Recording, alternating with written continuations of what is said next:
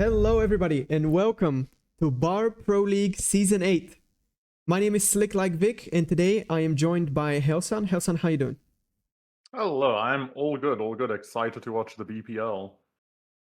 Yep. We're in for some great matches today. Usually BPL qualifiers are not casted, but we are making an exception for this one. We managed to get casters and get organized, so we're going to show you some games. Even though this is just a qualifier round, we actually have some great players signed up for this one. I am really excited for the matches, and we are actually a little bit late. Matches are about to start, so we're going to hop into a game, and then we're going to talk about the maps and stuff a little bit later when we get some time. But yeah, so here we have a look at the bracket. It is a very long one. There are an insane amount of players for this tourney. It's in the 40s.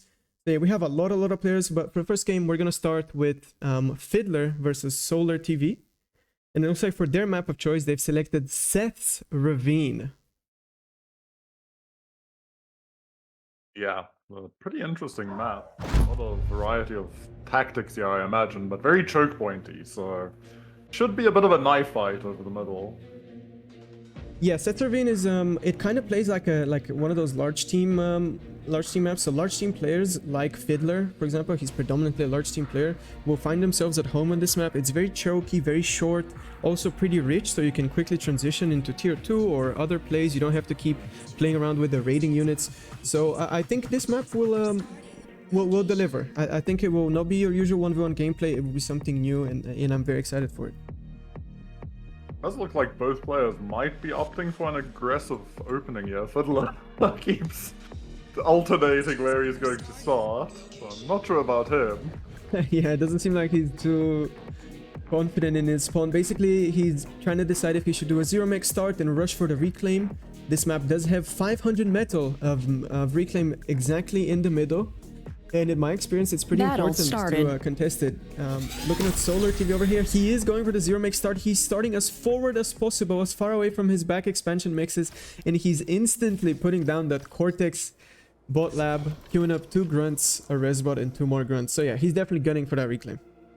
Yeah, both players ending up pretty much mirroring each other, but Fiddler dropping a wind first, delaying his opening a bit, so Solar might be able to make out with all the loot in middle before Fiddler quite gets there. But it depends on how this Resbot and Grunt situation works out. Fiddler might be able to just sneak his way in time. But the Grunts appear to be first for Solar, and Fiddler might just be left sitting with nothing. Yeah, that's the interesting part. Solar went for a grunt rush instead of a resbot rush, so he's gonna get to the middle a lot earlier than Fiddler's army will. Yeah, I mean, this grunt is already in the middle, and if he's able to snipe this resbot, I basically think this is gonna decide how the next 10 minutes of the game will go. It will be a very hard game for Fiddler. The resbot is now reclaiming. Solar immediately realized moves grunts. I think the resbot's going to go down. The hill save him. The hill saves the resbot. Fiddler crawls away barely. Now it becomes a bit of a fight. I actually think this starts favoring Fiddler since he set up a bit more, and he's going to have 3 grunts here versus 2. But it's really gonna be close for the next about 30 seconds. We'll see who comes out on top. Yeah, now it's interesting. It's interesting to see how much they decide to commit into this. 1 grunt goes down for Solar, 1 grunt goes down for Fiddler, but Fiddler manages to snipe the resbot, and he's gonna be able to. He's losing his resbot as well. Oh no! Fiddler did the hero play into fumbling the ball back. Oh, it says lag. Unlucky. That is unfortunate. That is tragic. Now the big question, will they go for another resbot and restart the whole fight? It doesn't seem like the answer is yes. Both players are actually going for cons now, and Solar TV is moving over his commander. But it looks like this favors Fiddler a lot more because he's already grabbed the big 3.3 max, and his is going to get to the middle faster. So I think Fiddler is going to come out ahead here pretty comfortably, and Solar is going to be left in a really precarious position where he just hasn't got any M income. He's at 2 metal per second at the moment, trying to double it with that max, but he's stuck. The Solar is killing Solar at the moment. Yeah, this looks actually really rough for Solar. He's metal stalling on making a a metal extractor. There are 3 grunts heading for the back of his base. He doesn't have any army whatsoever. He's basically trying to reclaim a solar in his base to get any metal. But these grunts are already at the base. Time is ticking. The good news is he can reclaim the first grunt, possibly, but... And he does. He gets the grunt. He might get another grunt, but if Fiddler shoots the solar, it'll be pretty devastating. Grunt... Oh, Con goes down. Solar's fine. Actually, Solar's gonna crawl... Wow. I thought Solar had that one, but Fiddler clutches it up, but down he goes. But there's just pressure everywhere. Fiddler's currently walking, denies another max. He actually raided the majority of Solar's metal income with Commander. Killing that mix. And he's gonna fall back to the safety of this LLT. The Solar is looking for the Commander snipe because he has a grunt extra, but it's just not on the cards. Fiddler has an LLT protecting him and more grunts coming in for the reinforcements. And he's going to deny the 3.3 max, and you have to feel if this max goes down, Solar's metal income is just in dire straits, yeah. Yeah, it's every time he loses the max, he loses a solid 30 to 40% of his metal income. Good chance Solar goes down here. Fiddler probably smells blood, and yeah, he commits in, and Solar caught out a bit too far forward, no army. GG. Commander destroyed. Fiddler taking the first 1v1. Well played for Battle Fiddler. ended. It was a very action-packed game, and yeah. And I actually feel a bit for Solar there. It felt like he had a good chance. If he sniped that Resbot, you think, man, the game is in his hands, but the Resbot walks behind the hill, the Grunt loses line of sight, and he pulls off, and Fiddler just takes it in the end.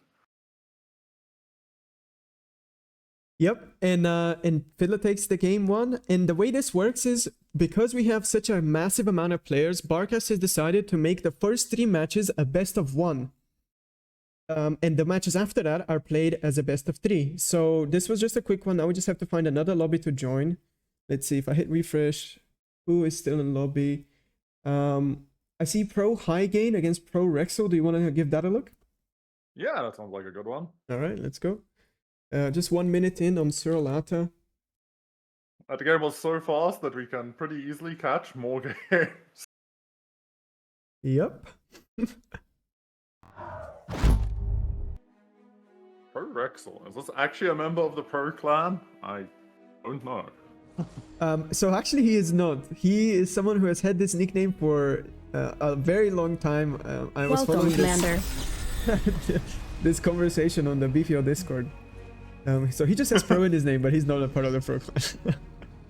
And strong recommendation to anyone who enjoys reading Discords. BPL Discord is a great Discord if you want your daily dose of drama. Yeah, it has you been... will find some entertainment there. Yeah, it has been popping off the last few days for sure. I think it's ultimately a good thing for far. Yeah. As long as everyone keeps it nice, friendly above the belt, but there has been some drama going on that I'm aware of. See, an interesting choice from Rexel opting for a pounder defensively on this map. It's definitely slow on a very large map, and High Gain is just printing out scouts to go pressure him.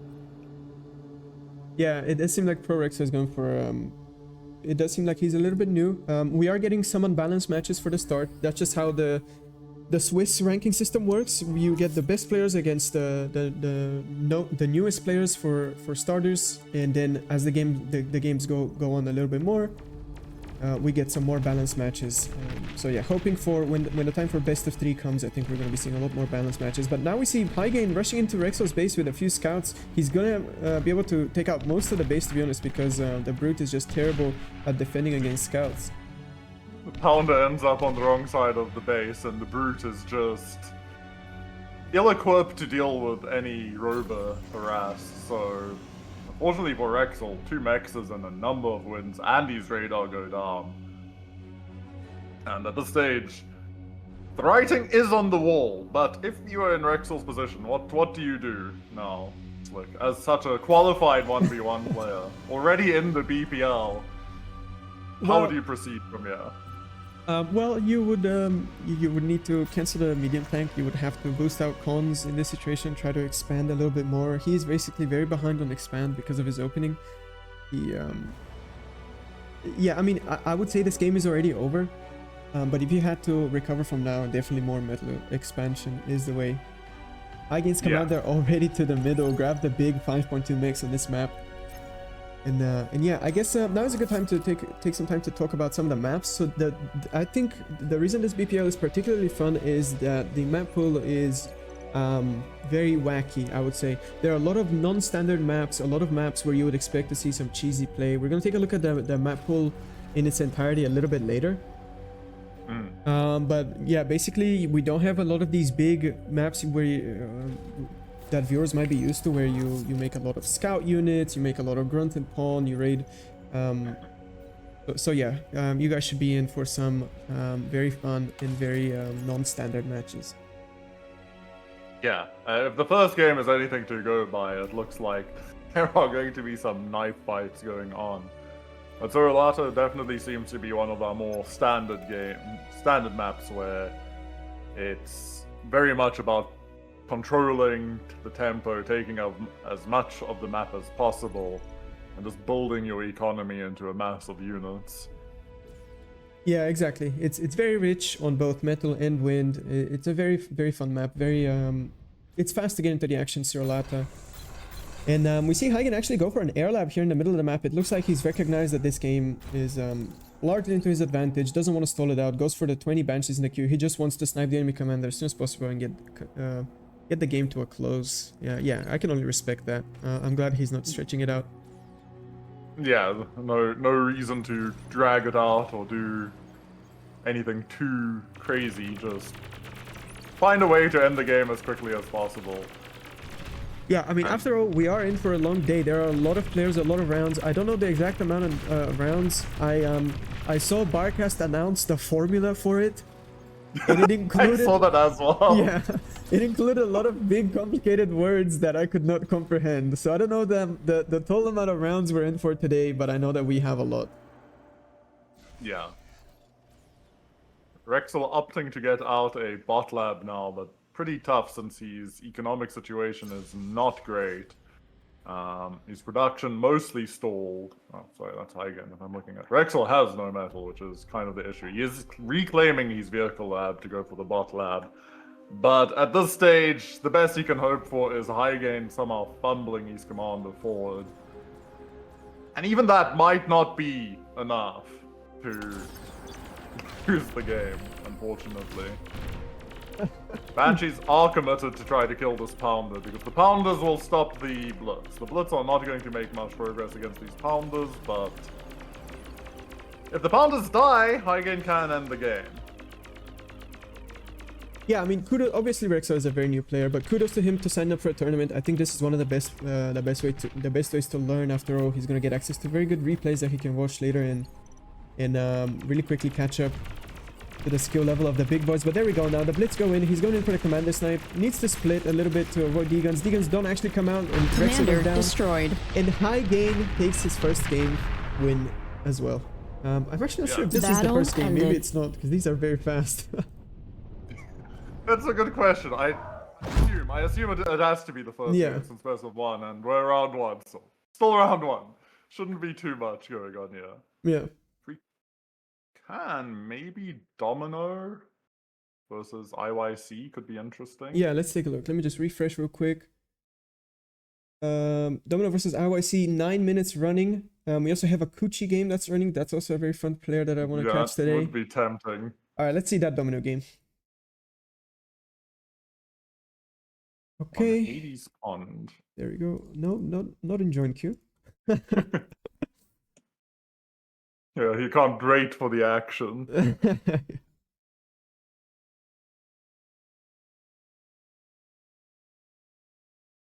Alright, just catching up now.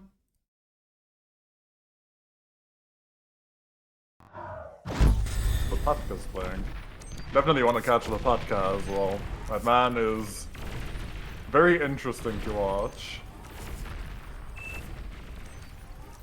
Oh wow, this is brutal. Yeah, this does look brutal.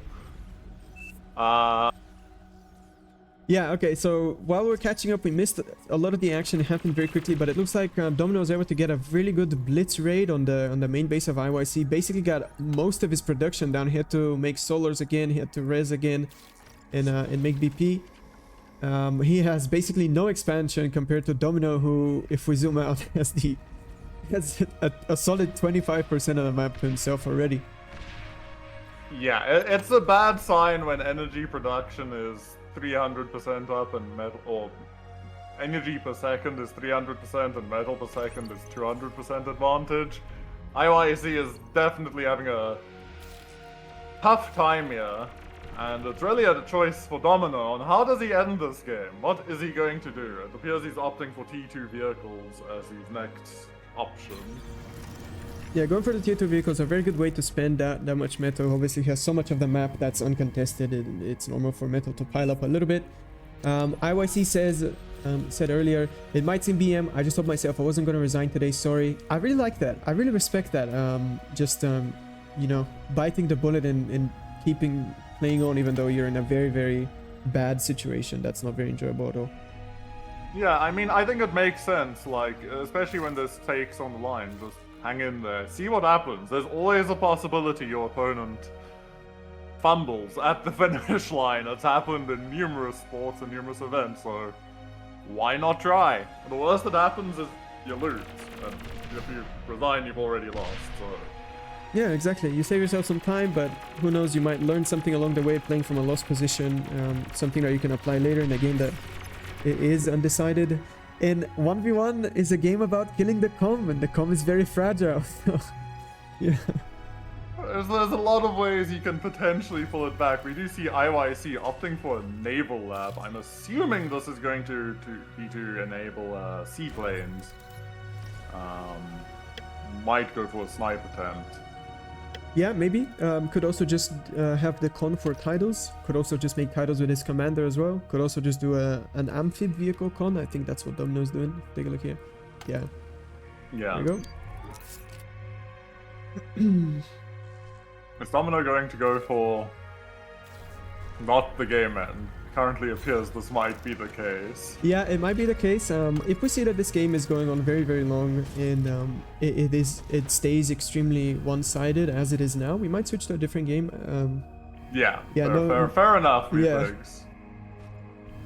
I mean, Domino could be taking this as a good point to, you know, save some stamina, practice his macro, and that's normal. But we don't have to be, we don't have to keep a close eye on that. Macro practice good. Watching the macro practice, I'm not sold on. So I do agree. Yeah, exactly. We see a move out here by IYC with a Centurion.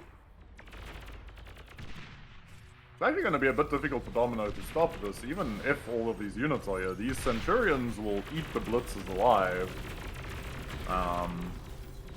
If they were more grouped up. They're currently a little bit spread out. But he will still delete most of these blitzes. This might encourage Domino to do something more proactive, though. Yeah, for sure. I mean, Centurion, if not reacted to, are absolute man melters, completely decimating anything in their path. They walk so slow, so menacingly, and also very, very tanky. The Janus here, very well microed by Domino, just keeping his max range, not getting into the range of the Centurion, just shooting rockets and retreating. Very well done. Some Centurion will go down here. We're looking at a 1.5k metal on the ground, increasing by the minute. But we do see actually ICY, or IYC, is already on it, eating this reclaim, giving himself a small shot back into the game. Oh, Janus here, not taking a very favorable engagement. Not microed. Yeah. Walking straight into the Sense, and Janus running away will beat Sense, but Janus walking into Sense will die. Yeah, and it's going nicely. And for IYC, this is bringing something back into the game. The situation is honestly worse than when we last looked at the economic stats, but there is forward progress being made here.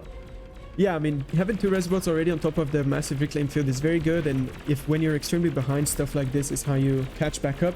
I'm sorry, I'm just quickly going to look away from the action. Is that a tier 2 sea lab I see at the back of IYC's base? He's going for a flagship. Why does he have a I flagship guess queue? I see what's going on here. I guess this is a life choice that both players have made about this game. You know what? I apologize, Slick, for choosing this game. I did not realize that we were going to be here to see these events. I made assumptions about the certain things going on here. Yeah, obviously there's no way for us to know how inside of the game is before we catch up to it. And you know, looking at the bright side, for any bingo players today, you can hit off flagship on Hades spawns on your bingo card. Yeah. Or even flagship in a 1v1. Unlikely given this map pool, but apparently, well, to be fair, this assumes it finishes. That is, I don't know what 20,000 divided by 49 metal per second is, but that's a pretty big number. Yeah. So we might be here a while. Yeah, I think now is a good time to appreciate what's going on here, but find a different game. Yeah. So, No, I think you might be correct there. yeah, so I'm quickly gonna, you know, just zoom out, give you guys a look at the entire map, and I'm gonna take a look at the bracket to see if we can find some other game that's going on right now. Kuchi, Vedor might be decent. I don't think Vedor. To be fair, this game might be the last game going on in the brackets. Yeah, I see. Oh, I see how it works. Okay, so games that are completed have to wait for all games to finish before they can play their next match. That makes sense. Currently, we have an ongoing game for Lord Vidor, Uchi, and Amort versus Chicken Tasty on Gasbag. I say we take a look at that Kuchi game. What do you think? Oh, yeah, Kuchi is always a chef. All right, there you go. Quickly catching up to that one. It's 15 minutes in or so. Oh, never mind. It just ended. Okay. Well, perfect time. Unlucky on that one. What else was there? Lord Vidor? Yeah, Lord Vedor should be going still. There we go. Quickly catching up. 20 minutes in on Seth Ravine. Okay, I'm expecting good things from this one. Seth Ravine, it's a map that's very easy to go on tier 2 on, even tier 3. It's very efficient to utilize some of the bigger tier 2 buildings like tac nukes, EMP launchers, rattlesnakes, stuff like that. Welcome, Commander. Let's take a look. Yeah. I mean, I imagine an EMP launch on Seth Ravine is one of the most oppressive things to deal with. Yeah, if the game ever gets to that point, an EMP launcher probably decides the game. Oh, we see some bombing run from Lucy Goes Air. Very appropriate. Considering Game is a fair warning. Yeah. I mean, from the looks of it, we are catching up, so not many things are clear, but Lucy has most of the map, has more metal extractors than Lord Vidor for sure. Some good raids hitting the backline, killing somebody energy. Tier 2 phase hits now. We see some hounds. So many shurikens. So many. Yeah, a lot of them go down. Banisher now versus the hound ball that Lord Vidor has. He's just dancing left and right, cleaning up. It's actually a really close game, but I would say this favors Lucy Goes Air pretty heavily, and these shurikens are about to shut down a bunch of Vedor's mexes at the back there, and this is annoying to say the very least, without having to deal with Banisher Tiger with Hound. It's kind of where I think that Hounds start falling apart, is when, like, they're extremely strong if they're not fighting Nasty too, but Banisher is just gonna shut them. Yeah, Banisher very efficient fighting into hounds, and I just want to say Lucy Goes Air, utilizing air very well. Yeah, the name was a warning. Honestly, Vedor needed to take the name a little bit more seriously there. The Tiger's not walking, so the hounds volley them down, but at the same time we see a push coming in that's currently under a jammer, and we're probably gonna have to see this hound ball turn around and run back, otherwise these incisors and tigers are going to end up in the back line, and I think build power is going down here.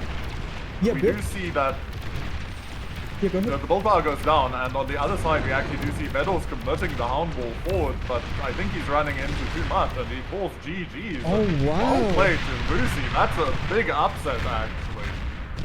Yeah, wow, very well played to Lucy. I mean, Battle I ended. actually don't know them very well. I've never seen them play 1v1 before, but just by looking at the OS ratings, I would say they are an underdog. Lord Vidor is someone who has consistently, successfully qualified BPLs all throughout BPL's history, so I'm sure Lucy's very happy with this win, and yeah, GG's. Yeah, that's a really good result. Probably the biggest upset that we're going to see in the first round. And yeah, well played to Lucy. Goes there. That takes the game. And honestly, it was an impressive use of air that we saw. And the last game going is Domino versus IYC. There's nothing else going on right now. Everybody is waiting on them to finish, so we have no choice but to tune back into that game. Do you think the flagship is completed at this point? I think the flagship is going to complete. I somehow doubt that there was enough metal to complete it. Okay. Alright. Honestly, though, that should be a win condition. If you build a flagship on Hades Pond and your opponent doesn't kill you before that happens, you win the game. The game should just end at that stage. It should be like a wonder victory.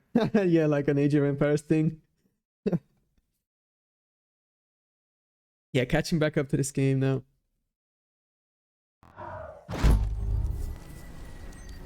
Great stuff. I'm expecting to see Domino just upgraded the entire map, going probably for Aphis somewhere in the back. IYC probably just very close to get that flagship out. And, Yeah, probably. Maybe liches, maybe a nuke. Who knows?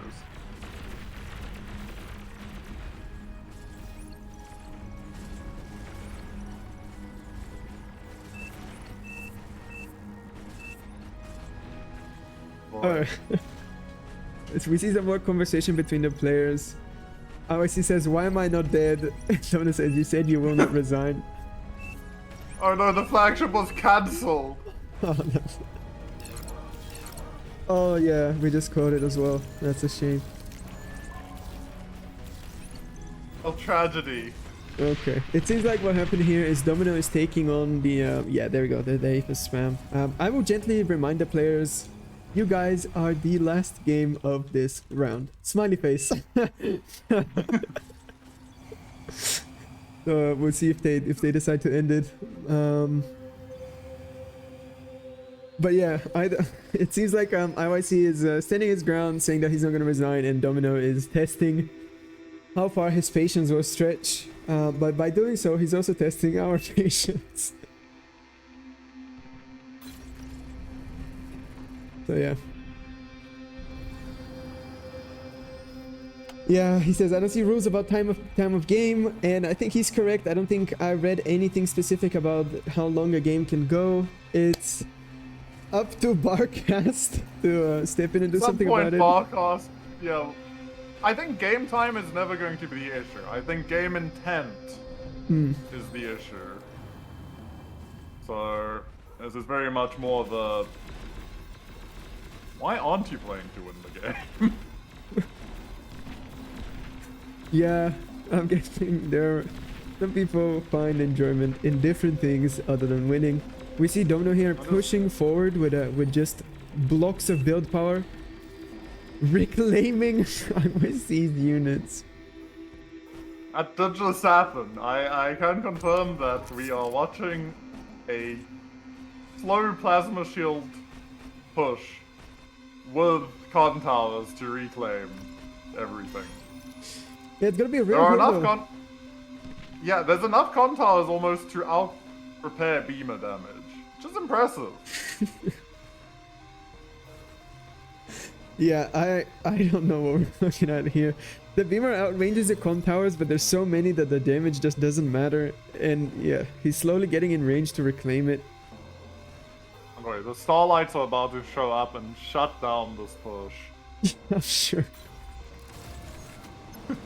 Oh my god, the difference is absolutely enormous. 999% energy advantage, 600% metal per second advantage. Do you think we see a Ragnarok? Since unfortunately the flagship has been cancelled. Well, how about a Ragnarok? I'm picking up on a theme here. I think I think a Ragnarok would be too effective at doing something Ooh. to be constructed. Oh, massive counter of these air cons by the Flax, just gunning them down, denying the rest of this push. And it looks like IYC is going to break Domino's push. Which is probably not a good sign for us.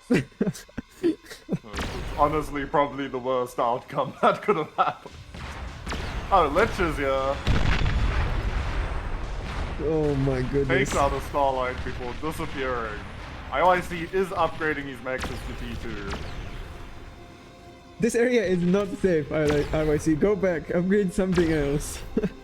Not these ones here.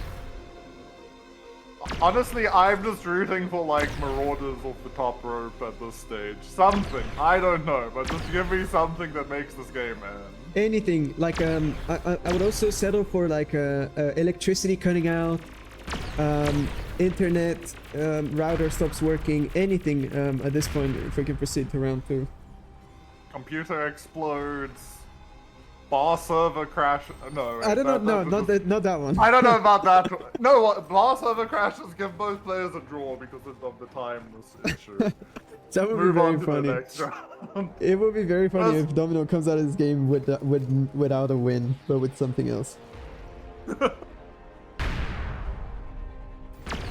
Some self-destructs happen in the background. I'm not sure what got self-deed. Probably nothing important, as the map is being locked down at this stage. Very slowly. Masses of Blitz are here to probably not end the game. Okay, there we go. Barcast comes in, says you can't purposefully stall out games. Domino calls out the resign one more time. So, otherwise, Slick, how's your day going? My day is going well, you know. I was very excited. I couldn't wait. Like I was counting the days, weeks prior to cast BPO. I was very excited to have this opportunity. BPL Qualifier games, as I said before, usually not casted. Usually they just kind of go by and we don't get to see some absolute banger games. But this time, Barcast let me do it. And I'm very happy to do it. And there are a lot of good players this time. So even though this is qualies and not like the best of the best, I still think we're going to see some good games. Yeah, and I mean, there's always good players who didn't make it in the first round, and unfortunately with Sash withdrawing, 9 players will be going through from the qualifier to the BPL main stage, I guess we could say. And there are going to be some very good players in this tournament, and I'm sure we'll also see some dark horses causing upsets, as we already saw with Lucy Goes There. Players we don't know or haven't seen before. IYC converting the commander in. Honestly, a genius play. There's nothing here that can kill the commander. But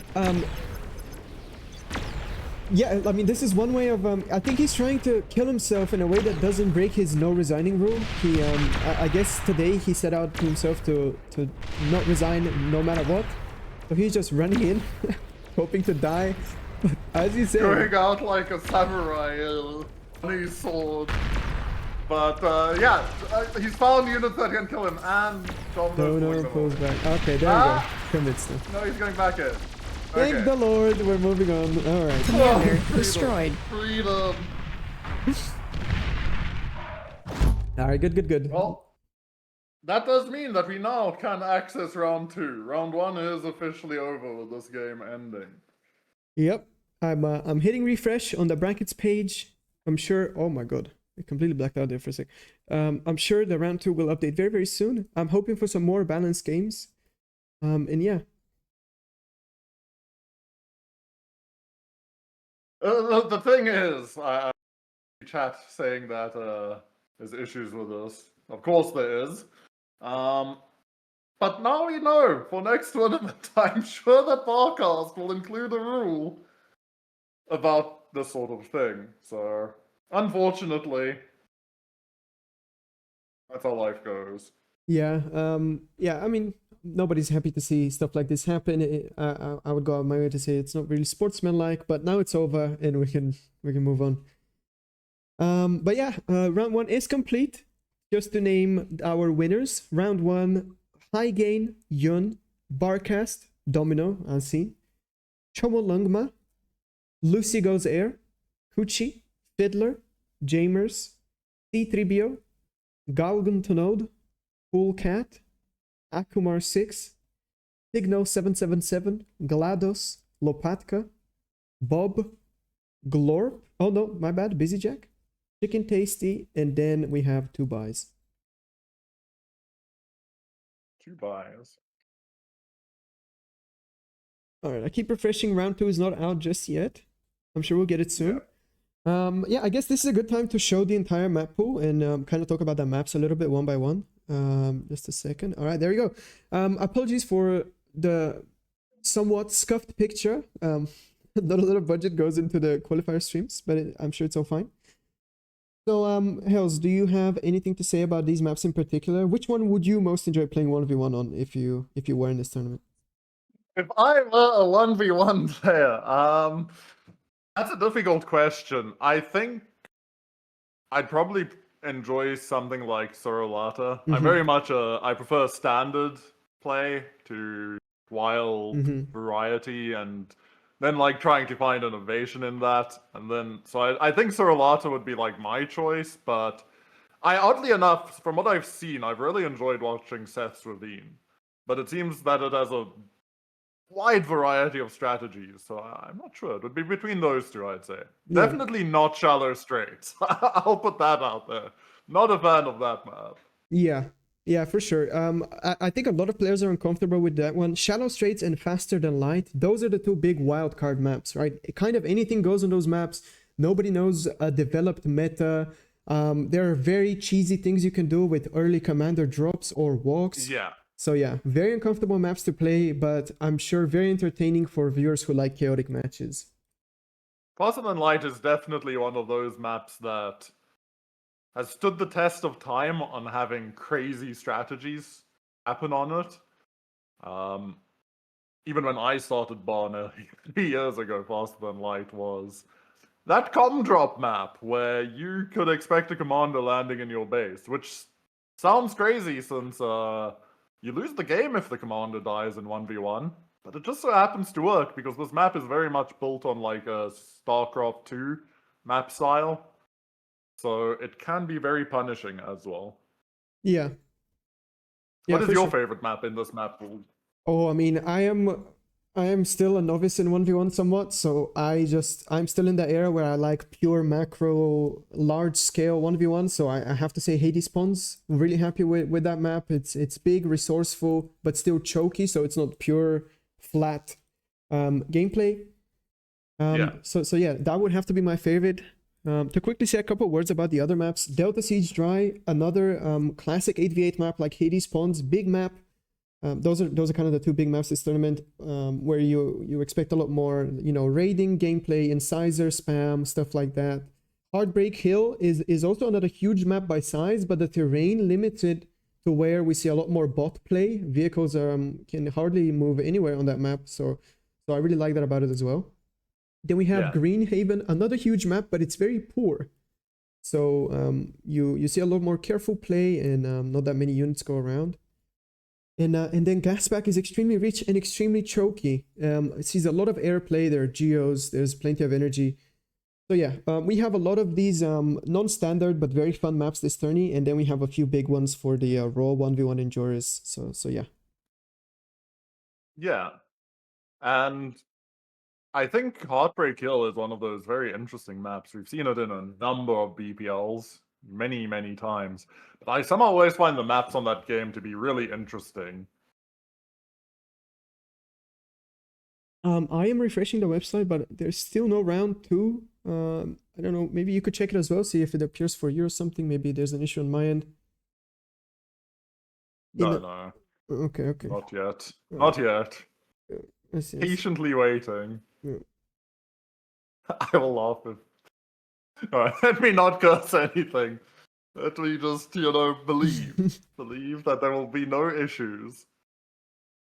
Yep. But, okay, it seems like... Okay, I see. Flying Dog, the creator of the website, said there's a small bug. He's fixing it now. So I'm sure in a few moments we'll be back in the action. Oh no. No, the curse happened and I didn't even say it.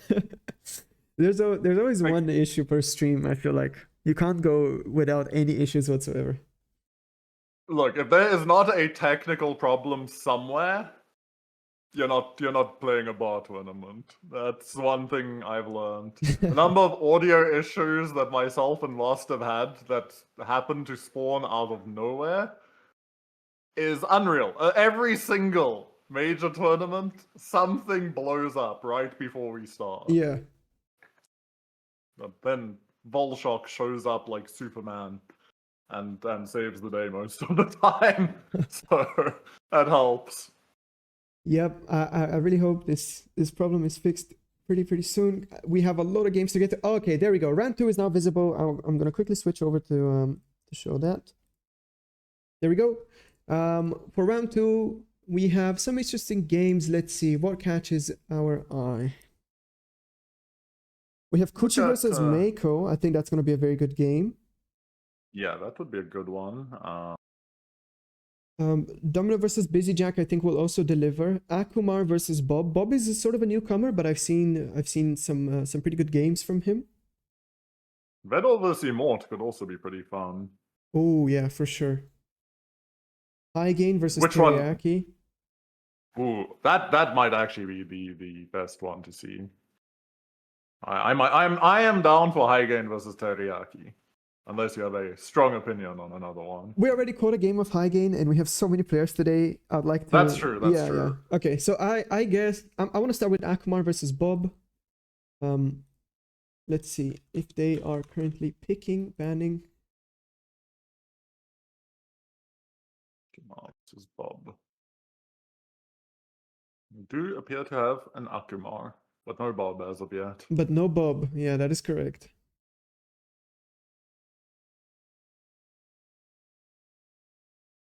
And also, I can't join.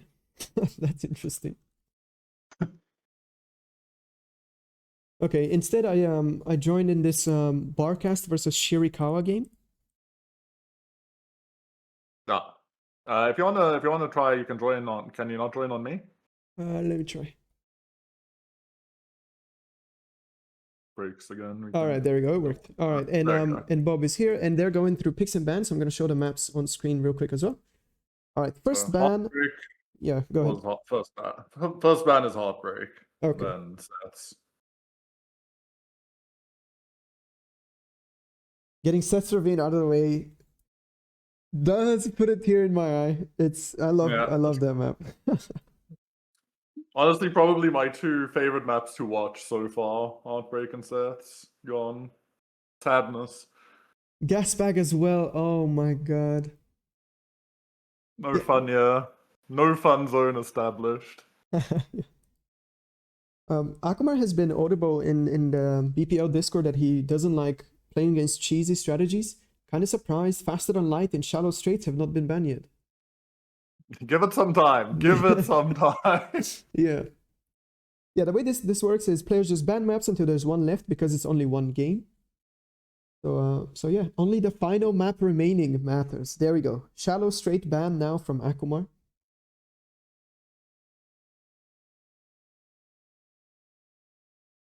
Wonder what we will be left with. Maybe it's a Sorolata game.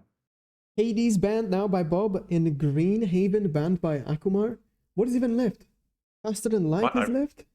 Yeah, and Sorolata, isn't it? Yeah. Well, 50-50. Am I correct? Let's see. Ban Sirolata. I was wrong. Faster Than Light. Well, I guess we get some possibly cheesy gameplay. And they already have that map put on in the lobby. Yeah. Wow. Okay, they knew where we were ending up. Yeah, it's possible that was the first map played. Maybe it's the previous map Akumar played, and he said, "Here we go again." I guess, yeah, that's what that means. All right, now let's go load into the game.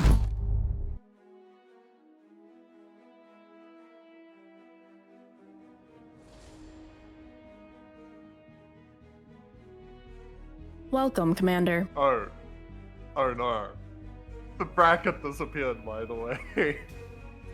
Really? Oh no. Yeah. Oh no. Don't start round 2 yet. We are fixing issue. Oh my god. Okay, yeah. I mean, they could still play it out just for our entertainment, but They could, but let's not make them dance for us quite yet. Let's maybe the bracket stays the same for them, and they don't have to change anything. But if the bracket changes, it's cooked. I see. Oh, apparently a player got a bye again, so that changes things up, and everyone's gonna get a new opponent probably. I keep refreshing, but yeah, we'll keep you guys posted. Yeah, I'm just gonna let the players know bracket is not final. But it'll be really funny if they get matched again. That's what I'm just rooting for. Can you imagine if they go through the bans again and they just end up on the same map again? Yeah, that's how you know. Battle Yeah, there we go. They put a stop to the game, and now we're going back to the bracket screen. I'm sorry, guys. Technical issues do happen. This is a fairly new website. This is the first BPL run on this website. It is made by a member of the community specifically for Beyond Horizon tournaments. The website is absolutely stunning. It has a lot of features, and I absolutely love it. But with anything new, bugs do happen, so we just have to show a little patience. And yeah, stay tuned. You will be in for some great games today. I absolutely promise. And yeah.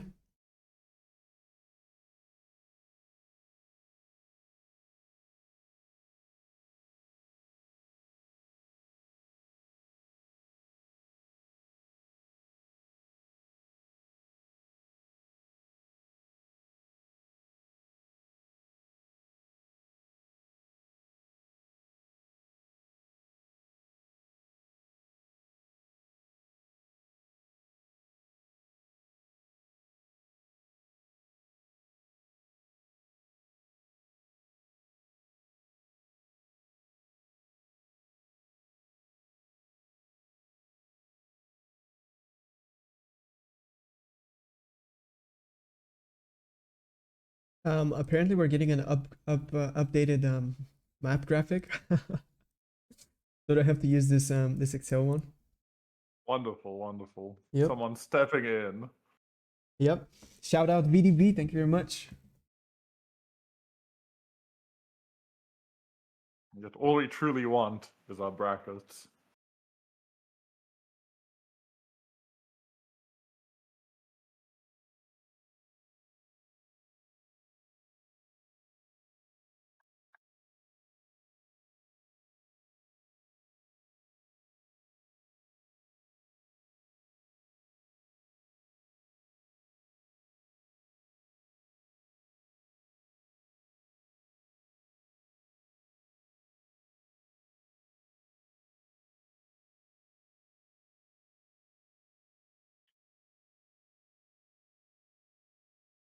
I'm not sure actually in Swiss how it will work. I know first round is highest versus lowest, but for second round, I'm not sure. I'm pretty sure second round is winners versus winners, losers versus losers, correct? I do not know. These Swiss formats have have always been a little bit of a mystery to me. From experience, I think if you lose the first round, you tend to kind of get easier games for your next two rounds. As far as I know, it should now split into winner versus winner, loser versus loser, and then it just shuffles its way through until you get your top. That's my general understanding of Swiss rounds from playing chess. But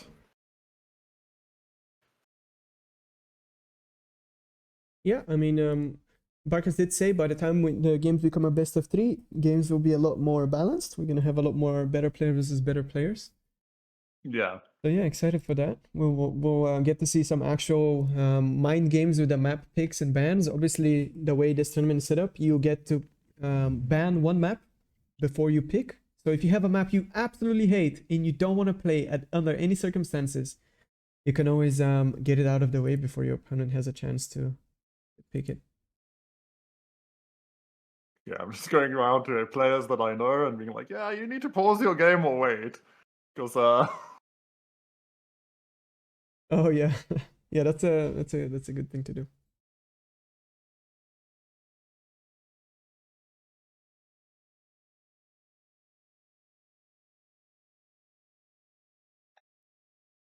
All right.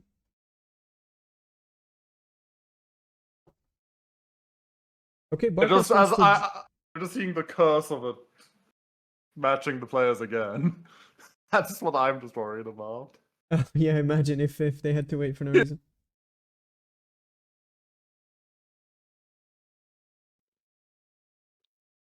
Hey guys. Hello. Hello, hello. Sorry about that. So disruption. I had to add Barkas to the discussion. Yeah. Welcome on. How? What do you think about round one? Pretty cool to see the new website, Oh my I'd god. say. It was, yeah, so that was nice. So I got paired up with, Sorry about that. just a lower seated player, but pretty fun so far, I'd say. Played on Hades Pawn. Yeah. How'd your game go? Well, I ended up winning, but I did scout the Banshee snipe coming, so definitely had some intentions of killing me there. So pretty happy about that. But Yeah. Yeah, I see. Yeah. If you want to do predictions, 9 players will qualify out of this round, right? So.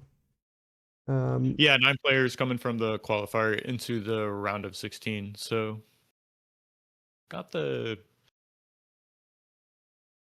entries pulled up. Mhm. I don't know, Hells, do you have any thoughts on who's gonna advance? 9 I slots mean, in no particular order, maybe. going very quickly through it, I would assume Akuma. I really want him to, with how much discussion has been going on. I imagine Domino will be going through. I imagine you will qualify back Yeah. into it again. The Patka, Yun, probably Kuchi. I think I'm up to 6 or 7 there. Fiddler. Oh wow, I am making this difficult. Well, I have one more I'm going to say, and I'm going to choose Gain. So there's like a bunch of good players that I've left out, like Vedor, Tilo, and others still. But yeah, there's a lot of good players in this tournament, so it's difficult to even predict. Yeah. And yourself, Barcast, who are you calling? Yeah, it's really tough because I see about 12 or 13 like really solid players, right? So some of them aren't gonna make it in. I would know a few players that maybe we didn't mention, like was it Chamalungama is was that Chevrolet, right? I believe so, yes. Yeah, well known. I guess 8v8 player, Glitters player. I'm not. Yeah. That's what I think. I don't really think of him as a 1v1 player, but super solid. So I'd be looking to check out some of his games, see what kind of shape he's in for 1v1s. Also, like Vader, a very strong player, really likes his comm snipes and just ending games. So definitely looking to see if he gets through. We actually saw a pretty big upset. Vedor went down in the first round to Lucy Goes Air. It was Oh my. quite surprising, actually, Yeah, but a really good game out of Lucy to take him down. Yeah, that is an upset. I'd be curious to know how that actually went down. Yeah, I mean, from the game, it looked like she or they. Lucy went air. Lucy went air is what happened. Yeah, I mean, it looks like they were ahead in the beginning. Had more mexes in the tier 1 stage, and then the bombing was good after. So. Surprise. So, All right, I'll just keep that information in my back pocket, I suppose. Yeah. Yeah, but yeah, for my predictions, I would put Yun high gain, Barcast obviously, Domino I think will make it through. I haven't seen any games from Chumalungma, so he's personally not in my list. Vador seems to always qualify, so I'm putting him in there just based on historical precedent. And then Kuchi and Fiddler I think will make it in, and C3BO is my final pick. Yeah. Okay. Yeah, C3BO also really good. Yeah. No Akbar I didn't hear in that list. It's tough to pick though. 9 players out of Yeah, there are so 13, many players that could make it here.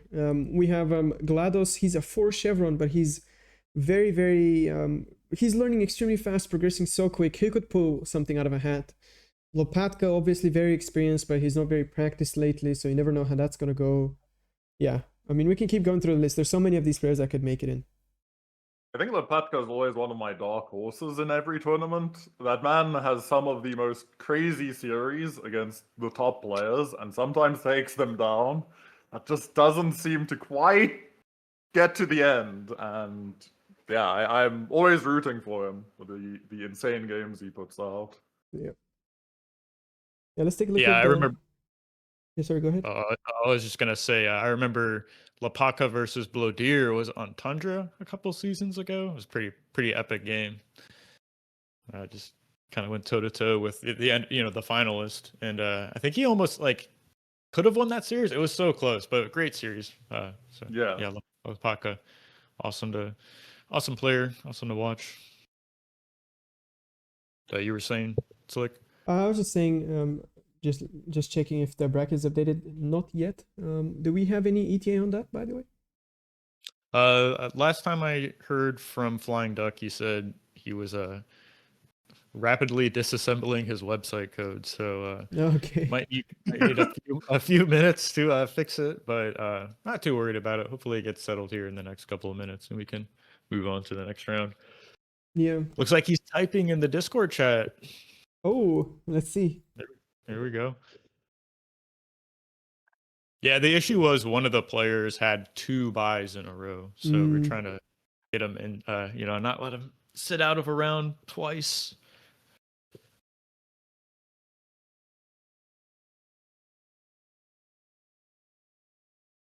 Okay, so he requested 2 more minutes. Okay. We can find something to talk about for 2 minutes. What is your favorite map, Barcast? Wait, no. Maybe you can use this opportunity to lie so people ban something that you're actually uncomfortable on. Yeah. That's a great idea. My favorite map, you say? Yeah, definitely Shallow Straits for sure. Yeah. We believe you. Yes. Yeah. Either that or FTL. I will say though, I have practiced that map like a decent amount of times versus like different players. I think I've played like Akumar on there, Andy, X Factor, Blodir. So I definitely have some practice games on that map. So pretty happy about kind of how those games can go. Have you guys seen any matches on FTL or any thoughts on that map? We were about to, and then yeah, we were about to, but no. Yeah, I was actually very surprised. We were about to watch Akumar versus Bob, and even though Akumar has voiced his disdain for cheesy maps, he did not ban Faster Than Light. That's the map they selected, and apparently he also played it in his first round. So I'm thinking he secretly has a build cooked up for it. Okay. Last time I played ready. Akumar on FTL, he spawned as far forward as you could, did a Nomex bot lab like thug walk, and then just immediately walked towards me with his command. Yeah, Interesting. Like super crazy all in build. So, and he was doing that a lot. So I think he was kind of practicing that style. So he might end up busting that out in a few of his games. We'll have to see. Yeah, I can't help but feel bad as if we're putting him in at a disadvantage right now, just talking about his playstyle. But I feel like it's not too bad. As long as we only talk about one map, so you can ban that map and use the rest of his strategies. Yeah, exactly. Yeah. I mean, I really hope we get to see some Kuchi games today. I really hope we get to see more games on Gaspack and Sets Ravine. Those are my personal favorite maps. And yeah. Gas bag, you said? Yes. I've been having trouble playing that map, and I don't want to say disappointed in how the meta is shaking out, but it seems very passive gameplay and like just kind of teching, backdoor T3 stuff like that. So Yeah. Backdoor T3. That is not a sentence I thought I'd hear for the 1v1 meta. Honestly. Yeah, we'll see. Definitely like a very metal rich map, energy rich map. Kind of making a main base is a bit awkward, but definitely games do tend to go T2 on that map, I'd say. Yeah. And what map would you say, since we asked your favorite map, what map do you dislike the most in the map pool? Definitely your least favorite map. This time. Yeah. My least favorite map to play on probably Shallow Straits or FTL. Wasn't maybe. Shallow Straits your favorite one? But those are your favorite maps? I figured out something. Yeah, There's a What's lie it about? somewhere here. somewhere exactly. Yeah. Deception is occurring, but we are not sure which way.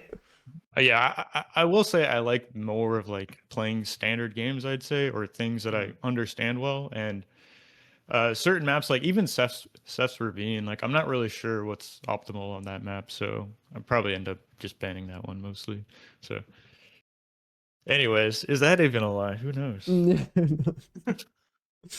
But I always try and get a mix of like large maps, small maps, solar maps, wind maps, maps that are good for spectators and players alike. So it can be challenging putting together the map pool each season and not including the same maps, right? Yeah. Yeah, I particularly really like how this map pool is like the current 1v1 meta is a lot about just making pounders and tanks, but a lot of these maps don't get to that point, or that is not really optimal on them. So I really like how this is gonna shake things up. So yeah, kudos for the map pool for sure. Yeah. And shout out. Oh, I said we appear to have round 2, and the same guy got a bye. Oh, well, let's take a Maybe look. not fixed. Maybe not fixed. Is it the same players? Let's take a look. It is. It is the same players, yes. Akumar versus Bob, Domino versus Busy Jack. Yeah, Oh wait, was that a bye? Actually, the previous round he apparently played Freddy. I don't know. I will leave it to people higher up. yeah. Is there someone else who can take Someone that? higher up, you know, who might be able to answer this question. Yeah, I'm not sure. I'll give Flying Duck a moment to see if he notices 1000 ticks at a buy again. But 1000 ticks did offer to drop out of the tournament to just kind of fix this issue, right? So If he Oh, keeps, wow. yeah, yeah, if he keeps pulling the buy.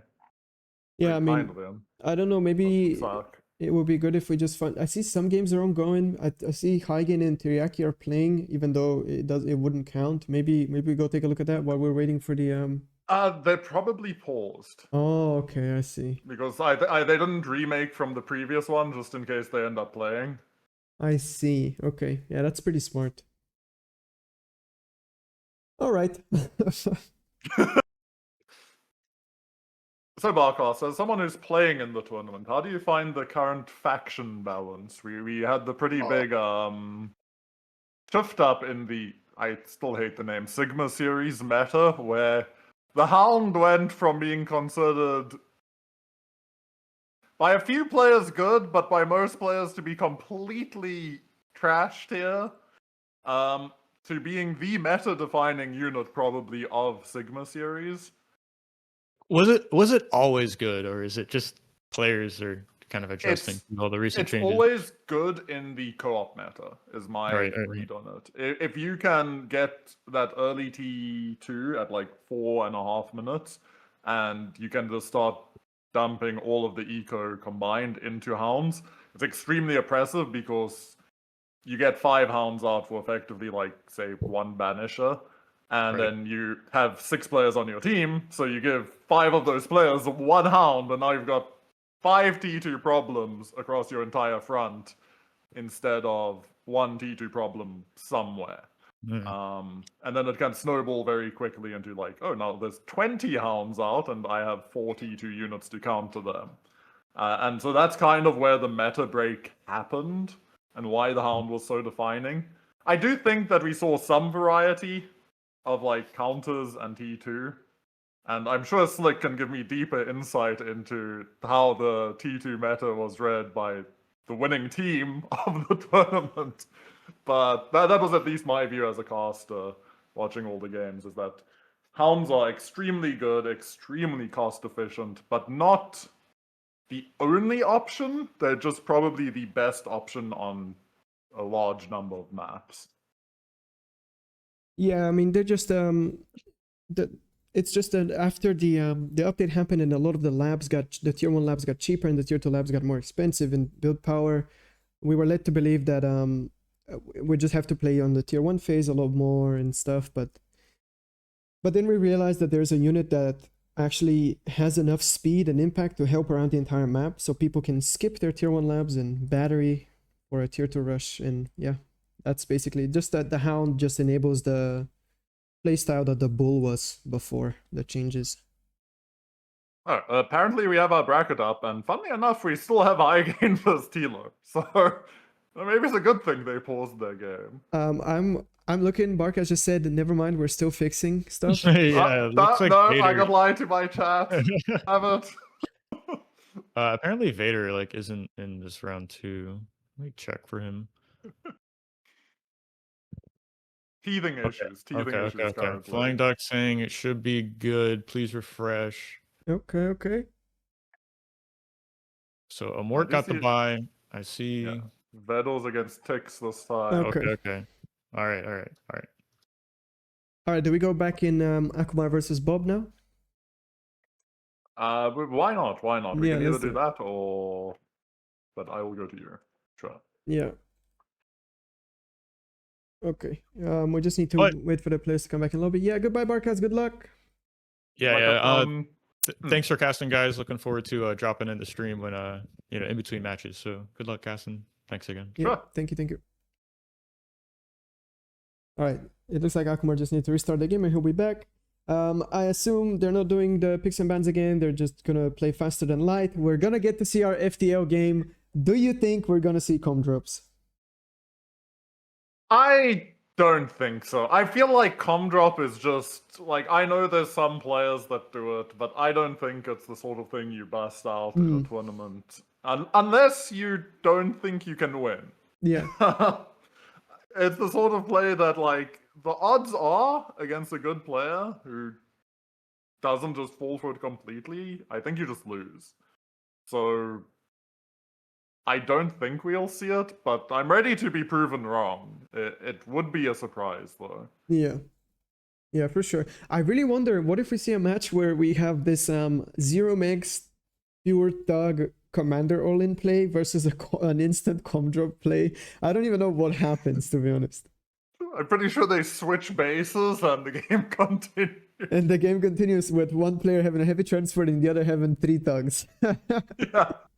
Yeah. Truly riveting the game. Oh man, I kind of hope we see that. I always wonder what happens if like 2 players go for the com drop and then they just like fly past each other halfway. Do you just honorably drop out and duel each other till someone dies, or do you fly on and be like, okay? Yeah, I hope we get to see interactions like these today. But yeah, sorry everybody so much once again for this wait. It's not ideal. None of us like that this happened that way.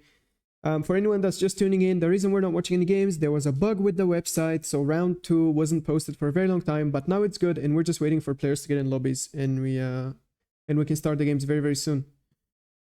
So yeah. Yeah, that's the classic teething issues. First time I think it's being used for this sort of tournament with this sort of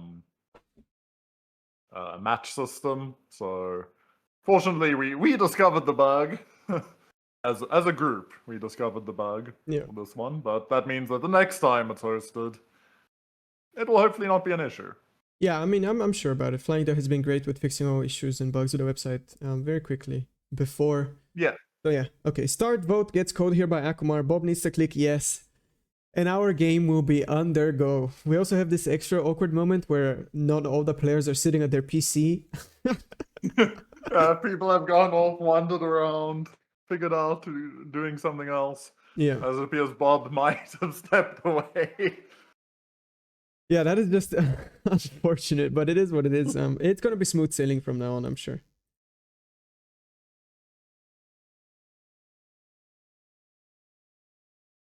If you guys want to, you can take this time to give us your favorite maps in the chat, as we are running out of things to talk about.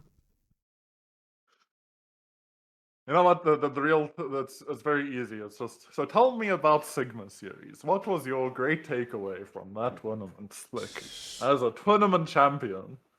Honestly, my great takeaway is that bar is very fun with friends.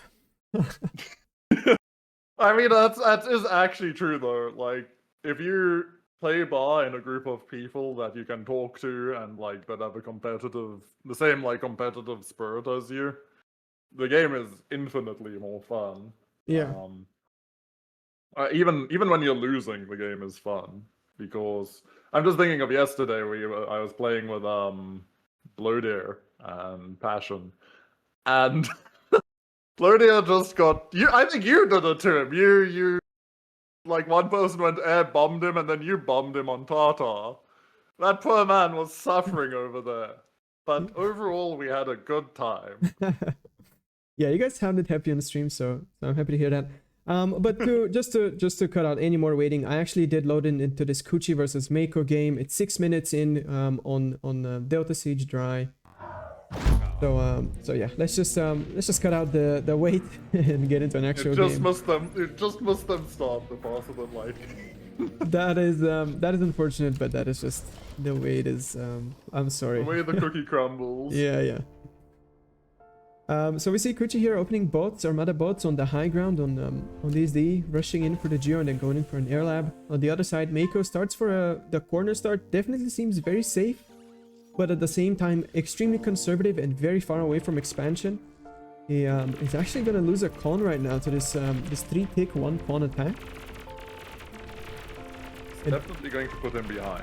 Yeah, that is devastating. The reinforcement times on a map as big as this one are huge.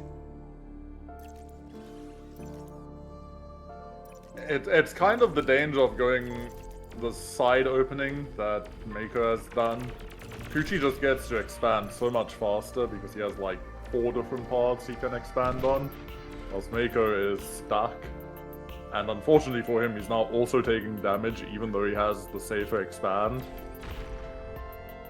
And we already see economically that Kuchi is just kind of pulling really far ahead. Yeah, there seems to be some build order discrepancy here. Mako doesn't have enough units on his side of the map to defend, even though with defender advantage he should. Is Mako going to survive this, honestly? Hey, I guess if Kuchi goes up into the RLT. Oh no, now the con is possibly getting picked off by the spawn. The pawns are going to start infiltrating Mako's base. This is going to get very messy very quickly. It looks like at some point Mako made the switch to Armada bots. He started Armada vehicles, I'm certain of it, I'm not going crazy, and then he switched back to Armada bots. Yeah. Definitely a little bit of a weird move, especially while you're under attack like this. Kuchi manages to get some wins, 2 mechs.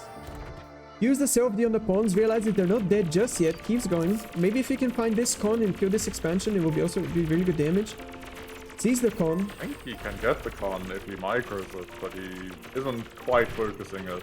Yeah, I mean, that's he goes back for it.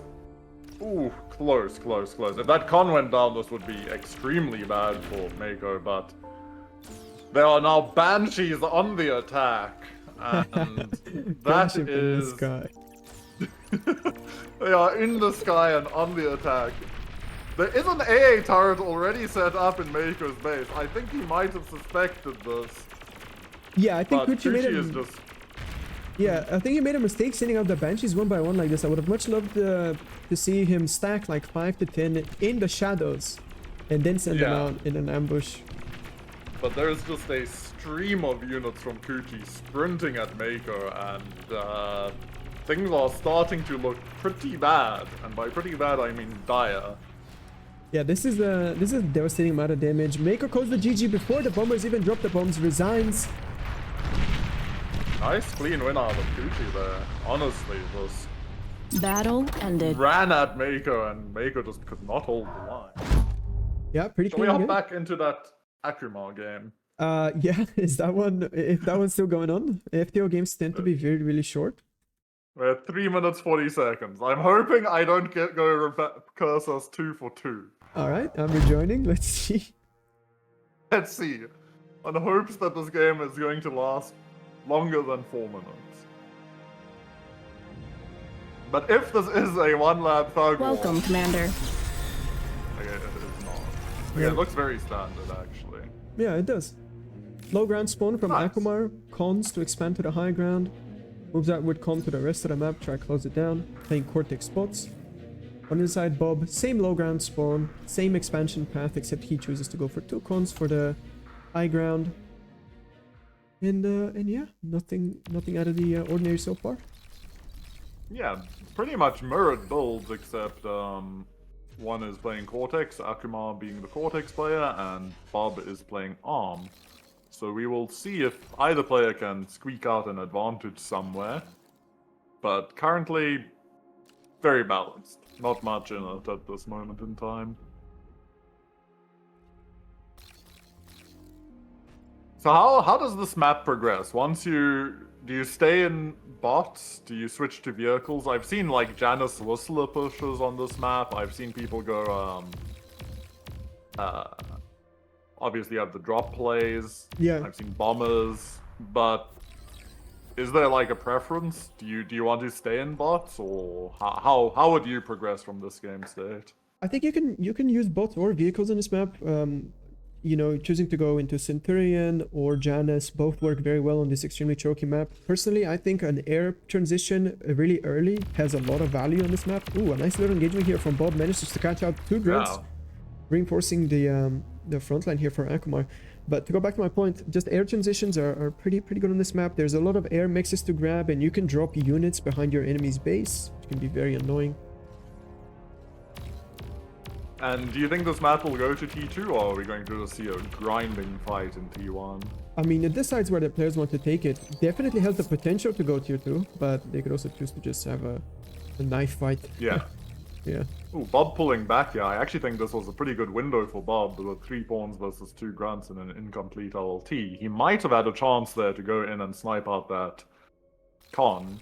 Yeah, and possibly definitely. find an advantage there.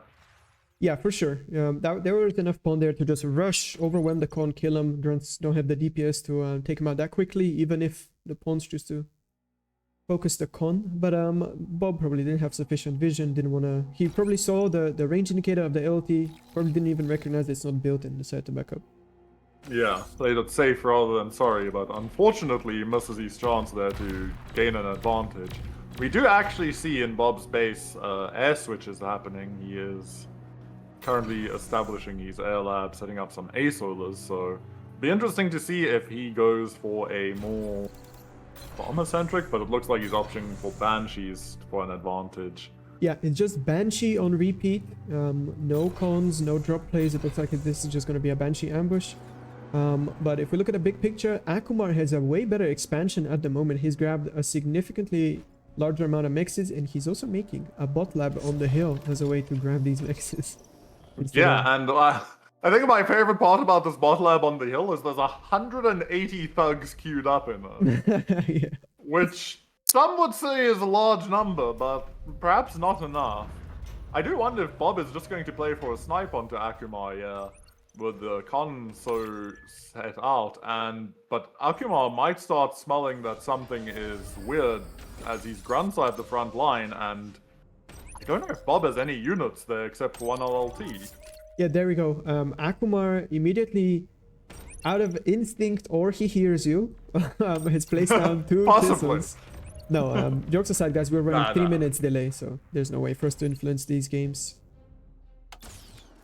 Oh no, unfortunately, the Banshees are coming in, and there's 7 of them, but Akuma's there's base 60. is... Oh, they took so much damage, but he can commit in, yeah, and take out a lot of mexes. The Banshees are defending his main base. Oh no, he commits back in. There's too many AA towers and LLTs now. And almost, the Banshees are all dead. And Oh, I think God. there would have been there was a very... Oh, the Comm is committing in as well. Bob is doing his best to catch him, but Akuma, sixth sense that something was happening here.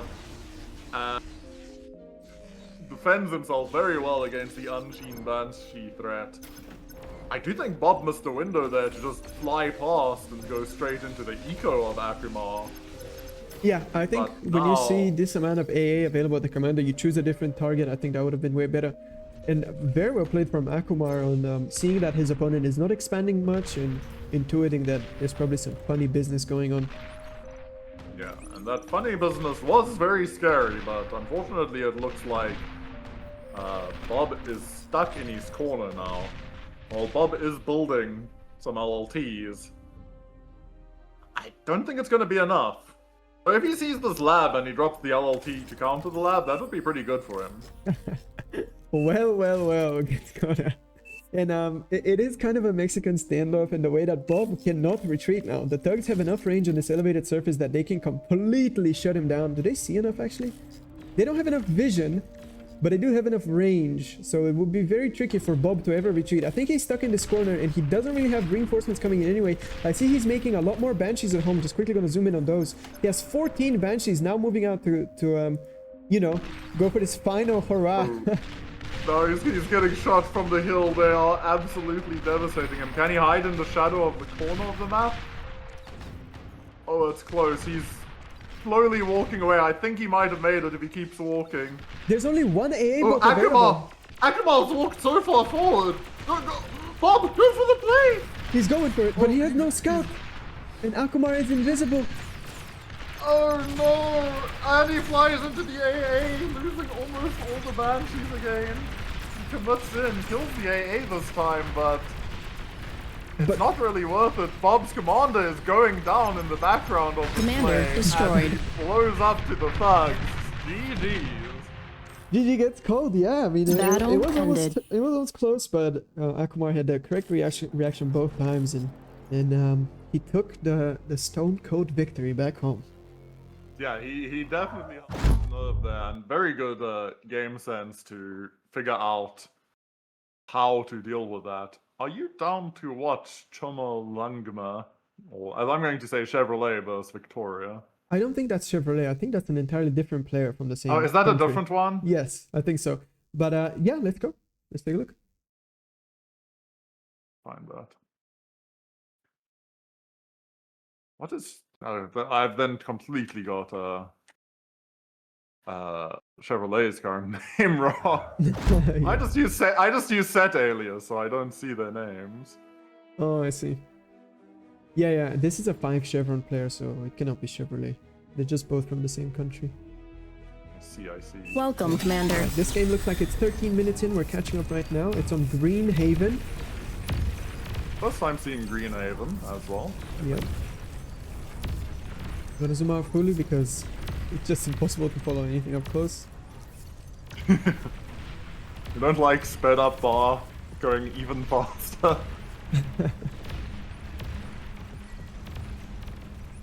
Alright, there we go. Honestly, it seems like both players were in and out, raiding constantly, doing damage to the other. Both players are doing a commander expand. It was a bot versus vehicle game, but now both players are on vehicles. You see Bliss versus Incisor is the matchup.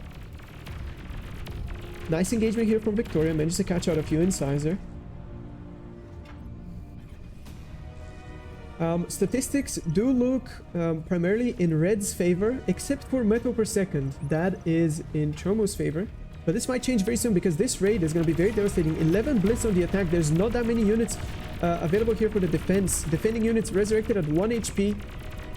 Won't be able to do they very are going much. down quickly. One LLT is here, another nearly dead LLT, and they're through. And this is a lot of damage. We do see a counter thrust coming from Chomo going through the middle towards Victoria's main base, but this pressure is not. These blitzes in the back are still going to keep running and taking out more mexes and more reinforcements. And it's hard to say who's actually coming out ahead, but the numbers seem to be favoring Victoria. The army value is slowly moving in favor of Chomo. More and more. Oh, Incisors here, gonna get sandwiched by the defending forces of Victoria. She can hit him from both sides, applying flanking damage. This is actually a very strong position. This Incisor... This is a massive feed. This is a huge feed. All of these incisors go down without any economic damage, and this is all on Victoria's side of the map to take. And a lot of blitzes come out of that. Pretty healthy. Ooh, but I do think that this is going to be one of those games. We do see a thug push breaking through here, but all of the units for Chomo have been gathered towards Victoria's commander. We might be seeing a snipe attempt here. Not like this, Incisor's not the best at sniping. Using the cons as a way to draw the LLT fire is really nice. Need some hot D-guns here. Honestly, a lot of Incisors going down already, but missing important D-guns. Keep walking. One, and she gets away. That's massive casualties. The 2 cons going down is big as well. Victoria slinks away on 1000 HP. And Chomo is just down an army, and that blitzball that we saw survive was sprinting to help, but is now redirected back into Chomo's economy. The thug push is still continuing, but this Incisor blitz fight is about to heat up, and you'll see if any real damage is done here. The blitzers are mowing down the Incisors, cutting down the LLTs. Yeah, so much blitz. Pressure. So much blitz here. It's really important when you're doing these raids. Green Heaven is not a very rich map. There are not a lot of mexes to take out. So when you're doing these raids, you need to do them efficiently. You can't leave behind a lot of metal behind because your opponent would just be ahead. Since the mexes, losing the mexes is not that big of a deal. Since we last looked, by the way, just to quickly redirect, that army value has switched dramatically over into Victoria's favor. It is now a 140% lead, and the labs of Chomo are under threat, and possibly even the commander. But it looks like it's just going to go for the lab, We have a massive play here. Victoria going from both sides into this forward lab position. The lab is idle anyway, so there are no reinforcements coming out. He's going to be able to pick out this entire position. At the same time, guys, if I can redirect your direction to the mini-map, there are 5 bombers bottom left of the map that Victoria is preparing. And honestly, with the reclaim secured from the big mid-fight, I think Victoria is just simply going to take this game away. I don't see any chances. Does Victoria know where the commander is? But we also might see Chomo going for a snipe back onto Victoria's commander again. All of those incisors and blitzers are just being clicked straight over. And we might see Chomo snatch this if he can get through this LLT wall. Victoria is running. If he gets it, he wins. If he doesn't, he's lost. But there's no units. There's no units to support the commander here. Victoria needs to just keep running towards the hill. Use the hill as a choke point. The units are like a minute away. D-guns need to be hot here. No, Victoria. Try to cloak. No! Oh my god, she goes down! Destroyed. Chomo actually managed to scrape the win back from the jaws of defeat after losing everything, losing his forward position, losing his army on multiple fronts, losing access to any reclaims whatsoever.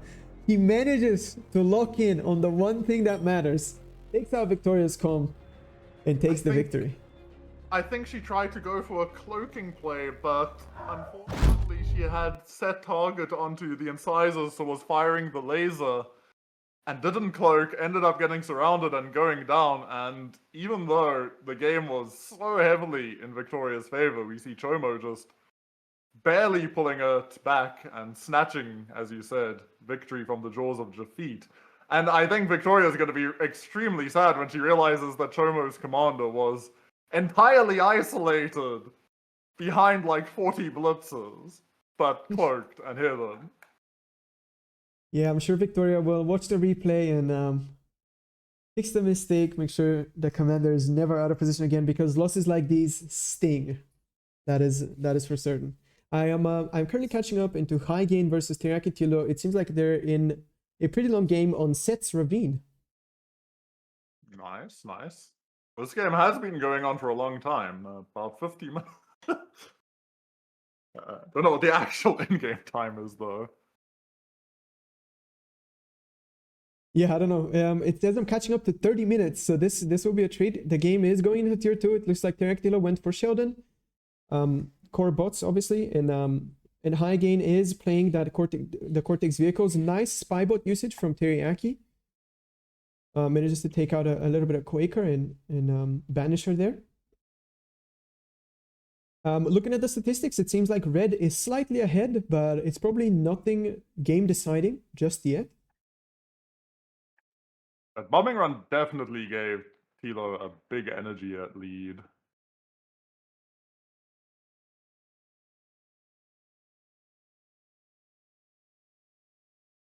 Wow, what a... Yeah, go ahead. The numbers are definitely in Tilo's favor, but man, Hygain is just clawing back the map with these banishes. I'm so sad we have to watch these fights in sped up motion because it's so fun. Like it's Ambassador versus Arbiter, Sheldon, Spybot.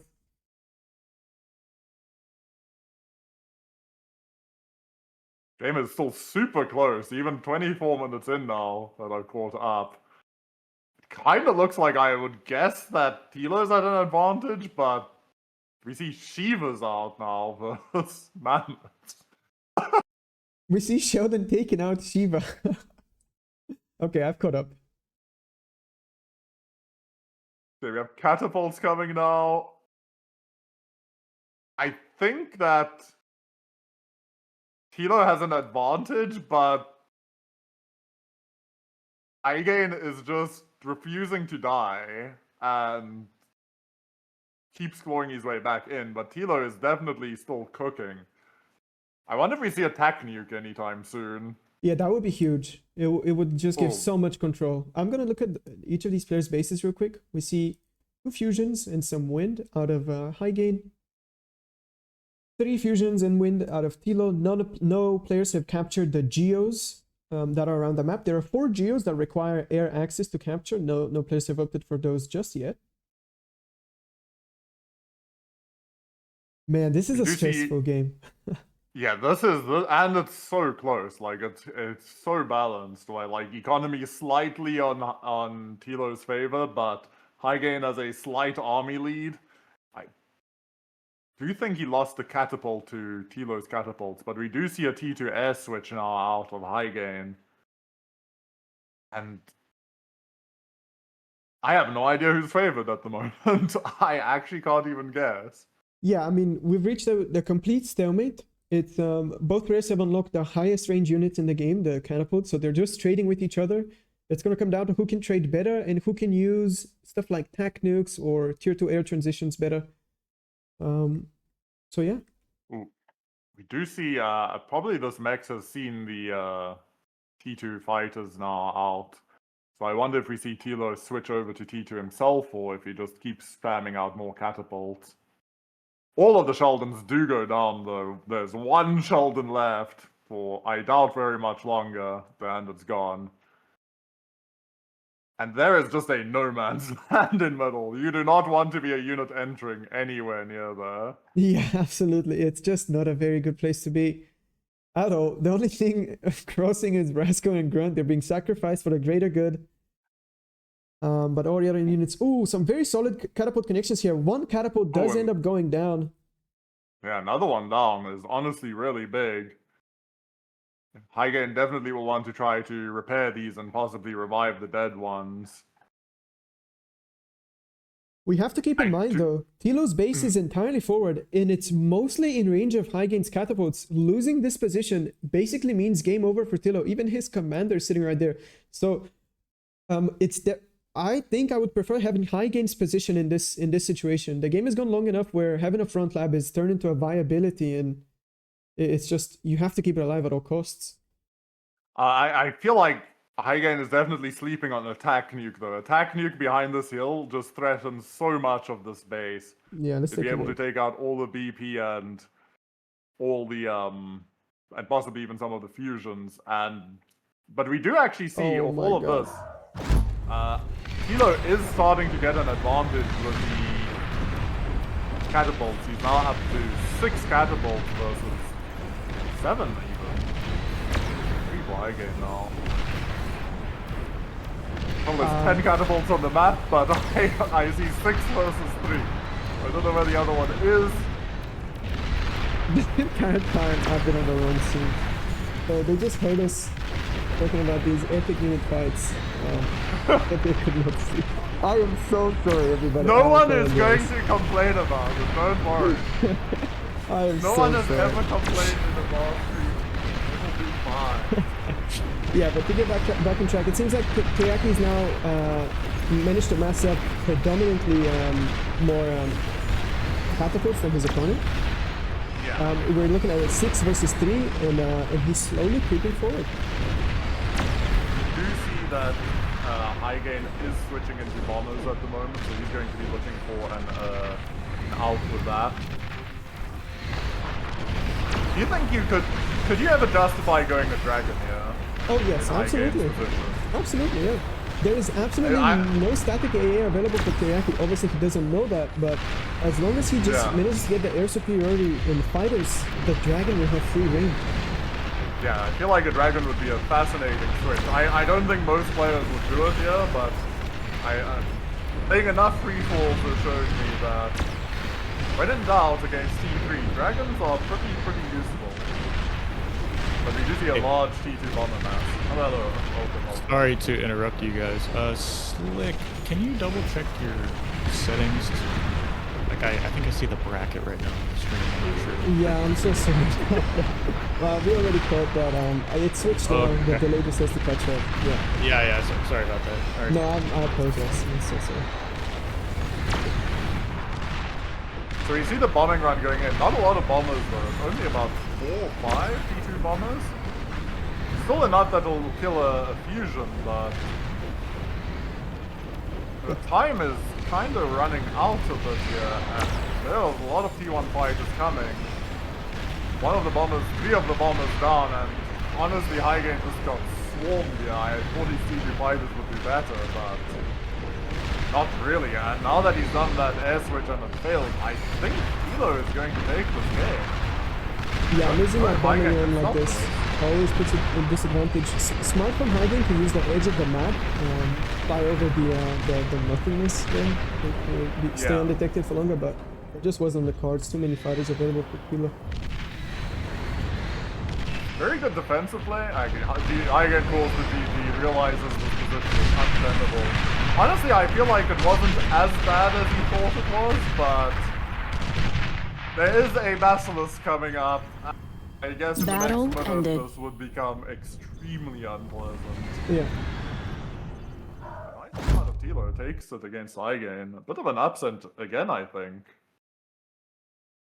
Seth Ravine definitely not working out for the higher OS players. Yeah, sorry, I'm just a little bit set back by that, but yeah, great game. It definitely delivered. It would be nice if the viewers could see the key points about it. It looks like the only game going on right now for this round is IYC versus Galgun to Node. That's say that name 5 times. Gulg Tunnel, Gulg, good lord. I'm not going further than that. That was good enough for me. Alright, switching 26-minute game on DSD. 27 probably. Let us see, what do they have for us here? Hopefully, not another situation where battle started. We're wondering who's holding who hostage. I don't think so. I think these players should be... I don't, yeah. Yeah. I think these players should be closer in skill. Galgun to Node obviously predominantly plays one map, Prismatic Anomaly. Oh my goodness. As I was saying that, I witnessed IYC's base disappear into thin air. Yeah. I'm just saying I mean, he rescued his commander with a heavy transform. That was actually pretty funny. Okay, he's setting up another base. He's setting up another base up north, looking for a second chance. Why? Playing it safe, he's going for the Titan. Oh IYC do to these people.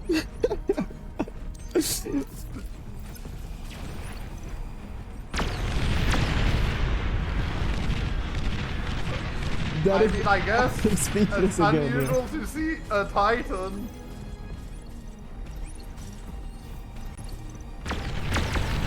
Yeah, okay, it looks like the Titan's being used. It was used, but the Titan got Dika. But there's 2 more Titans. Oh, we're just catching up to that moment. What is... Why? What did IYC do to these people? Maybe he has some aura where he causes people to make very late game decisions. He doesn't even say anything. Why? There we go. The Titan's pushing in. Commander's on 1 HP. Blitz in the base keeps an eye on the Commander. No radar planes available to see if the Commander cloaks again. He is not cloaked at the moment. He doesn't actually have... He has 500 energy, so he can't even cloak out anyway. He's gonna walk into range of the Titans very soon. He is standing cloaked. Oh my god, if he de-guns both of them and this game goes on. Look, just let the Titans get close enough that their death explosion kills him. He nearly died to the pulse rocket. Okay, yeah, you're right. Yeah, there's no way. Just walk forward, damn it! Why? Alright, he's doing it. He should uncloak now. Commander destroyed. Headshot. Freedom. And the game comes to a close. Battle ended. I swear this man somehow offended everybody. I don't under... What was that? All right, and that is the last game of round 2 completed. We're just waiting for round 3 to show up on the website. Fingers crossed for it to show up immediately and that there are no issues. And yeah. I'm just reading chat and they're getting to where we are, and it's just.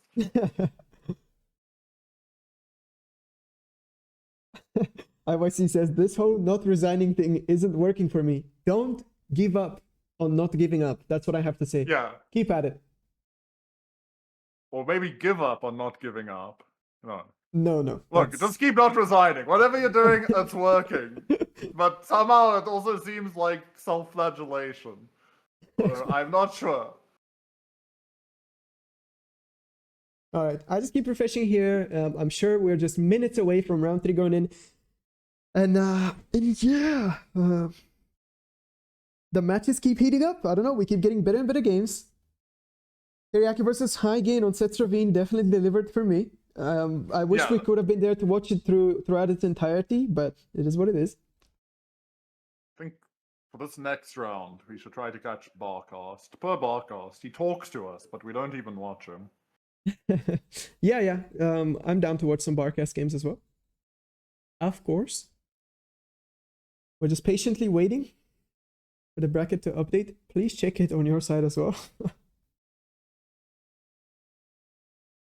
Yeah, no, I will keep my refresher going, making sure that round 3 will happen shortly. Yeah. Without any technical issues as well. I am excited for us to get to the best of 3s though.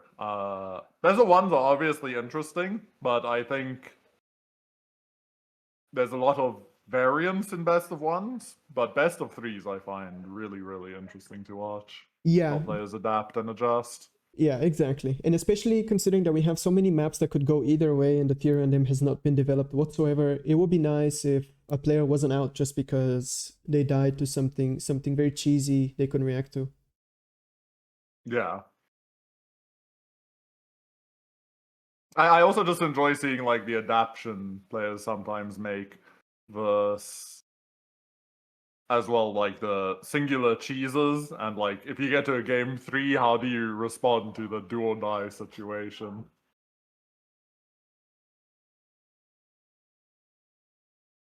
It's a lot more mentally exhausting to be down a game. Only very resilient individuals can play down a game and do a reverse sweep, I feel like. I know I would be absolutely wrecked if I was down a game and my mental would be half gone. All right, so the round has finished up. The new one is not in yet. It will be here shortly.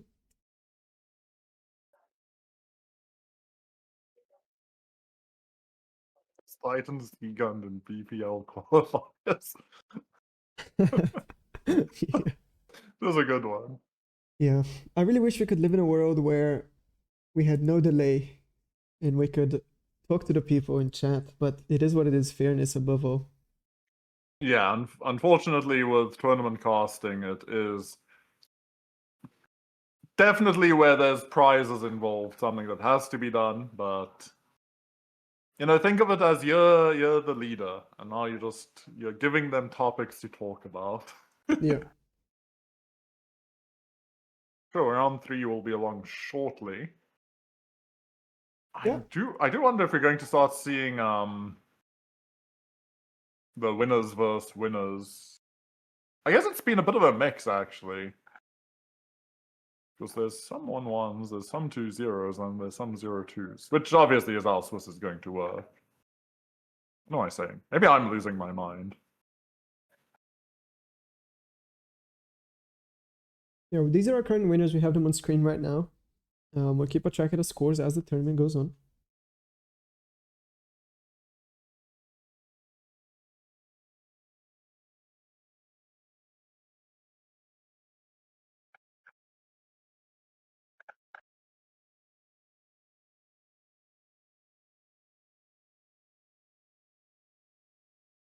Yeah, I'm keeping track of the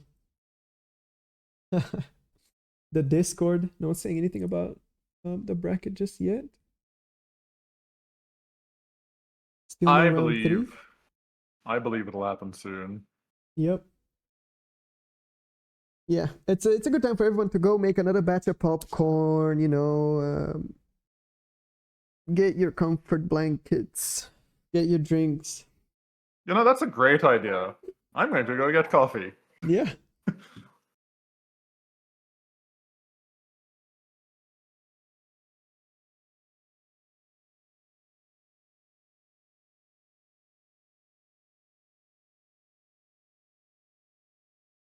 I'm just gonna sit here and keep refreshing.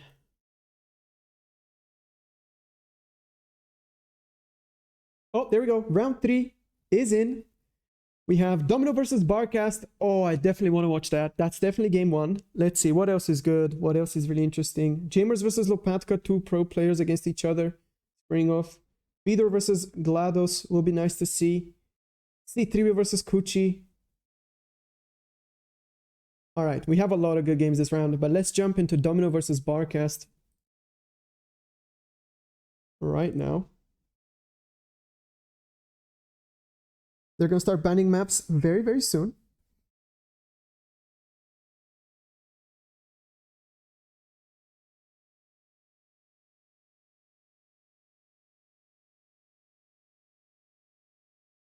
Just waiting on Barcast to join the lobby.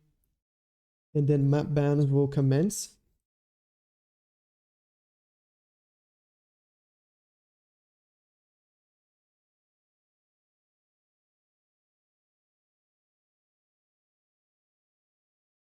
It's going to be an absolute banger of a game. I am only sad that it's a best of 1.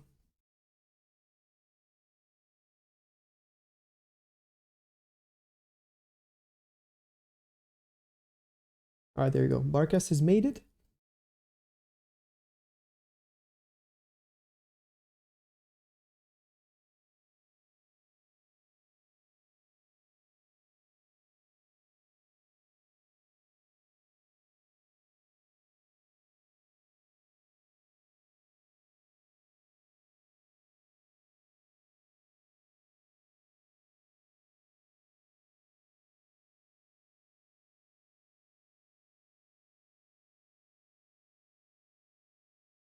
Let's take a look at the maps again. I wonder what maps Domino would be more comfortable on over Barcast. I think they both like playing big maps, macroing up, playing the entire map, going into a longer raider phase. Domino obviously has a longer 8v8 career than Barcast does, so he will probably feel more comfortable playing maps like Set Sorvin and Gasbag. But then I can see Barcast being more comfortable on maps like Cirolato or Greenhaven, which are like these just pure 1v1 maps that you kind of just win by having more 1v1 experience. Okay, I am back. Welcome back. I see we got Barcast versus Domino as my selection. Yes, there we go.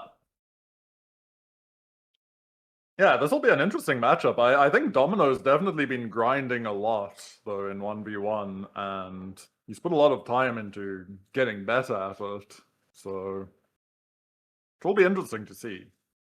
Yeah, he went up to 59 OS. I'm pretty sure now he's back down to 51. But yeah, it was very impressive climb, very quickly done as well.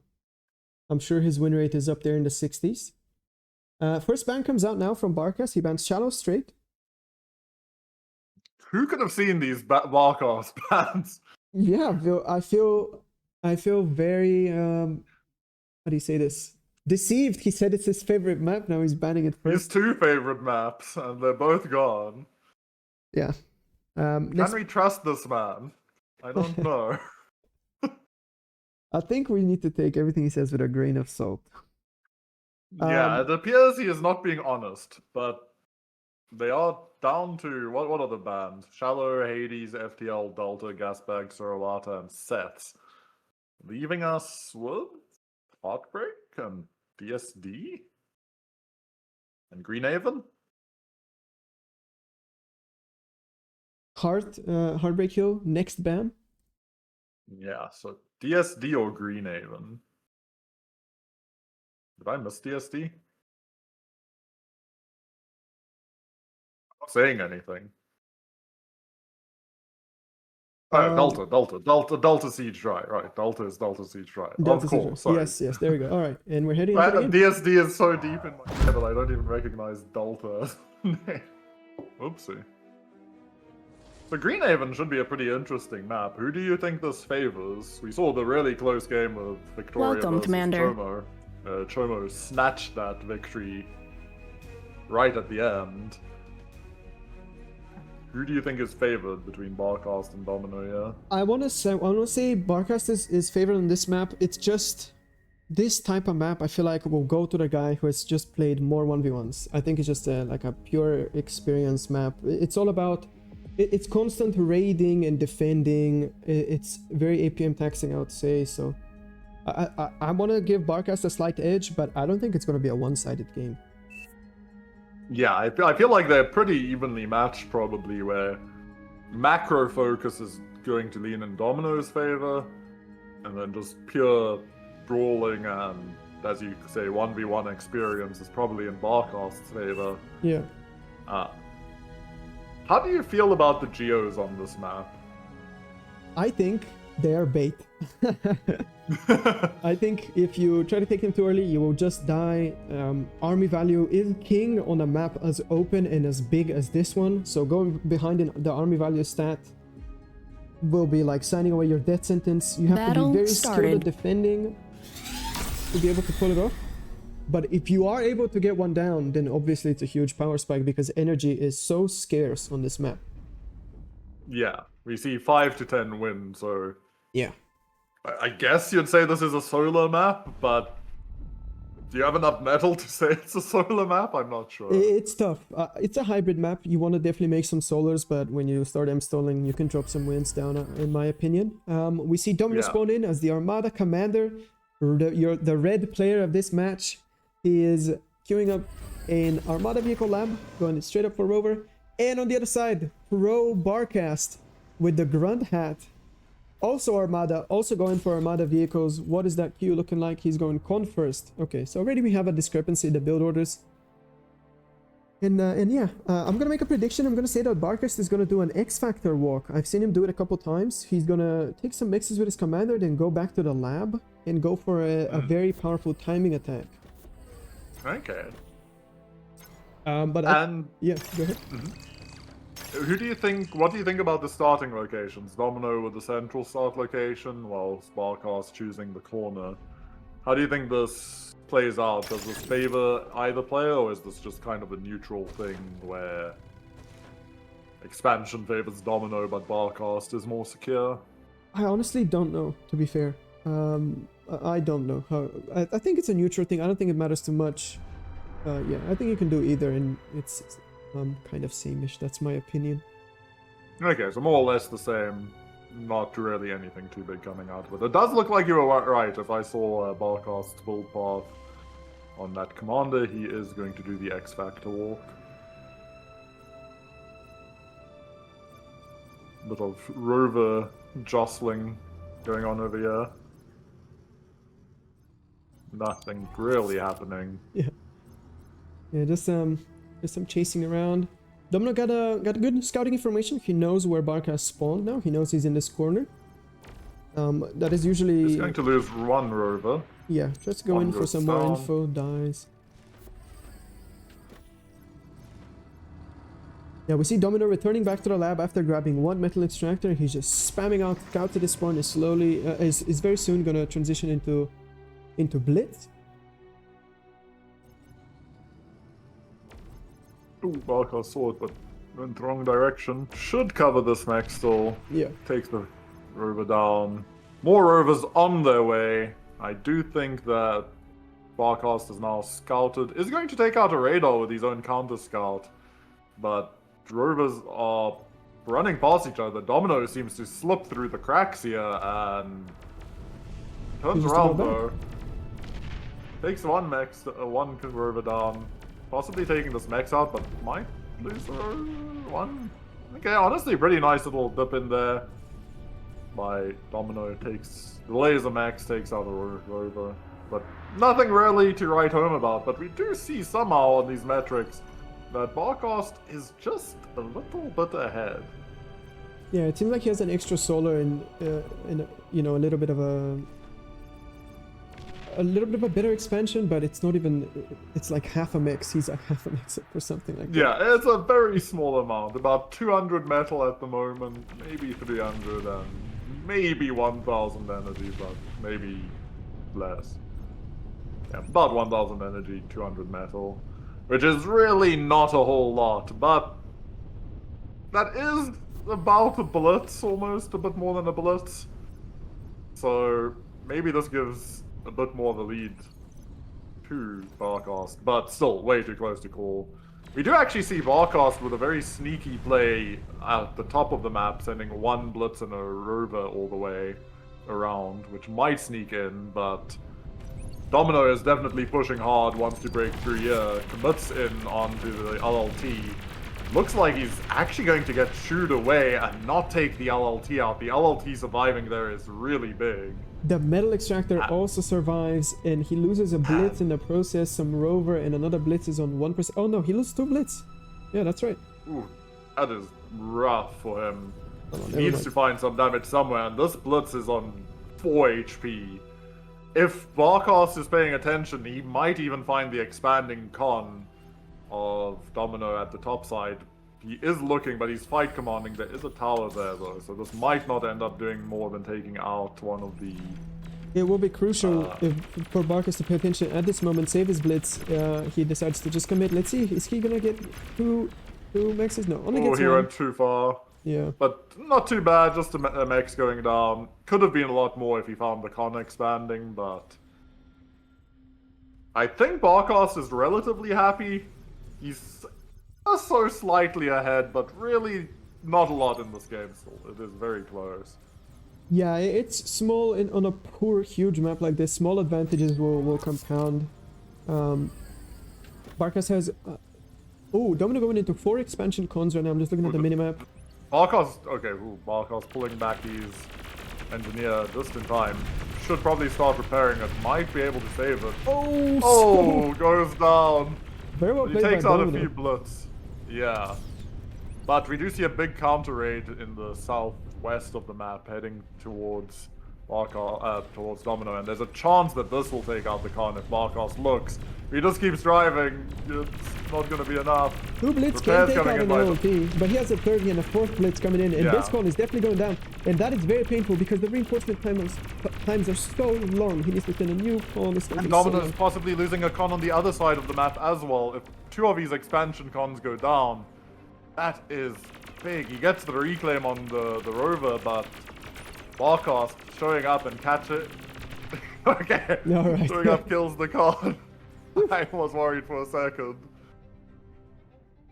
And I think with that, Barcast probably actually gets a pretty big lead there. 2 cons going down, denying the expansion. But to be fair, Domino was at that point expanding faster than Barcast was, but that delay is going to be pretty big. Oh, Barcast manages to... Oh! He takes out another And he takes mix. it down. Yeah. They're so... Oh, and he's gonna get another one. They're so out of place. Okay, never mind. They're so out of place and so hard to remake these mixes. It's really annoying to... But he's chasing the cons, and even in the front there's another Mex and con getting harassed down. Yeah, I don't think any more cons will go down here for Domino. I think he's good to take a on it, breather. yeah. Yeah. On the other side, we see 6 Blitz and 2 Rover going in for an attack. There are 5 Blitz and 1 Rover available for the defense, and laser towers placed everywhere. Oh my god, Barkas has 4 LTs on this position. It's safe to say this is not going down for sure. Yeah, infinite defense activated. Yeah. We'll see what the transition is. Barkas currently still looking for more harass, but not really finding any weakness at the moment. But the blitzers are sprinting everywhere.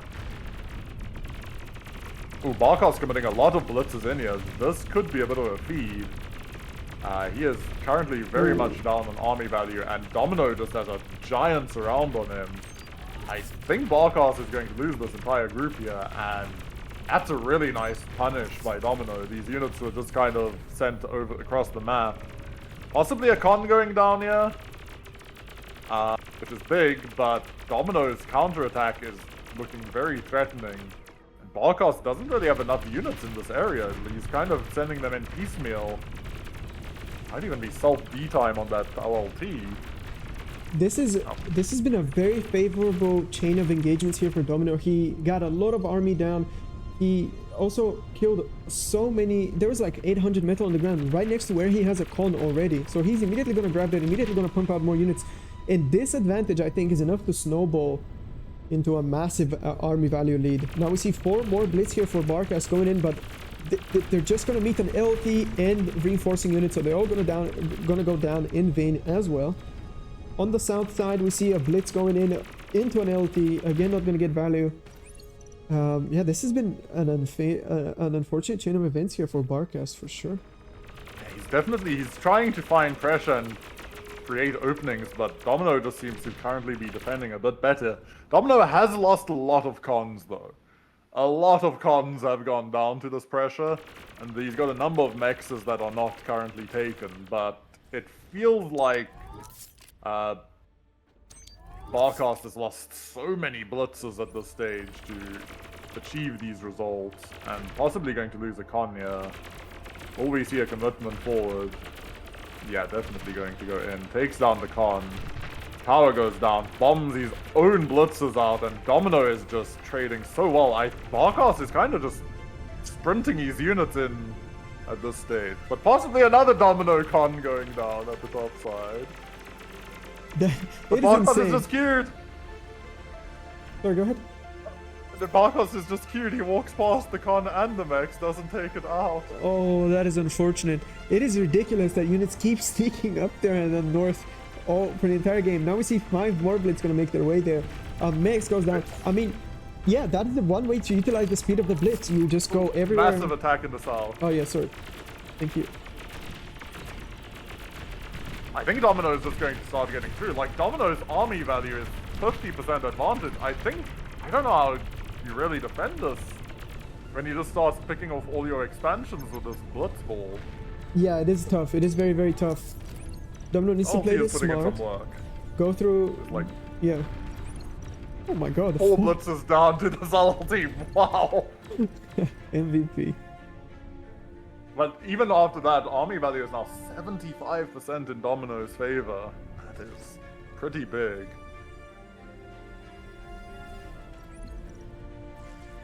It seems like we got a little bit of peacetime right now, but Domino is going in once again. He still has way more army here at the front than Barkas has defending. Is he going to catch out some of these units off guard? No, both players pull back.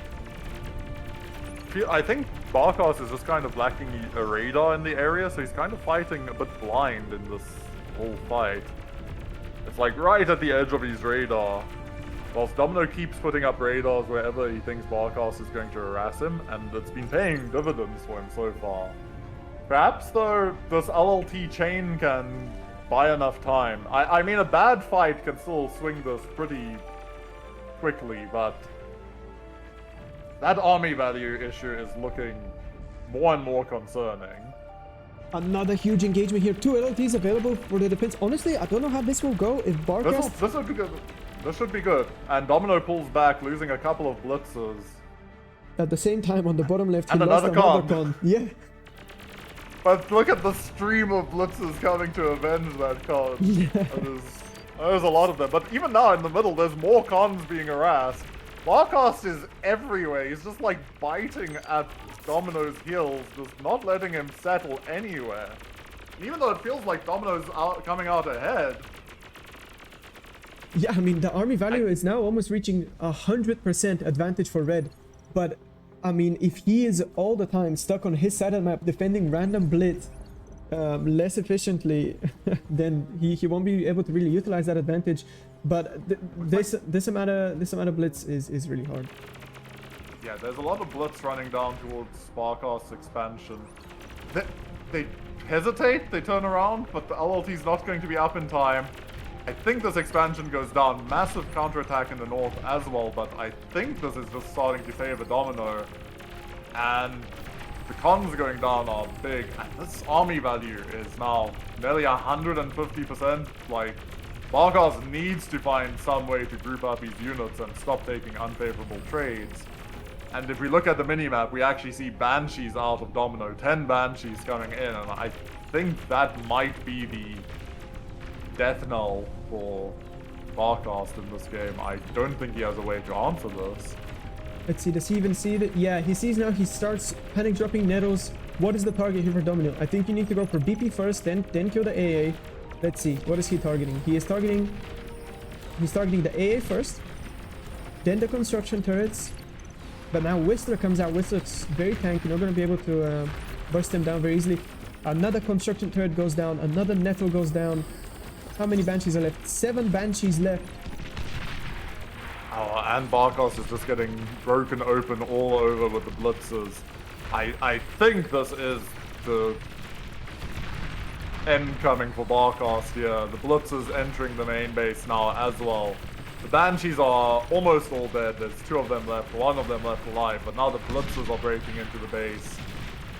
And any economic advantage is evaporating.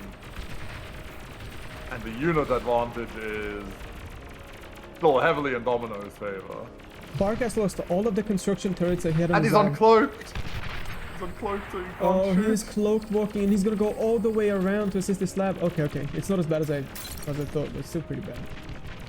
But because he was cloaked, he didn't kill these blitzers, and they just got his energy. Oh my god. Oh my goodness. Yeah, I mean, this is huge damage for Barkas, losing all of the BP, not being able to reinforce while Domino is just pumping units. He's actually making bombers right now. It looks like he wants to come in and finish any energy that's left. At the same time, we have a huge amount of blitz going at the north. It looks like Domino is just going to try to erase this entire expansion. There are a lot of laser towers available everywhere here. We have... Oh my god, there's like 10 LTs along this expansion path, maybe more. Yeah, there's a chance that this is actually really bad for Domino if he commits in here. Bombers now helping with bombers. the raiding efforts. The bomber is being used to try to break the LLT line. The Great Wall of LLTs is standing strong. Barkas actually opting for a counterattack in the south, but he needs to figure out how he's surviving this. Whistler's Arya helping to deal with the bombers. I mean, Barkas, I thought this was completely over, but Barkas is kind of holding on, and big commitment here. This will kind of decide if Domino can kill this expansion and not lose all of his units. He's fine, but these LLTs are chewing through him. The cons are eating a lot of damage. Domino is starting to focus via the LLTs, but it looks like Barkas holds on, and he evaporated that army advantage. Army has swung in Barkas' favor. Oh my and economy's goodness. even. What? The economies are even. Obviously, Barkas has is twice behind in metal extractors, but it doesn't matter because there's so much metal on the ground. He can use that to stabilize. Let's take a quick look back at his main base. He's scaling up the construction turrets. He's back up to 2. He has that front base that he can also make units out of. There's a scuffle in mid that Barkas seems to lose, but he gets cons again. This game is back to sort of stable. Yeah. It's gone from like, yeah, I think Barkas doing well to, I think Domino's about to kill him too. It's even again. This is just how it goes in 1v1. It swings all the time. Yeah, this is really back and forth. These two putting on a bit of a show here. Barkas counterattacking again, counterattacking past the counterattack, possibly finding a con here. Not seeing the con, but maybe going to still get it. No, he just commits forward. Domino going to find Barcast's cons could be pretty big. Oh, these two cons are a big delay. You want to grab this reclaim off the ground with these two cons, and if they die, you have to send new ones. So that just delays you a lot. There's a fight across this entire southern side. Like, Mud is fighting, this side's a fight, and there's a raid going back. Oh, but this looks like it's breaking into Barcast's space, and Barcast doesn't have a lot of units. If Barcast loses his energy again, I don't know if he can recover. Like, it is getting super expensive to keep trying to hold on here. But Domino's not kinda getting anything. The LLTs are holding strong. More Sun Solars go down, but honestly not a lot. And now Barcast has 100% off. Yeah, and if we really quickly look into Domino's base, he's going for a tier 2 lab. Tier 2 vehicles is the lab he chose to go for, and it's almost complete. He has enough metal to go through with the entire transition. One blitz is still in Barcast's base. It's gonna go down. The LLT is there. Wow, the LLTs have been an absolute MVP this game. Yeah, I don't know what to say. They've been responsible for Barcast crawling back into the game. Yeah, I don't know. And this T2 is a dangerous choice, right? Because now with this army advantage so heavily in Barcast's favor, Domino is the one who's going to be on the back foot. We see Aircons actually going out to go grab Mexes and reclaim. I'm guessing mostly reclaim. But it feels like Barcast has an opportunity here to kind of like try to swing the map state back in his favor before this T2 reaches him. And I don't know if we're going to really see the Mexes pay off in time for T2. Yeah, for sure. There's now large blitzballs on both northern and southern sides of Domino's base. Con's possibly going to go down if Barcast looks here. If both those cons live, that's a highway robbery right there. Yeah, Barcast raiding the north and the south very strongly at this moment. And Jaguars, it always feels bad when you have to make these big tier 2 units to catch these huge groups of tier 1 units. It's just so inefficient, especially in the early stages of the transition. And Jaguar is also so energy expensive. We see Domino kind of struggling to afford the energy. At the same time, here on the south, we have a very funny aircon raid with an LLT. This is pretty smart, honestly. I do like this little play. Definitely being annoying. Gathered all the reclaim. Now that this game state is kind of stabilized again, how does Barcast deal with these Jags though? Well, we see he has gone for an air lab of his own. But he is making fighters from it though. Fighters on repeat. It doesn't look like he's looking for an offensive play with them. Yeah. He is making stouts now from his lab. I mean, stouts are pretty good at keeping up with Jags. They trade mostly efficiently with them. So probably not a very bad choice. I guess Barcast is going to choose to just tier 1 overwhelm Domino. But he's on a timer to do so. He needs to do it quickly. Yeah, Domino is starting to get his T2 Mexes. To the north, we do see Barcast massing up another blitz wave. Since he actually mostly saved all of his raiders from north and south, Domino controlling mid with these Jaguars. And it'll be interesting to see where Barcast goes from here. Domino's got a very simple game plan now. Scale up my economy until I have enough Jags to just kill him. Ooh, Jags is deleting some blitzes there. I think their window is slipping away from Barcast. I would have loved to see him raid further and more aggressively right as the tier 2 transition was happening. He pulled back. Yeah. He didn't commit in, but it does look that North Raid is going, and it might catch out these consoles, which will be a pretty nice little catch here if he commits. Some of them is letting them. Oh, he goes back, he sees it. But one almost thinks that it's like more worthwhile to keep going. He just needs to find damage and destabilize Domino and force this T2 blob back. The console is running for its life at the moment. Get me out of here, it says. Save me, Jags. Oh my god, it lives again. And the two cons are also right there again. Cons who live. T2 con is possibly under threat here. Barcast is finding pressure. He can't really deal with these Jags. The Jags are eating his one army alive, but there's not enough Jags to cover everything. And medium tanks are out and about. This game is still really hard for me to say who's at a big advantage here. I feel like at this point I can say that Domino has the advantage. I don't know. I think the window closed for the tier 1 to work, but I could be wrong. Jags have been severely nerfed. Yeah. So they might just throw this game just by being very, very nerfed. The thing is, the problem is Domino is kind of just losing all of the map control, and he keeps having to run and chase down things, and Barkas is just expanding behind this. And we see the metal per second is probably not quite accurate, but also somewhat reflective of the map state. Domino is down to like 8-10 mexes maybe? And I kind of think that this medium tank ball is going to be a big issue. Oh no, Domino loses the consoles, but the northern counterattack of the Jags, I don't know, but now the army value is back in Domino's favor. Yeah, although they have the same amount of units on the map, Domino's units are way more expensive in tier 2, so... But if he runs into this Beamer, this could be very ugly. Beamers are so good versus Jags, they absolutely melt them. Even LLTs will kill Jags. Oh my god. Beamers are just... Three Jags down. Probably 4, 5. I feel like, the E-stall was big. Big E-stall coming in clutch there, saving 2 of the Jags. But, I mean, that's 5 Jags down for a Beamer. Yeah, not a favorable trade if you're Domino. Definitely not happy with this one. There are cons present at that area, so they can immediately reclaim that metal. No chance of Domino ever snatching that up. Still just running everywhere, but I think you are correct. I do think the Jags are slowly establishing dominance on the map, and we see more and more T2 mexes going up. And I do think that window is now kind of closed. But behind this, Barkas has gone T2 of his own. Yeah, I think this is going to give him a chance to crawl back into the game. If he can focus these mexes and get them up quickly, expand both directions, and, you know, defend appropriately. I think Domino, like, suiciding this many Jaguars up at the north is...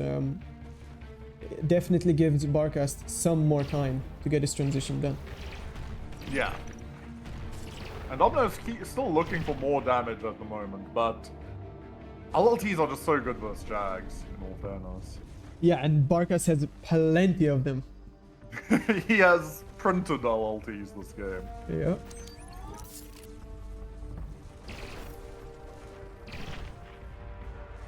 So Jags are massing for both sides. Domino has more, but... I'd say this is pretty now. Now that it's kind of calmed down, it's kind of stabilized. We do see Jags going down to some LLTs, but overall, I think this Jag mass is going to just be a little bit too big.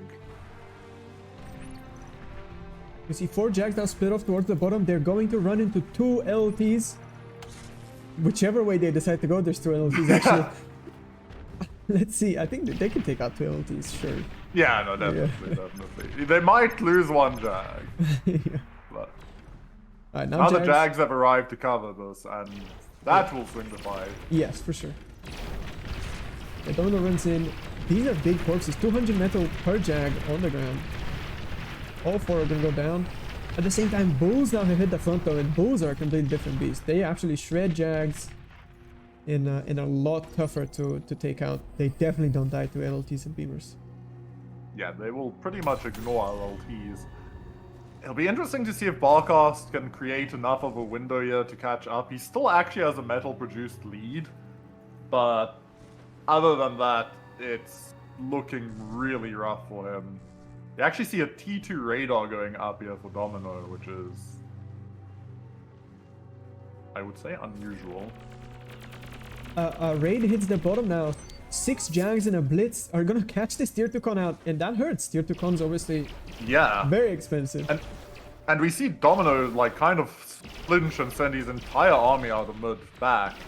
And he has to because, well, he at least keeps the Bulls there, but these are T2 mexes going down.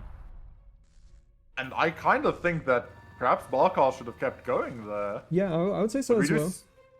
We do see a bomber switch back out, but now Barkas is fighters, and these bombers are going to run straight into the fighters. That's actually a big loss of tempo, and I don't think Barkas saw that, but his Jags just butchered Domino's Jags for some reason. Yeah, I'm pretty sure Jags have some advantage when retreating. Something to do with the way the lightning works. I have an inkling that's what happened. Yeah. All right. Scout planes now going for Domino. Do not get much scouting information. 4 bombers out only. Domino struggling on energy, so he ceased bomber production as a reaction to that, I assume. Barkas is slowly making fighters over time. He's massed up definitely enough to stop this bombing run without any problems. The army value though, 40% in favor of Domino, and he has a lot of bulls on the front. He's gonna start hitting these mexes again. The mexes get bombed by the bombers. A couple of Jags go down to the LLTs, but the Bulls don't fully commit in yet. Oh, Barkas needs to be careful. He's got a group of units here that are about to get run over by Bulls, and he really needs to keep his army alive if he can. Starts retreating, but a bit too late. Because now Barkas' D2 mexes are under threat. He's just not got as many bulls. He's got 4 bulls to about 6, but maybe with defender's advantage he can pull something through here. Oh, some mines. Nice thinking on the mines. Sadly, yeah. the console was standing on top of one. So Didn't quite work out. But Yeah. this game, honestly, for how swingy it's been, and it still looks like it's now in Domino's favor, it is pretty balanced again, I would say. yeah, I mean Barkas has done a great job at upgrading these metal mexes, quickly catching up. He's been So many Jags. so many Jags dying to the beamers. Yeah, it's tough because they are way faster than the bulls. It's hard to keep them in one formation. You have to use Are the bulls just going to blind walk in here? Is that a bull going down? That's one bull going down. That's a pretty big catch. Another bull will get damaged, not too badly. The Barkas' army is catching up. Yeah, bulls are definitely tankier though. Yeah, bulls are tankier still though. They don't have that much HP. They have more gun than tank. Yeah. Yeah. They definitely hit hard, but they're Yeah. not quite a tiger. Yeah, Tiger costs less and has more HP. This gun's gonna go down. This one beamer is no match. I was trying to chase these bulls, but obviously the same speed, so no real progress being made here. Yep. Let's take a look at while we're still in sort of a downtime. Let's take a look at both players' bases. Barkas' energy is mostly wind, solar, and advanced solar base. Now going for his first fusion. At the same time, looking over at Domino's base, he already has 1 fusion, a lot of A solar, and he's going for another fusion right now. Yeah, he's further along in his transition, but he also has a lot of solos that he could still be eating. So, definitely favors Domino in that regard, but it's still really close. Like, the game state is super close. It's just the army on the map currently favors Domino. And it feels like these trades are currently still going a bit better for Domino, but it's really close. 2 bulls going down for 1 bull, and if he gets the reclaim, that would be big. Yeah. Multiple Jags going down. Ooh, but this T2 con very exposed. Yeah, whatever Domino does beautiful. is very unlikely to grab the reclaim. It's deep into Barkas' side of the map. So he needs to be very careful what he commits and where. Tight formations are advisable. It's a really, really close game still. Both players have a lot of choices here. This Barkas kind of letting his bulls sit mass together, which is letting them return fire well, but eating all the AoE damage.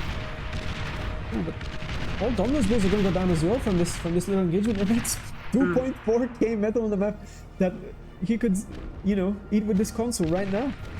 Yeah, Barkas is definitely in a position to grab this. And it feels like Barkas is starting to test the water. We actually see 3 bulls splitting off heading north. I wonder if he'll try to break through with that. And bull versus bull is such a weird matchup because it's all about who's running towards who and who's got retreaters, who's retreating, and at the moment that kind of looks like Domino's finding a pretty favorable fight here, but not committing. Ooh, double AGO going up for Domino though at the moment. He is putting both AGOs up, which is... Look at Domino's Wow. base and tell me if you like what you see. I like how he's pre-queued the shot up already. That's the real thing. Yeah. Yeah. It's actually really interesting though, because the game state the metal produced is not clear. Like, it doesn't feel like Domino's able to do this much yet. The 3 bulls now hit the north. There is not much resistance there. Not much resistance. These mexes will go down. The cons will go down if Barkas keeps. Yeah, there you go. Keep paying attention. This pitbull is definitely not up in time, so good chance to see even the P2 con go down here. And there's not really anything to defend this. And I wonder if perhaps Domino might be overextending his hand here. And Barkas is now counter-attacking. Yeah, attacking in the south. If this goes well and he does not pull back, he can cancel this AGO. It's 39% done, so this will definitely hurt. Yeah, there we go. Definitely gonna get cancelled. It's just important that Barkas stays in control of his reclaim trade. I don't think he will. Gets the consoles. Yeah, that's pretty nice. But the nuke is currently up and available, and one wonders if Barkas will even think in this sort of dead-tight game to set up an anti-nuke. I don't think so, and I think it's too late now. Oh! Barkas has an anti-nuke, and it's... Oh, Domino, I think, has overplayed his hand here. Yeah, I mean... Wow. The anti-nuke is ready and charged. The nuke doesn't even have a charge done yet. It's Barkas will survive this nuke, and that's a huge investment from Domino. It's 8,000 metal plus the nuke itself costing another 1,000. That is just not gonna work out. But he can still use it to deny expansion, kill army. It's still a very strong tool, just not a game Good ender. scout. Yeah, good scout by Domino. We'll see the anti-nuke. I wonder if he just fires anyway and assumes that he has the timing. Ooh, we actually see 3 ticks going for Domino's AGO while he's pushing forward here. Oh, Somehow, even with all this... Okay, there. Yeah, he's going for that. That's actually pretty big, but Barkas struggling to deal with the bull mass currently pushing towards him. Bulls might run into some mines, but... Ooh! They are pretty big tanks. Not going down there.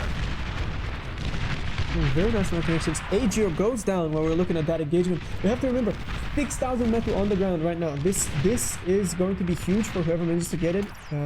Barkas has a lot of res bots in the area, but they're not exactly rushing over there. They're picking up other wrecks right now. But yeah, losing 3 tier 2 mixes is huge. He does deny the con that was here. The bull is in the area. Might success... Ooh, the con slinks away. This game is close. Oh, Domino going for a stiletto play. Going to try to turn off the anti-nuke. Yeah. Will be interesting to see, because Barkas probably has more air at the moment, and he has flax out, but... Oh my god, I have no Barkas idea. is getting all of the wrecks, and he's reclaiming them so quick, has so many res bots on the scene. That is huge, securing so much metal. He's going to be able to deny these consoles as well if he focuses on them, so he's going to secure the south as well. And as long as he can survive the stiletto play, I think he will come out on top out of this engagement.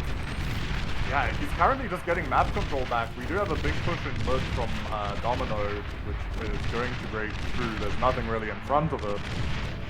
But if the game keeps going in this direction, Barkas is definitely pulling himself back to equality, if not leading now. I'd actually say he's winning.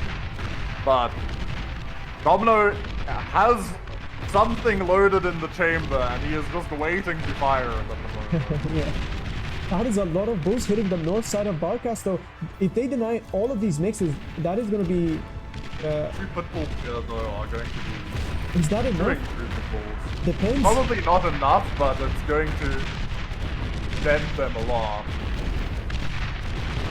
Honestly, this is going pretty well. The pitbulls ended up shooting a lot of wrecks there. Yeah. But even off this, like, off the back of all of this, it feels like Barkas is just in a bit of a better situation still. Is he opting for one? Oh, he's just making even more bulls. Barkas going tier 3 now. But he did lose a lot of tier 2 mixes here. He needs to get those back up. Yeah, he's raising some of them. He's also raising the dead bulls. He managed to get a lot of the contested reclaim for himself. Still no answer to these bulls in the north, though. They're just going to keep going down, getting more tier 2 mixes. Yeah, this is actually a problem. He needs to figure out how to deal with this. We're going to get some S tier units into Razorbacks. Still a few solos left for him to eat, as well as A solos. Feels like Barkos might want to switch into more, but I think Domino like overplayed his hand at the moment. But he is... Even if he pulls this nuke off, once T3 is out, might be a little bit tough. Yeah, has 4 stilettos ready. He's massing up fighters right now. Barkos is making light transport. Yeah, I think that's what he's gonna do to remake his mixes. But we also have to keep in mind, Domino doesn't have that many tier 2 mixes of his own. He never re-expanded to the north after it got harassed last time. He never re-expanded to the south as well. This is still an empty area. So even though he denied those mixes from Barkas, the metal incomes are still not that far off. It's so close as well, because if Domino chooses a poor flight path, there's 4 flags out for Barkast at the moment. 2 of them are traveling with the Bull army, and then there's like 2 scattered in his base. It will be interesting. Barkast is opting for a second air lab. I wonder if he... Alright, Domino's going for it now. Okay, Domino is going. We'll see Barkast already moving his flag there. First stiletto is not down. Oh my god, I think they're gonna do it. I think he gets through. They're through. Yeah, they definitely They're through. Anti-nuke is stunned. Nuke is firing. Not going to be able to block this. And that is going to gut his economy. I don't even think there's a lot of T3 out at the moment. Oh, the anti-nuke's gonna get unstunned soon, but not enough. Fires, misses, all of Barkat's fusions go down. He's down to 1,000 energy. I'm assuming he has an Agio somewhere. Honestly, that kind of did less damage than I thought it would. Well, it did a lot, but I actually think that anti-nuke fired straight into it. I don't think that nuke hits dead center. Oh. And you see a massive push going in here. This is kind of going to decide what happens in this game. The Marauders, I think Domino's losing position. Domino's army value is way lower. Yeah, there are a lot of balls coming from the back, but they're all 1 HP because of the Resurrect bug. But they're all gonna die to 1 hit. That is so unfortunate. Marauder's going in front now. I think Barkos is coming out ahead of this, and if he can just keep pushing... Oh, he's pulling back. He needs to just keep going. He needs to get into this bull power pad. If he kills the bull power, second nuke fires. Oh, that is going to eliminate almost all of Barkos' economy. Are both players going to get a full reset here? Domino is walking forward. He's gonna try to get some absolutely clutch D-guns. Barkas needs to kill this build power block. It's also stacked. It will all go down at the same time. Marauder's stopping right outside of range. Now they're all gonna run into the commander. They're gonna all get D-gun at the same time. Fusions chain, BP chains. I think Domino has it. GG called by Barkos. Oh, so close. My What goodness. a game. What an absolutely insane game. Battle ended. That was really back and forth constantly. Man, well played to both players. That was really, really close. This was the first game we casted this round, and it might be the last one. There is apparently one other game left at the moment. Okay. One. Let's see. Let's take a look. They are still playing, yes. 42 minutes on Greenhaven as well. Oh my goodness. Busy Jack versus Dr. Sen. Alright, let's go.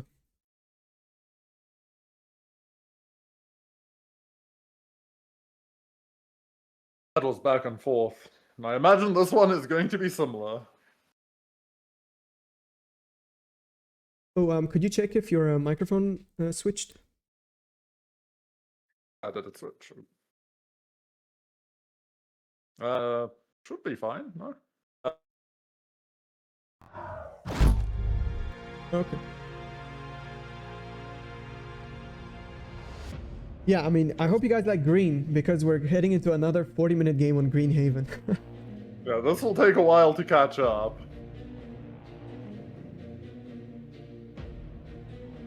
Pretty even. Busy Jack army value favored, but... Welcome, Commander. Doing well. Oh my god. I'm just trying to move the camera into a central position, and I'm struggling. Good luck. Good luck, buddy. Did it. He's like you have to do that light tap on the side. Yeah.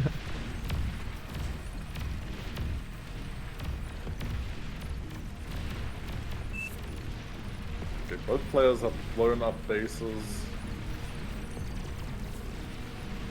There was some insane fight that lasted like 4 minutes in the middle. They have a lot of front Honestly, labs. it's closer to 6.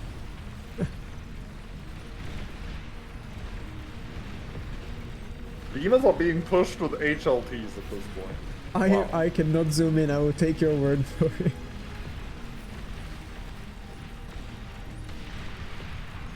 Yeah, it looks like Oof. expansions keep going down for blue, but red does have that top right corner secured throughout the game. Oh my god, this I is... think we're 33 minutes in and no one's T2. Oh You guys see T2 have 5 minutes. Oh, I think red might have broken through. I think it's over. Red is snowballing his army.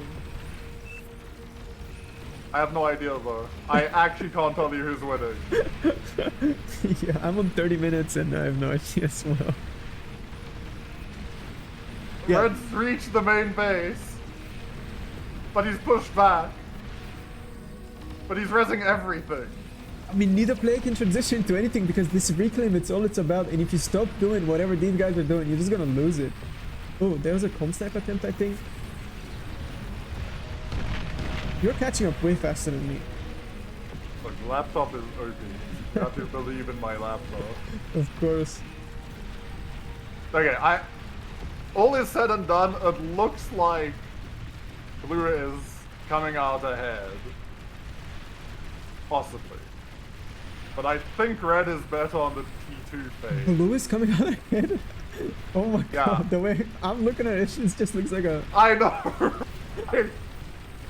This just looks like a red slam dunk. Oh, I see now. Okay, now I see. I think that it's kind of equal. At the end of the day, they're pretty even.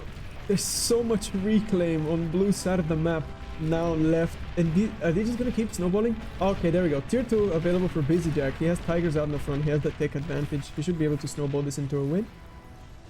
So much pork in mid. Oh my goodness. It's like 10,000 metal in defenses. Yeah, no, that mid is unassailable. There are 12 HLPs. Yeah, this is a no-go zone. Go around. This is a quarantine zone. Yeah, anything that enters a certain range just gets melted. Okay, now there's a counter-attack on red's base.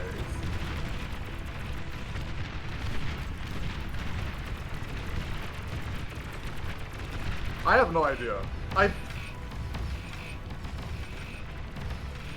feel like as soon as I say it, it's like Schrodinger's game. Like, whichever side I don't observe is going to Yeah, win until I say that someone's going to win, and then they're going to lose. the caster's curse is very strong. That is actually. These stats, I don't think they should accomplish much. Maybe they can take down the solo block, but other than that, they should just be feed. Blue has most of the map, but red is obviously making tier 2 metal extractors, even putting down a pinpointer. That is cool to see. You don't see those very often utilized. Yeah. I think red comes out with an advantage, but man, it's really even. But yeah, red has like a massive tech lead, I think. That's gonna be the key word there. Actually, another pinpointer going down for red. Or Busy Jack. Busy. Yeah. Yeah, this Busy pump- just printing out tigers at the moment. I think that's a good call. His bomber is bombing. I don't know where that bomber came from. Yeah, a lot of army resurrected here for Dr. Sam, but it's just, I don't think it can be a match for the amount of tigers. Busy is printing. I think he's slowly going to snowball the army advantage forward. He's going to start sweeping expansions. And I think it's very hard if you're Dr. Sam to come back. He's gone tier 2 of his own now. Yeah, but he's on T2, right? And I think he's opting for flak for some reason. I think as a reaction to the bomber, maybe he thinks more are coming. To be fair, if this bomber starts hitting those solar blocks, that would be a lot of damage. Yes, for sure. But unfortunately for Sen, Dr. Sen, he is currently just being peeled back all over the map. And there we go, the bomber starts hitting the solars. Flak does finish just in time. But there are just tigers knocking on both the front door and the side door at the moment. And these will trade pretty well, unless they run straight into the center of the T1 army, in which case they will die. But until that point, they will trade really well. Yeah, I think Busy is definitely being a little bit too aggressive with these tigers, kind of feeding them in instead of farming Valley over time. He should have just kept his range and you know, stay on the enemy side of the map and be annoying. But doing this type of play, I think, just gives Dr. Sen a chance to come back into the game. At the same time, huge raid going on the west side here. Yeah. Both sides opting to raid here, but this is a much bigger raid by Dr. Sen. Running into Twin Guards though, which will pick away at these tanks, but not enough for this many medium tanks. But it's still pretty close, this game.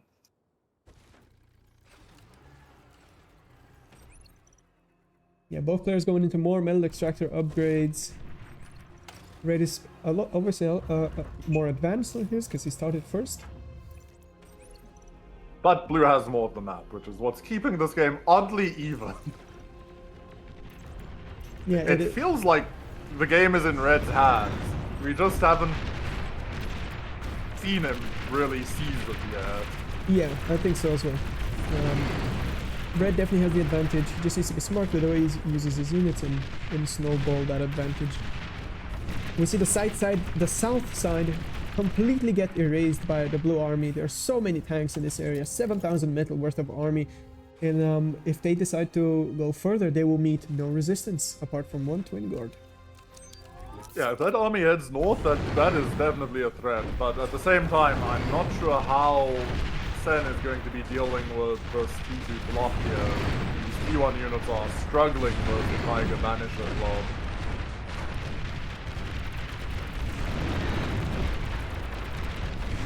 Both players just kind of sprinting at each other, but we do see the Southern Raiders are heading to the north. And Sen is having to panic send the rest of his army now, because this Banisher Tiger Ball is getting dangerous. Yeah, when you get so many tigers together, they start being really good at trading positively with stouts. Yeah.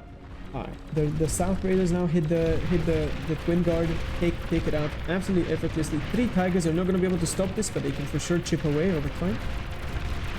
Yeah, given some time, they'll do damage. There are more tigers on the way. I do wonder if we see a shuriken switch here to assist with us. Looks like the tigers are going to try to stand their ground. Shurikens do show up, but apparently there was a flak that I did not see buried in the middle of those tanks. Oh, there it is, I see him. Yeah. It's right here. Saving them from the Shuri play. Yeah. And this is pretty dangerous. The medium tanks are going to reach the main base. But I Flak is still alive. Still don't think they're gonna achieve much though. Like there's just tigers coming in. Oh, the commander's actually. If they can snipe this commander, that would be a huge upset. The commander is right here. Busy Jack is not paying attention. Dr. Sen, oh my god, just barely not in vision of the commander. It's actually so close. Busy Jack retreats in time, and now the tier 1 army clumped up together, and they will get taken out by AoE. And that's the end of that raid, and that's another 5,000 metal on the ground, even more actually. Okay. And to the east, we do see the T2 block is slowly pushing through and peeled back to deal with this T1 wall, but these tigers are just aggressively crunching through the T1 units. There is another T1 attack from Dr. Sen in mid, currently running into the HLTs. I don't think he should commit here, but oh no, he is kind of just sitting and fueling this massive block of HLTs. The deeper you go, the worse it gets. The deeper you go, the more hidden turrets come out of the ground and make you regret your commitment. Yeah, this is the no-go zone for sure. Mid is off limits. Yeah, don't go there. I do want to see Busy Jack just being a little bit more aggressive with these Tigers to deny mexes though. Like he's definitely got an opportunity here, but he's not quite spending fully, and Sen is just pumping this T1 blob out to just keep him busy. But man, the trades are looking rough. But he gets on top, and if you get on top of the Tigers, you have a chance. They're just so tanky. They don't. They just absolutely struggle with the amount of tanks and pawns shooting at them. 2 Tigers go down, but the entire blue army goes down, and the longer these trades go on, the better off blue will be. Just farming efficiency over time. We see another big engagement there in the south. There are basically as many Tigers available as there are stouts. Definitely not a situation you want to be in if you are blue. Yeah, this is definitely getting a bit late now for Dr. Sen to still be sitting in T1 spam. It feels like Busy Jack is slowly starting to establish this T2 Tiger mass enough so that he can just keep pushing into the T1 and trading far more efficiently.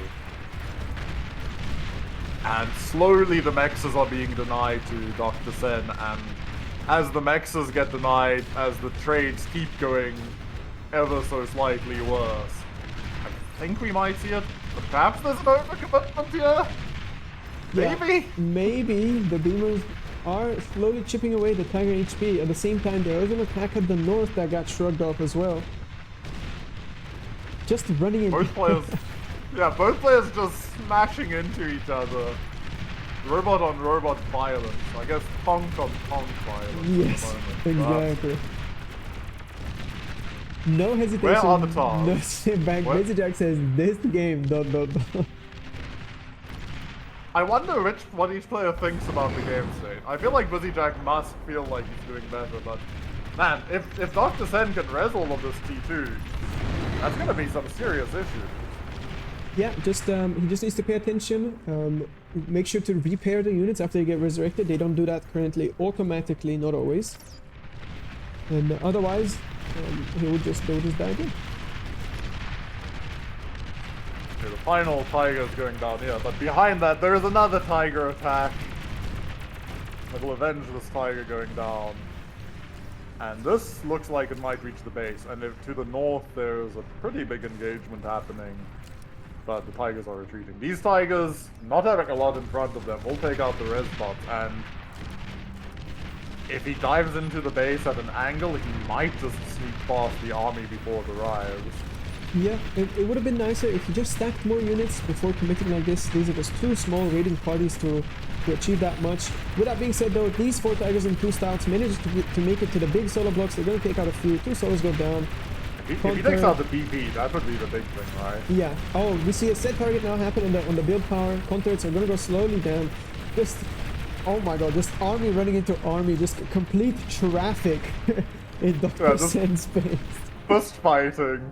I'm pretty sure the tanks are borderline blocked from moving here soon. Oh my god, there's one tight path for stouts to make it out of this lab. Dr. Sen has the tier 2 lab, but he's still committed on the stout printing. He's not making bulls, at least I haven't seen any out yet. At the same time, huge engagement happening on the north, and Busy Jack has more Tigers. Yeah, and this looks like it's favoring Busy Jack pretty heavily that's engaged, denying the area, and this is 12 Tigers now showing up here, and if this starts pushing forward and denying mexes, it's going to start getting more and more difficult to contest. But at the same time, in the middle south, Dr. Sen is on the counter-attack again, so this game will continue. No, he's going directly through the no zone, the no-go zone. Oh, the no zone is under attack, and these HLTs are actually doing so much work. I don't think I've ever said that about an HLT before. Yeah, it's rare that they do so much. But there's so many of them that they're hyper effective at defending against medium tanks. Dr. Sen's eastern flank fully collapses. His comm is actually in the area, but I think he's cloaked and hidden. Yeah, that is true. But I do think this is the death knell. I don't think that he can hold the line anymore against these Tigers. They are just trading too efficiently all over the map. And I think after 57 minutes, don't do it. 56 minutes, Don't say it. I think I can say that Busy Jack is probably, winning. Dr. Sen saying this might be it. This might be it, you are correct. I too don't want to call it quite yet. Yeah, I think 5 Tigers in the back of the base. If they can manage to get what's left of the BP, maybe take the fusion, I think this is going to be game over. Yeah, I just don't think Dr. Sen has the production to Just not stop enough, this. Yeah. The BP dying was like the start of the end, and now you can just see he's floating too much metal. If he gets the fusion, it's completely over, but the BP would be good enough. But he's not. Oh, he gets it right on the end. Big That explosion. should be game. One more Tiger here. Just to come see what happened if the fusion did die.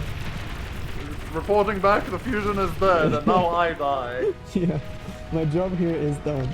Another batch of 4 Tigers. I really wish the Tigers were in batches of 4 and 5. I wish there were 15. Don't worry, there's a bigger batch of Tigers further behind them, but GG Alright, there we go. Dr. Sen taps out. Dizzy Jack taking a brutal game. Battle. Actual violence committed upon each other.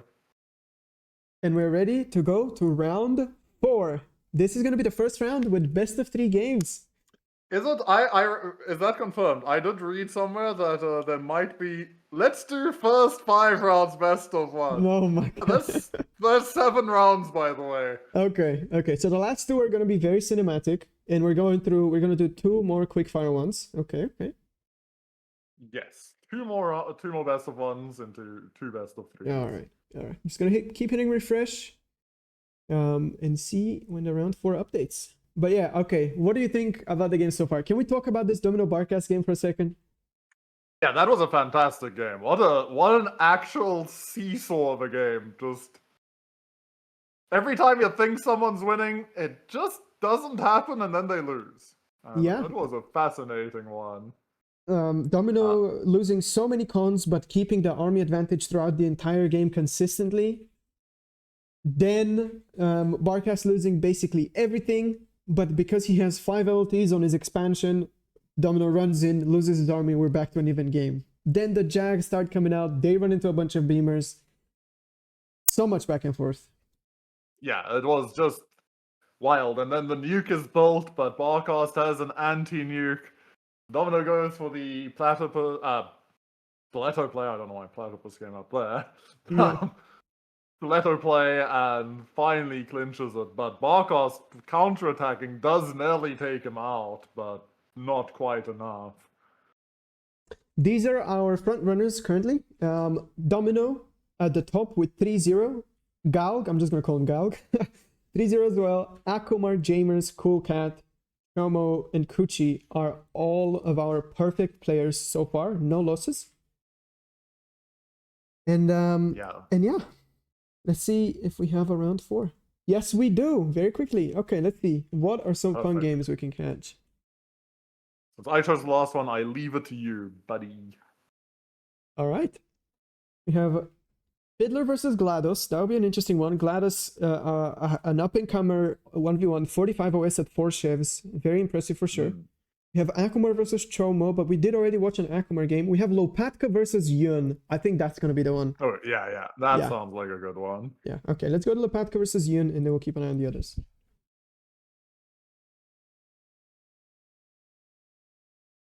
Oh, it seems like they have not set up their lobbies just yet. They're probably expecting the rounds to take a little bit longer. A little bit longer. Yeah. Probably they didn't expect the hour-long game to delay the round. Yeah, we've had some very long games this round. The Fiddler versus Tilo game. Yeah. Crazy stuff. I really hope to get to see more of those. I hope Lopatka and Yun play on not Greenhaven though. I feel like we got enough Greenhaven for now. Saying you don't want to watch another game of Greenhaven. No, I do. Just maybe round 5. Not quite yet. Yeah. Yeah, Apatka is in a different lobby.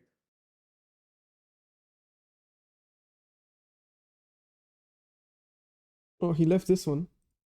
Well, I think he's getting a bug, actually. He says, making new lobby keeps joining this.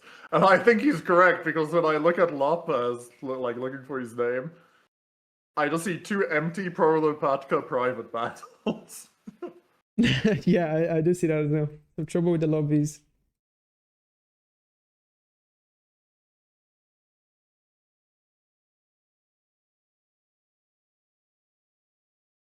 Well, I believe in him. In them. Yes, sir. Well, maybe Yun. Maybe Yun has made the lobby. Let's go see. Nope. That's cooked. Yun, also a fairly new person in the 1v1 scene. He has played predominantly only 1v1s. He has a lot of games under his belt. I think he's nearing 2,000 1v1 games. But he's still a 5 Chevron player. He kind of came out of nowhere. I think he has some background in FAF. He has risen up to 55 OS. Yeah, I think we can expect great things from him. He has practiced a lot of games this season. He's very active.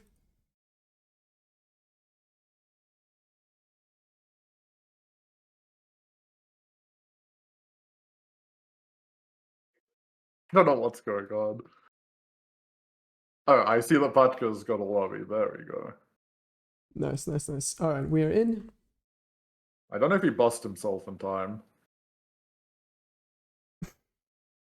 We just need to vote yes on the bus one.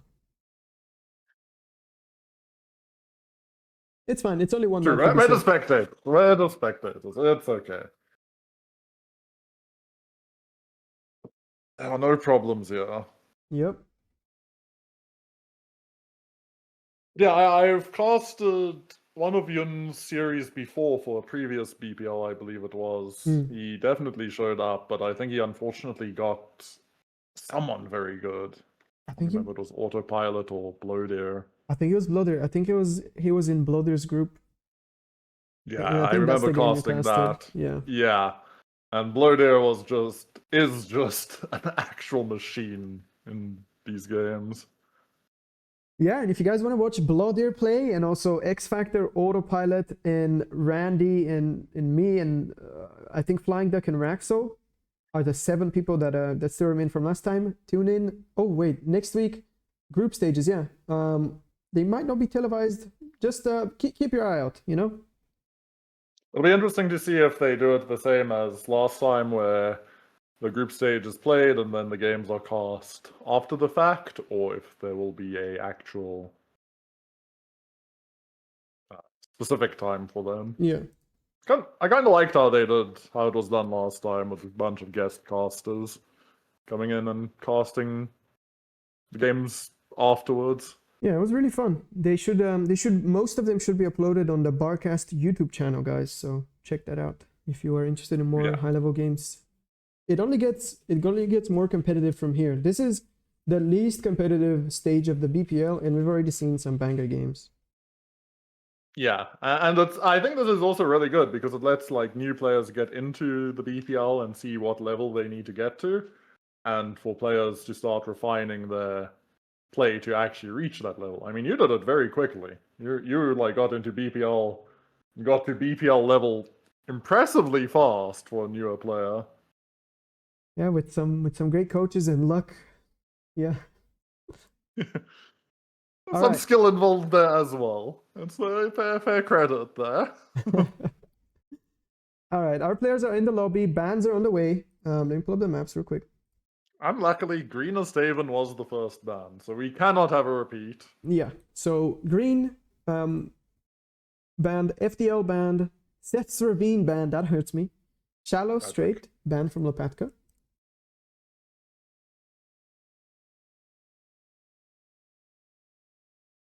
HBR Heartbreak Hill is the next ban. Then Delta Siege Dry. We might see a gas bag. Oh, fingers crossed for that.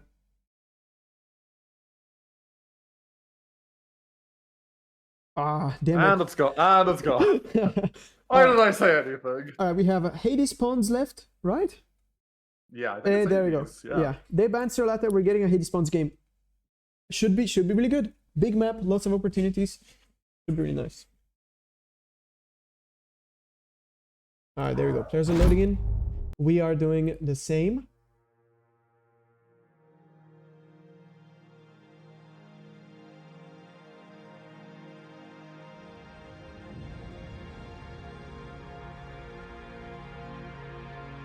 Welcome, Commander.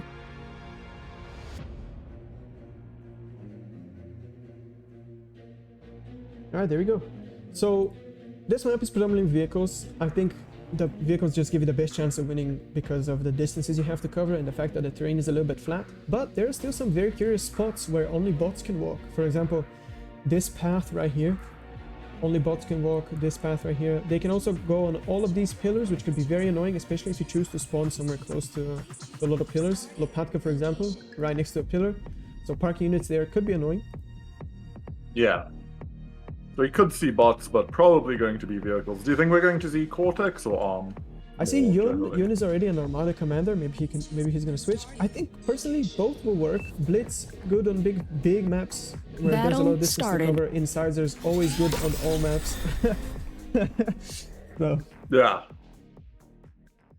yeah. So we do see actually Cortex versus Lopatka showing up as red player with the Cortex commander, and on the other side, Yun being the blue commander is Arm. So both matching their colors with their faction. Yeah. And we actually see Yun is opting for the bot lab, probably. Not locked in yet, but definitely looking like it.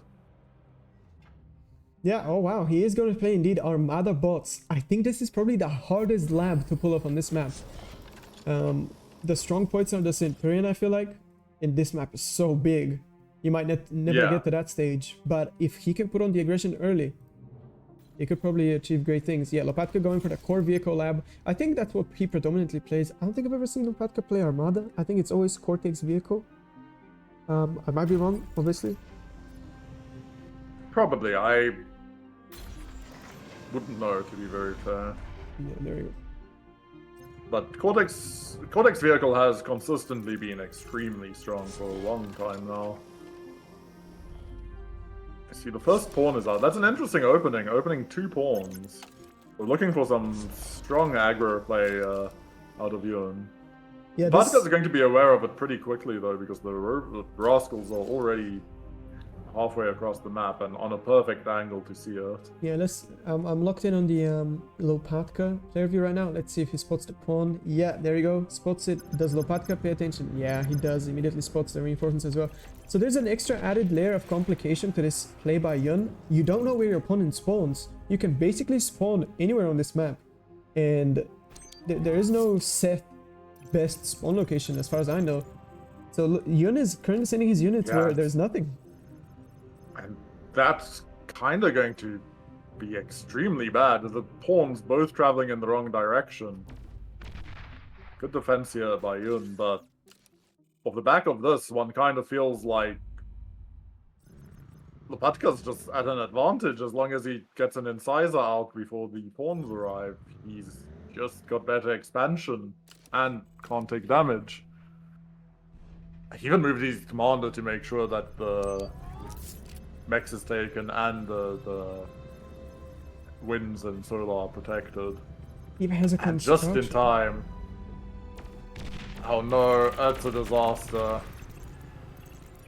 Yeah, the aggressive play not quite working out, but you can see Yun taking advantage of the terrain already. He's walking the pawn across the mountain, and he can choose to stay on top of the mountain indefinitely. And there is nothing Lopatka can do unless he chooses to get his comm involved. Yeah, so that pawn could definitely be a bit of a pawn in his side, but it'll be interesting to see if Yun can find a window of opportunity to expand. Well, actually, interestingly enough, behind this, Yun has opted for 4 cons and is just expanding in every direction, and 5 cons now is definitely a lot. But he has to find the timing, because I'm pretty sure that Lopatka is going to be able to look for a big incisor counterattack. We already see con towers going down. Yeah. And the con expanding, so honestly, it's an interesting play, and I think if Yun can avoid taking damage in the next 2 minutes, I'd say, he's going to be very happy with his game state. I think in a few minutes, in 2 or 3 minutes, there's going to be a big incisor ball that's going to be very, very hard to stop. And what happens in that attack is what's going to decide the game. That is my opinion. Just Yeah. It doesn't matter how much you expand with arm bots. Incisor will always have more army value. In you know 50-50 games. So Pretty fortunate for Yun there, actually. Lopatka was moving across the map with Rascals, and both Rascals end up running into his pawns. And we just see pawns kind of streaming everywhere, and the core vehicle's very strong, but at the moment it does kind of feel like Lopatka's just kind of struggling to keep up with what Yun is doing. Not any real damage has been taken though, but it feels like Yun just has... he's comfortable at the moment. yeah, I think Lopatka is being a little bit too timid with the expansion. I think it's probably safe enough to add another con, but we'll see. We'll see if this will Going for an incisor here. We'll take one down. Oh, Pretty nice trade. And the pawn, if the pawn gets away and hides in the corner, that will be pretty rough. that's exactly where Oh, he goes. Yeah. Yeah. It's like, what's the most annoying pawn? A one that isn't dead behind me. Yeah. Oh yeah, the army value is starting to tell a story now. 89% in favor of red, and it's only going to keep climbing. Yeah, that is a lot of incisors out. So Yun is going to have to now make a decision on his approach to this game. But unfortunately for Lopatka to the north, he reclaims the one, but there's 2 more pawns on the way, and they are going to take down this con if he micros it at all. Oh, that's actually pretty devastating. And the mexes go down as well. Oh my goodness. And the pawns are going to survive. Yeah, that is one of 2 expanding cons for Lopatka goes down. So that would have consequences in a few minutes. But right now... And the worst part is, the other expanding con is his commander. He's now sending another one forward. yeah. So do you think that at this stage Yun is going to transition over to vehicles, or... No, because he just dropped down a second double. bot lab. Yeah. Well, that is some commitment right there. What is the play there? Is that just... I mean, I say that, but look at the pressure. If you even look at Lopatka's base, right now there's pawns running all over the place. And that's a lot more mexes going down. That's a lot of annoyance, and Lopatka's gonna need to either stabilize or kill Yun on this counter thrust, but that army value is... Insane. Obviously, expansion way in favor of Yun. He's basically double metal per second, but 300% army value difference is huge. All of the annoying pawns running in the background are gone. There are no more distractions for Lopatka. Now he's pressing the go button, and these incisors are so adept at killing pawns that Yun will have to sweat very hard to survive this attack and not take heavy damage. Oh, okay, you cancelled the second bot lab wed vehicle. Okay, Alright, I feel that a is little bit better. better Yeah. about this. Yeah, that is better. He's opting for blitzes. Do you think blitz is the best option here, or would you go medium tank into incisor? No, I think you have to go blitz. You simply can't cover enough distance with medium tank. The incisor will just run around and kill your expansions. Yes, and Yun has some issues here because there's this harassing force that he can't get to grips with, and in the south there's another group. But, Lopatka commits in, is being pushed up the hill towards LLTs. This could be very bad, but he's trading well so far. Oh, but these incisors are gonna go down, and there's basically no damage done. 3 incisors, 2 incisors are left, very low HP. This blitz can take out both of them actually. Oh, really close. Yeah. No damage done, and that's 1.4k metal on the ground. Lopatka needed to make this work, but as I say that, he might actually make it work with his south engagement. Yeah, the south is uncontested. He is through here, but the base is right there. It kind of... he's still getting more damage. Yeah, that's a lot of metal extractors to go down. That's 6 or 7. Oh my god. I think the good news is that with the bot lab he can quickly repair it, but this incisor is still going, taking out more. Army value is 100% in favor of Lopatka at the moment, but maybe Yun can stabilize off this, get the resbots rolling. But these incisors are just trading so efficiently versus the pawns and blitz. Needed some centurions. Yeah, some well-positioned Centurions could have stopped this. I personally think this Blitz could have also done the job. You didn't exactly have radar coverage on the south side, so he just was completely surprised by these incisors. And they did so much work. And on the back of this, Lopatka has been booming. He's expanding. He's done a very good job retaking the expansion kill loss. He's expanding further. And now the metal per second statistics have flipped completely. But army value has now gone over to Yun, Yeah. who is printing units to defend this. But these incisors are being so annoying.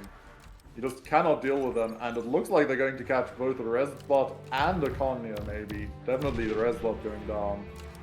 Oh my goodness. They're still running in the back. This is so annoying to deal with. I have to make another Resbot too.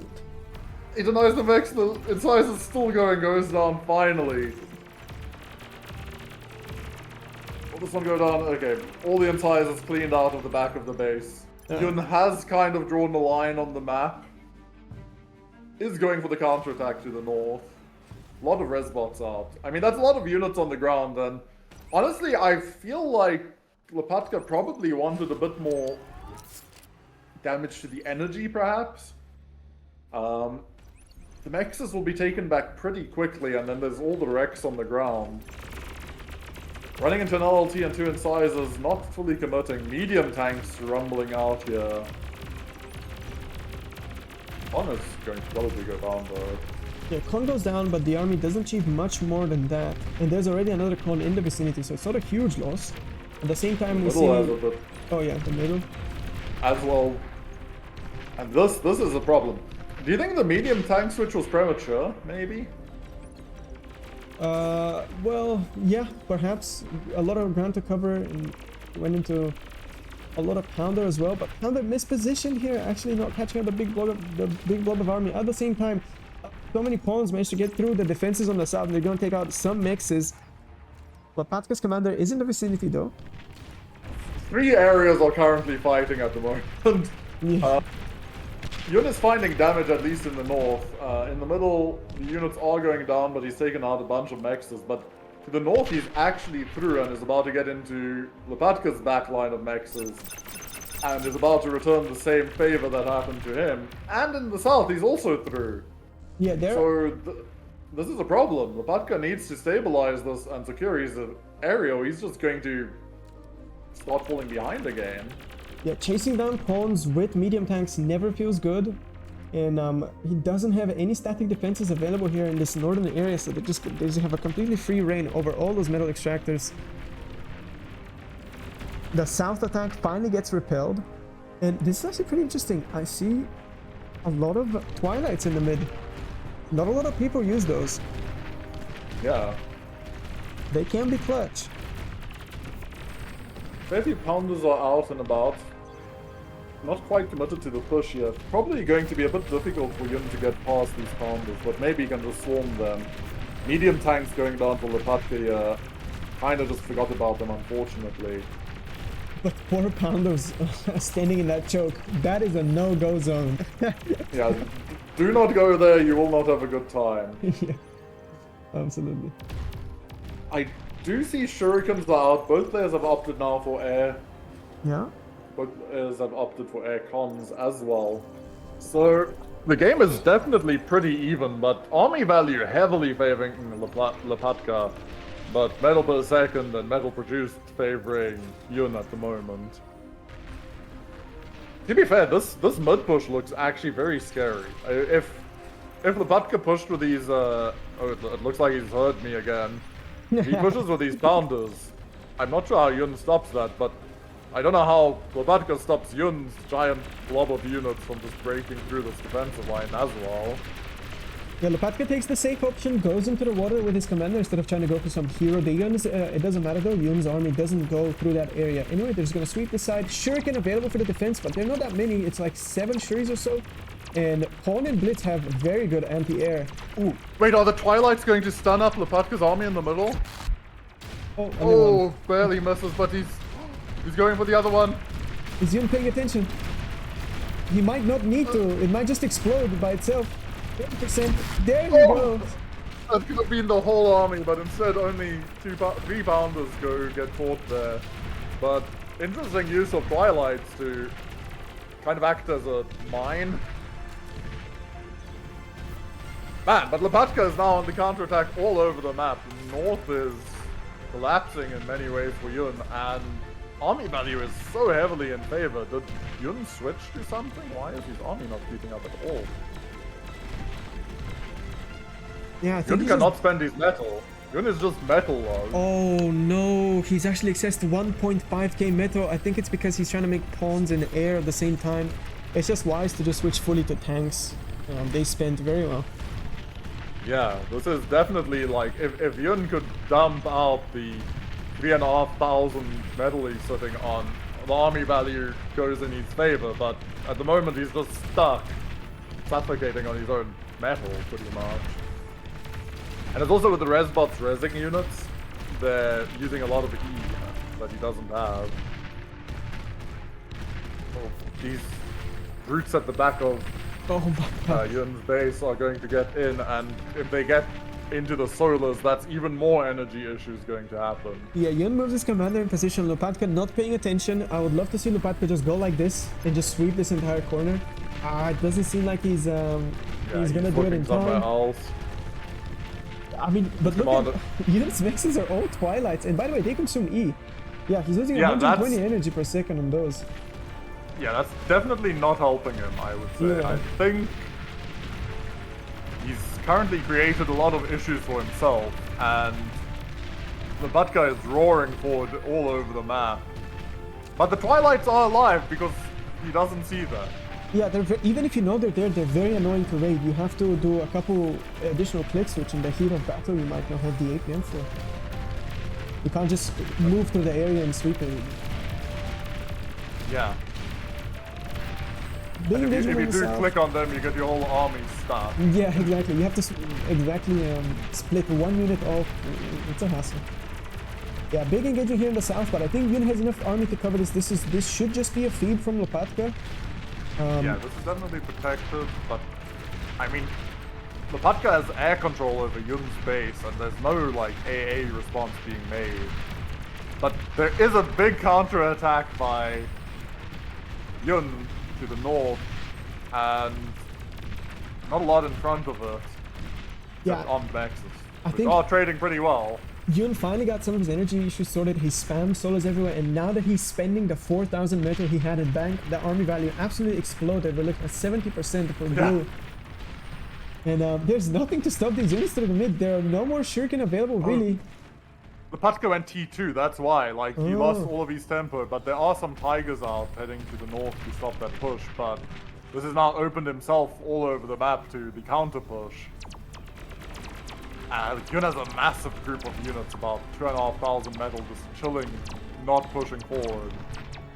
But so many maces! My lord, I have not seen this many maces before. Slow but effective at rushing down the LD areas. They're tanking, so they can tank them and take them out fairly quickly. Yun is still floating metal. Like, he's still struggling on his energy. I think maybe he's reclaiming around the map. Yeah, definitely. But his tanks are basically arriving in Lopatka's base, and there are 2 Tigers to defend. They're just a conga line of army. The army is just... There's one direction, and that's, at the moment, Lopatka's base. I think if Yun is not careful, he can lose all this army. Shuriken is available to the defense. Yun does not have air superiority yet. There's still more fighters for Lopatka. All these maces get Shuri down. The Tigers are going to clean them up fairly quickly.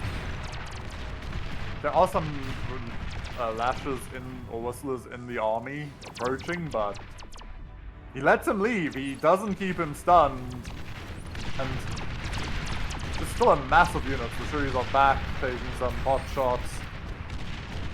But Lopatka, realizing that the real threat is not this push, it's the push to the south, sends everything down there, starts shurikening, but more lashes approaching as well.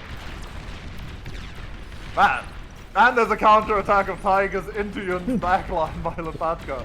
There's fighting everywhere. Yeah, that is absolutely insane. They just keep snowballing the army into each other, picking up the wrecks, being ahead in army value, and then sending it back. A big game of ping pong, but obviously being tier 2 first is a huge advantage in situations like these. Shuriken's trying to do good work here, but there are 2 lashes available that are slowly lowering the Shuri numbers. Tiger's catching up from the back though, should be absolutely no problem defending this. And that is a lot of metal on the ground, but Lopatka lost a severe amount of map control for that. And there's another attack heading back into Lopatka's base, but Lopatka is counter-attacking. Yeah, it's so many things to follow. Like, there's 2 tigers here, guys. Take a look at them because we're switching away again. Yeah. This fight, okay, I think Lopatka cleans this up. I think Lopatka is safe. The Shuris are too secure. We see banishes and we see a Tar coming out, so I think Lopatka's fine. And Lopatka's counter-attack is still rumbling forward. The bases cannot kill the Tigers. But the T2 con does go down, so that's going to delay a fair bit. And if he can maybe snipe out a few more mexes. Yeah, T2 Mexes a lot of HP. Did you actually know that Cortex T2 Mexes are way more tanky than the Armada ones? I could have guessed it, but no, I don't know the Yeah. specific numbers. Yeah, it's a huge The difference, general actually. rule of thumb is everything is tankier if it's Cortex. But these Tigers are still going. Yeah, Yun but- is on T2 himself now. Yeah, he's rushing out of fusion. He's rushing out BP at the moment. He's not making any units. He's confident that he can defend this with what he has. The Tigers actually linked up. It Yeah, means they those. full rotated to find the commander.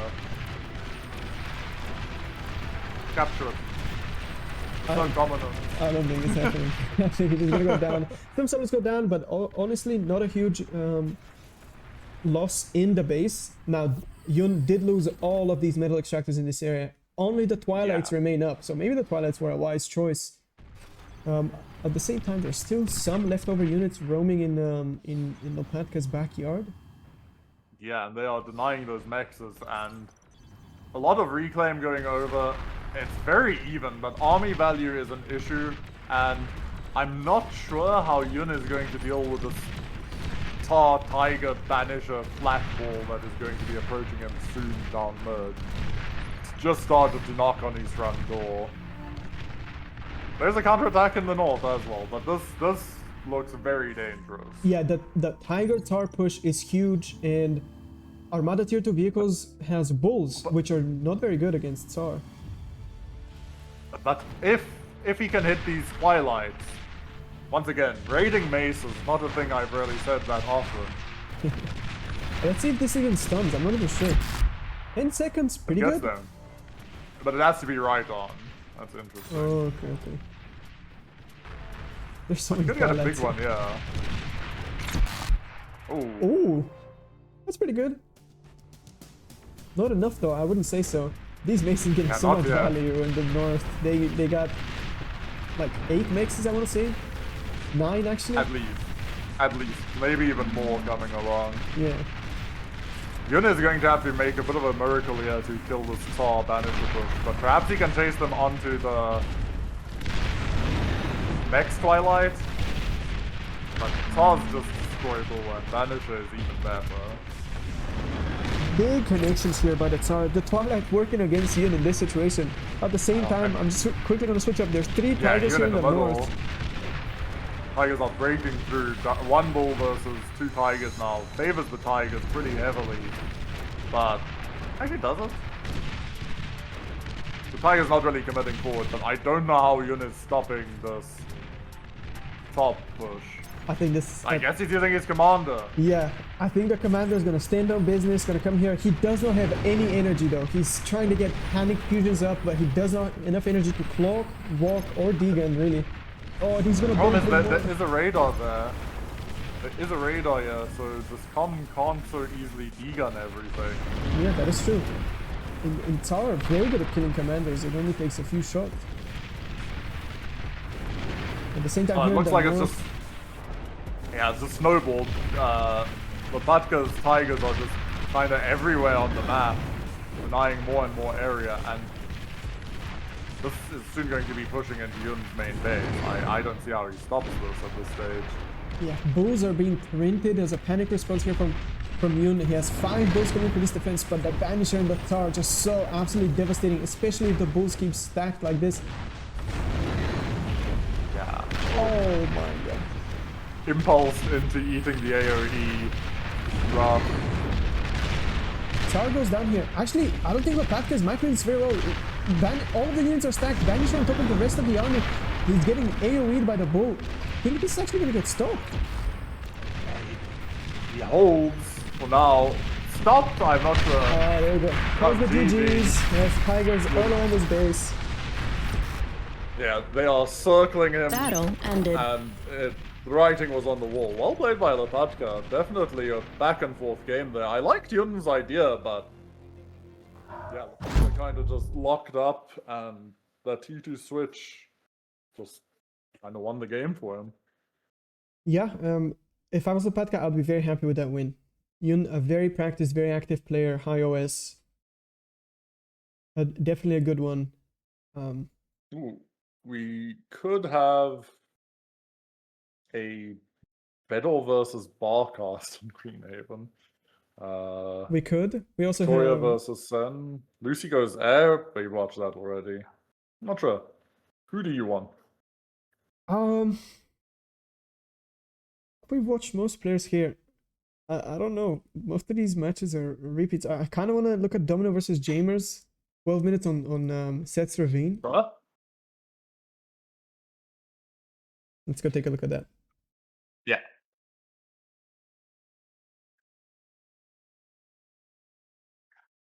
All right, catching up now.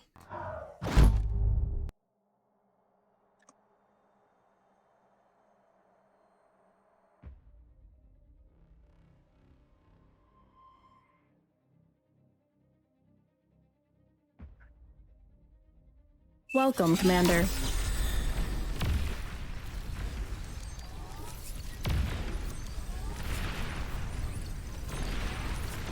All right, this game is 14 minutes in at this point. It looks like Jamers has a slight edge in the early game. I say slight edge, actually, the statistics look very much in his favor. He's 50%, 40% up on metal produced at minute 11. Has a lot more army. Things are looking good for him. Oh my goodness, Domino's, he's on the brink of death, actually. He's on his Yeah, I death's actually door. don't know how Domino's not dead, honestly. Okay, I'm just gonna say that this game is brutally expensive. Yeah, I mean, Domino goes the GG's, okay. This game to watch the game end, and yeah. Just showed up. Battle and it's over. ended. That was not playing around and just ending that game as fast as he can. There's just an insane thug ball, Yeah. thug stream approaching. All right. Do you want to take a look at Lord Vidor versus Barcast on Greenhaven? Yeah, let's do that. All right.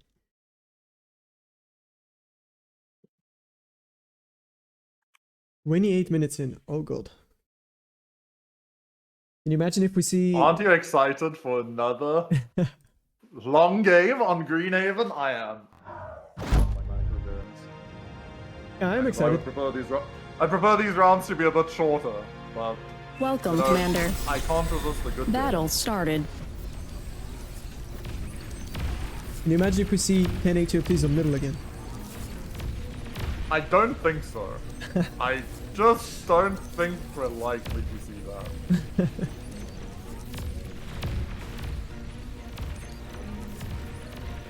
I could be wrong though, I will say. I have been wrong before, but it seems unlikely.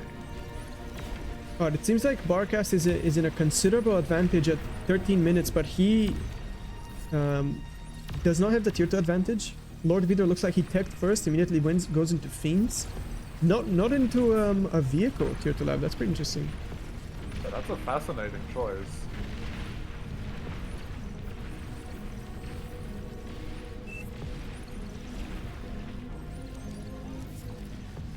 Feels Mid, like Barkos is just winning. a commando play. Oh my god. Takes out 2 tier 2 mixes with a commando drop. Man, where is the community patch when you need it? The Fiend's actually doing a really good job of just sneaking around the bulls and clearing up all the expansions. They are faster. By how This much? game's still going on. Um, Barkos. Fine, buddy. The numbers are brutal. yeah, the statistics look absolutely brutal.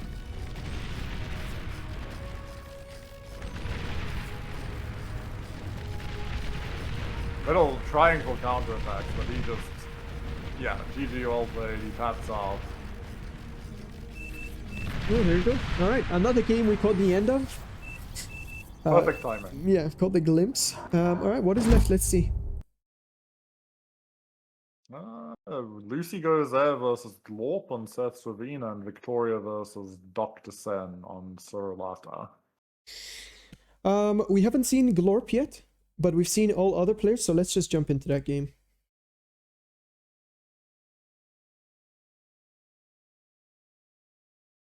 Okay, so previously Lucy took down Vedor on this map, so let's see what is happening here.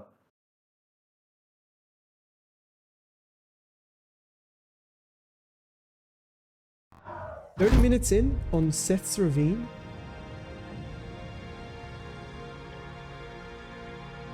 Welcome, Commander. Battle started.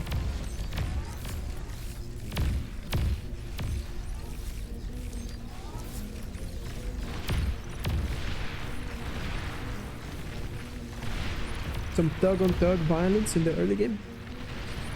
A bombing run from Lucy goes air on brand. Yeah, definitely seems to be the play. Not sure if it got much Definitely value. That's something, but wasn't game winning. But there are Shuris out at the moment. Lucy, Banisher out. yeah, Lucy also first in the tier 2 transition. Banisher out before Green Player's slam was even done.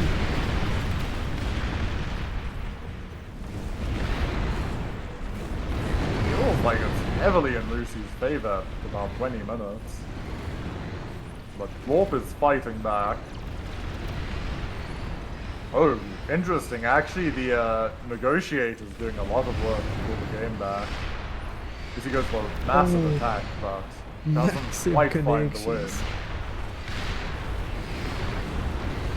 Oh, the game stabilizes. Okay.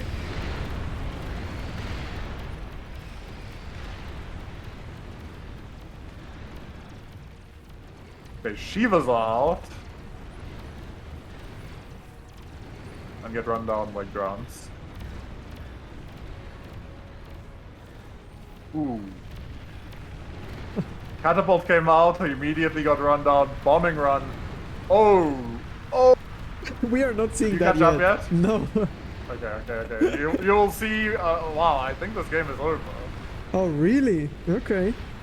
Wow.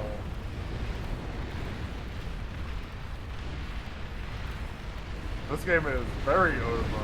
Oh my. Oh, the Apis. I see. Yeah, Aphis goes up. With it, I think any chance that Lucy was going to win this game has just evaporated with that Aphis. Yeah, now it's just all a question about defending these tier 3 units that are left. But there's a bulwark in mid, a persecutor. The commander is in position if any emergency D-guns are needed. The demon is the last hope if it can somehow get past this front line, but I think Lucy took a little bit too long and the banishers are in the area. I'm not sure how it plays out, demon versus banisher, but I imagine poorly. Also the demon got knocked off the map! Oh my goodness! How did that even happen? Banishers must have impulsed it. Oh my goodness! Oh, That is incredible! Jesus, we're back to the amphibious demon days. Oh, that is... Yeah, Lucy visibly confused. Yeah. Glorp now noticing as well. Well, things you don't see every day is T3 being knocked off the high ground into the low ground. Why demon hack is a good question. I think very appropriate as well. Yeah, I mean, Lucy just spamming units out. Is she trying to rebuild? It does not seem like it. Yeah. Yeah, and the only option is like mass resbot. But I think the game is, with that bombing run, the game kind of ended. The demon was the last hope of like running past and getting into eco, but realistically, I don't think it can catch up to. I mean, maybe it could have gotten past the banishes. I don't know how like 3 banishes do into a demon with tigers. I'd assume the banishes would win, but that was the last hope, and that demon falling off the edge is pretty accurate for the chances of this game. Yeah, it's it's poetic. Commander destroyed. Yeah, there goes Lucy's commander goes down. Glorp takes the victory, and Lucy goes there, dies Battle by ended. air. Yeah, the Aphis nuking the whole place, and then the second Aphis also going up, just ending the game. But first time I've seen a demon get knocked off a mountain. That definitely is up there. Yeah, and it looks like the last ongoing game that may not be ongoing by the time we get in there is Victoria versus Dr. Sen. I think a very good matchup. Yeah, it should be pretty even Yeah, fight on Sorolata. we saw last we watched Victoria. She was about to win a game against a 50 OS player, Chomo. Then she sadly got her commander sniped. Let's see if revenge is enacted on this game.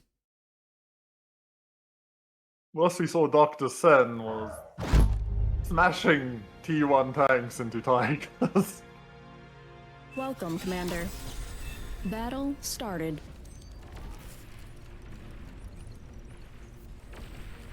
Well, it'll be interesting to see how this game plays out. Both players got to the middle of the map, and other than that, it seems pretty even.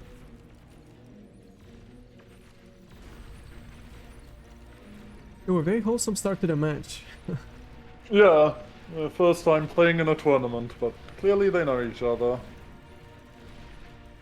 Looks like Victoria takes a pretty big map advantage, but... Ooh, bombing run. Deletes the air. Helltown coming in with the spoilers. We're always like 2 or 3 minutes behind you, so you're just Yeah, forecast. no, don't worry. Yeah, there's just some foreshadowing about the game. Cannot knock the demon Balrog down. True.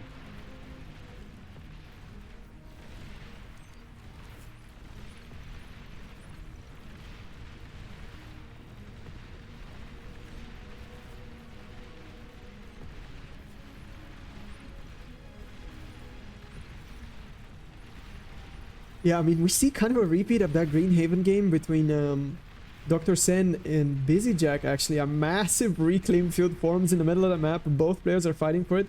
However, Victoria has build power quite close to the fight, so that's You usually... say that she should build some HLTs. I would say so, yes. They're actually very appropriate in this situation. Would you say that? I think so. Wow. She just dodged a snipe attempt. That got really close. Okay. This is the thing. What time? I've always got up. Okay, I'm nearly there as well. Gee, well, you're gonna catch up, buddy. Nice. Oh my god, we are the doomsayers, bro. We arrive right as the ends. I mean, Yeah, that's 3 in a row is pretty impressive, actually. all right, let's take a look. What does the next round have for us? It's gonna be the round 5. It should be the last round with best of 1 matches, unless Barcast changes his mind again. Which could happen. Yeah, which could happen. Just make everything best of 1, you know? Nice and simple. I don't know. I think it would be really hype to see some best of 3s, especially against some Titans. But let's quickly check up with the standings. A lot of players got their first loss this round. The only people with perfect records right now, we have Jamers, Akumar, Cool Cat, Kuchi, and then Domino, Fiddler, C3BO, Galg, and Lopatka have a loss. And then there's also a bunch of people down here that have the same record, but I guess they're lacking in these extra stats here that I could not quite explain to you guys. Round 5 is up. Wow. All right, That is nice. fast. Ooh, Akumar versus Kuchi. Domino versus Lopatka. Fiddler versus Chomo. Gulg versus Highgain. Man, there are some really good matchups here. I think we have to start with Akamar versus Kochi though. Yeah, that does sound like a must watch. Yeah. All right, let's take a look if they have a lobby already.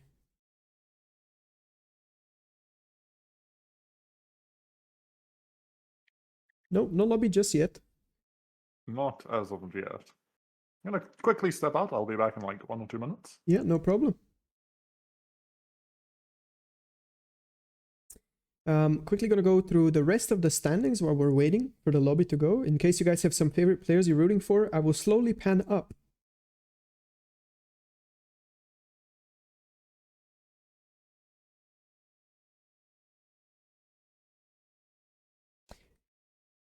In case you guys just tuned in and you don't know exactly what this tournament is, this is the Bar Pro League Qualifiers, which means 9 people, the 9 best players from this list of 30-something, 40-something players, will proceed to the next stage of the Bar Pro League, the round of 16. It's quite ruthless, actually. There's so many people signed up and only 9 will make it through. So these games are very, very important. There are 3 more rounds to go. Next round is a best of 1, and after that, they're best of 3s. So really, really hype. We still have a lot of games to watch today. Yeah.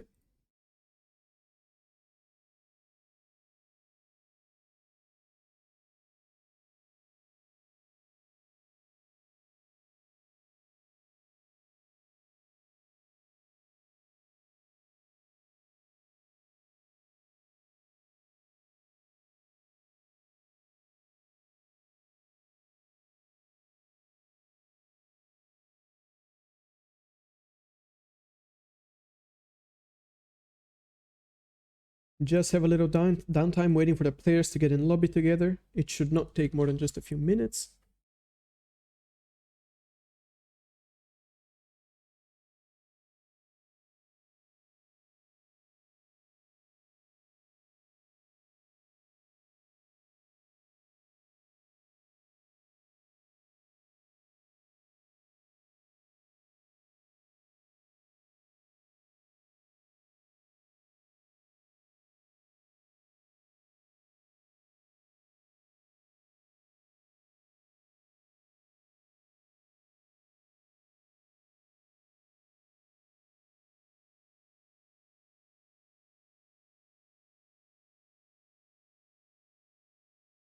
While we're waiting, guys, why don't you let me know what was your favorite game of the tournament so far? I think for me, Barcast versus Domino and Greenhaven was the best, but Teriyaki Kilo versus Highgain was a close second. What about you?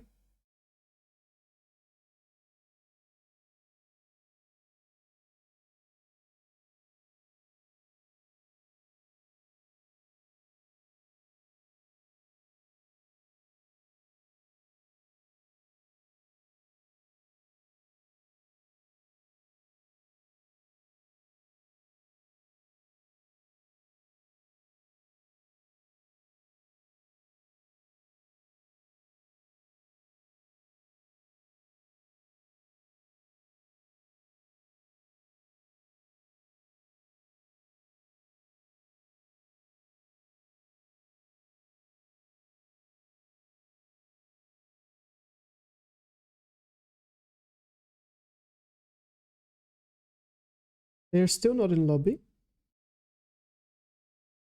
I'm certain it's happening soon.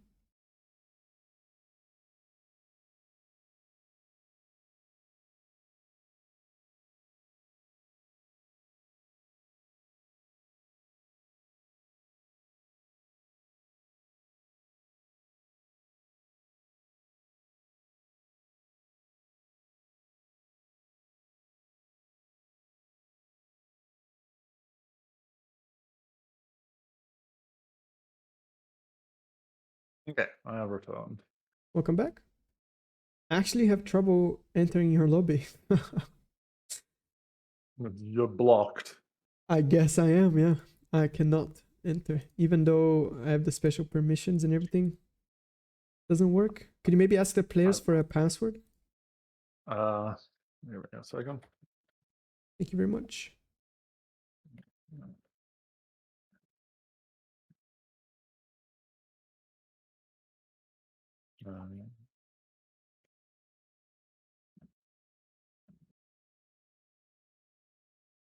I know why you can't join. Why? Have you had Akuma had encounters before? Wait, sorry, what? Have you spoken to Akuma before? Yeah, I have. Did that pass work for you? No, actually, I just click join and it does not work. So I got that. I'll try to get this resolved. All right, thank you very much. We're still waiting on Kuchi to enter the lobby anyway, so we're not missing out on any action.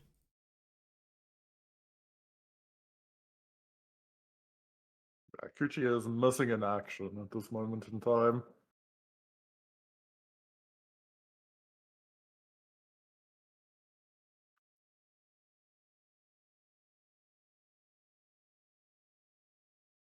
Ah, that might also work.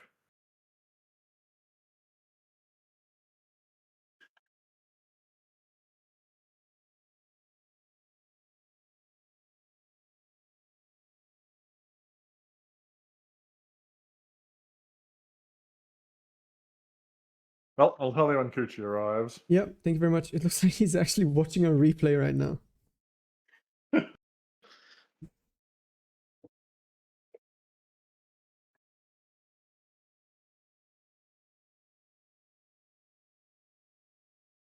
By the way, guys, just to fill the silence in, later on, there should be an announcement coming from PTAC. He has something special to announce.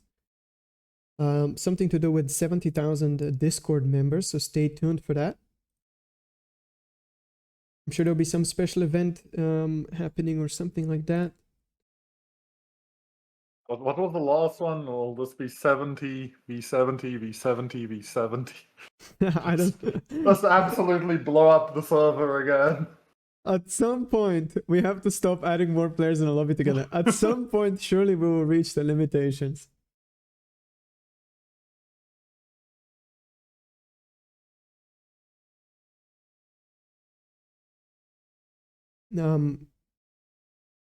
Could you speak real quick? Yeah. Okay. Is that all good? Can be Kuchi pulling a bit of a disappearing act. Yeah, people are messaging me that they can't hear you, but you were just on a break. Oh my god, people need to stop stressing me out. I cannot. Me going AFK, where is he? He's disappeared again. I immediately start checking technical issues if anything is lagging. Oh my god.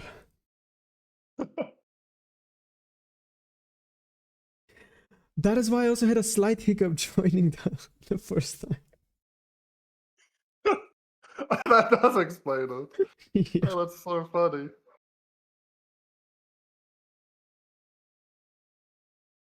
All right. Just a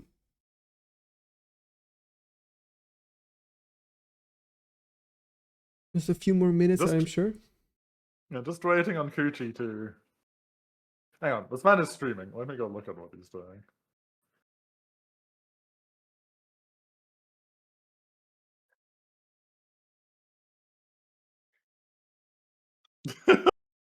He's looking.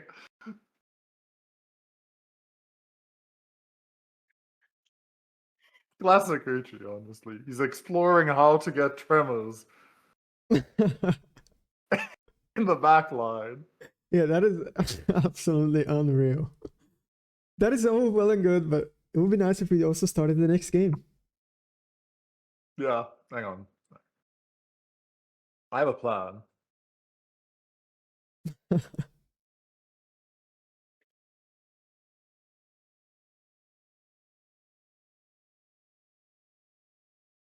Wait, I can't see his game. Oh, that's because it's probably... Okay, no, I can't. My plan failed immediately. Why is he testing tremor? I have no idea, but if he does not join the lobby in 30 seconds, I think we're better off look for a different match.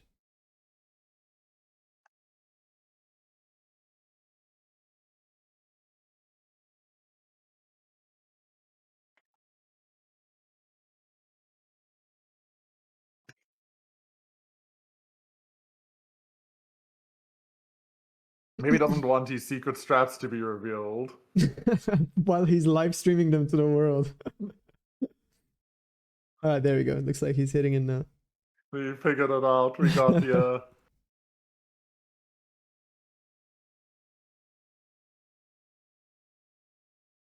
Does he have total weapon?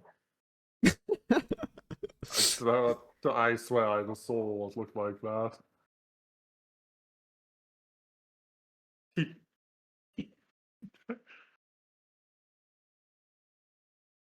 Okay, he's in. So maybe you can get in this time. Yes. There we go.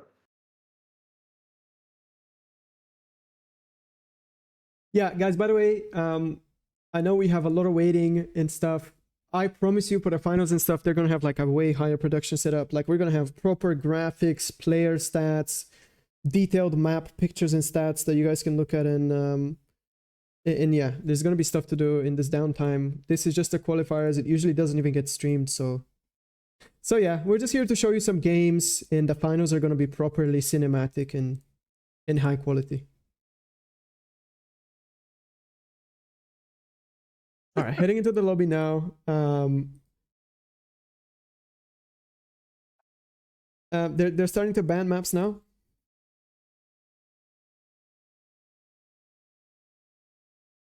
Okay, Kuchi versus Akuma. Who do you actually think takes the series? Oh, it depends what side of the bed these players. Well, I guess it's the best of one, actually. Let me just put it that way. It fully depends in what mood both of these players are. I know Kuchi really likes to do very experimental and very creative things, so it depends how closely he wants to stick to the meta. And Akumar, I also think he's a very creative and off-meta player. He likes to stick to his own stuff. Yeah. So it is actually, I think it's impossible to predict, but I think Kuchi has a slight edge. He's just way more experienced. Yeah, just the experience gap. So we've got Hades as a ban, we have Ravine, we have Crazy. What is Crazy? No, he's just saying no, crazy. My brain just completely. Like looking at the map list, like, wait, what? Yeah, I think Kuchi did not like the Ravine ban because he just practiced tremor positions in there. Yeah. Heartbreak ban, Greenhaven ban. Oh, not Greenhaven. Shallow. Ooh, is this gonna be a gas bag? I would be so pumped for gas bag. No, he bans it as we say. We need to shut up. Me just getting gas bag banned by asking constantly. FDL? Oh my god, is Akumar about to play FDO for the third time? Dude, you just saying do it. Akumar's like, what's the other map? Okay, it's between FDL and DSD, the 3-letter maps. I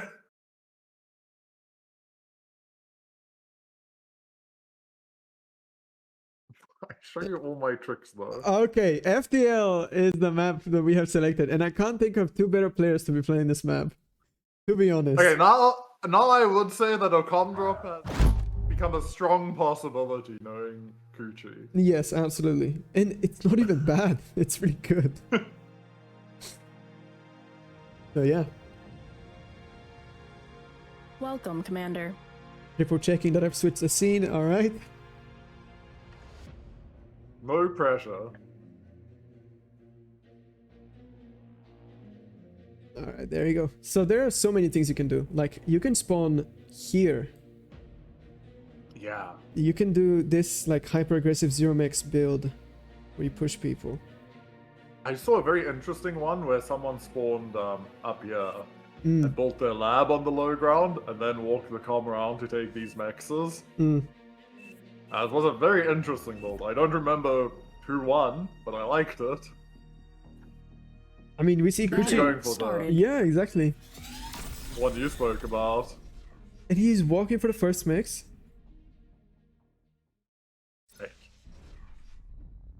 Akumar is doing his standard low ground start. Wait, Kuchi walking? Wow, okay, I feel like Kuchi's lied to me about his game theory. Just gonna open the chat real quick. You guys can see this lovely conversation. All right, and there we go. Kuchi's gonna go for a lab on the high ground. The reverse idea? Yeah, he's reversing exactly what you said. I mean, if you asked me to predict that, I literally would never have predicted that. But then, if you think about it, it is Kuchi, so of course it's going to be something wild. Yeah, exactly. Now, pros of doing this, you can expand this way with your constructors and this way with your commander. Cons, becomes really hard to control this area. So we'll see if Kuchi gets punished for what he's doing. Taking a look at Akumar, he's doing a Cortex bot 2-mix start. It just looks very, very standard. He's opening 4 cons actually though. Wow, is this a mind game by Akumar? Could well be. I mean, if you can get a big lead off that, it would be nice. I do imagine, though, that Kuchi is in a... Ooh, Kuchi messing up a little bit there. Yeah, struggling to boost a lab. It'll be interesting to see how he paths. I feel like this lab... Maybe you eat this lab after you get your... No, you have to get units, though, right? He has 100 thugs on the queue. I don't think he's planning to remake this lab on the low ground. Wild. That is actually just insanity to me.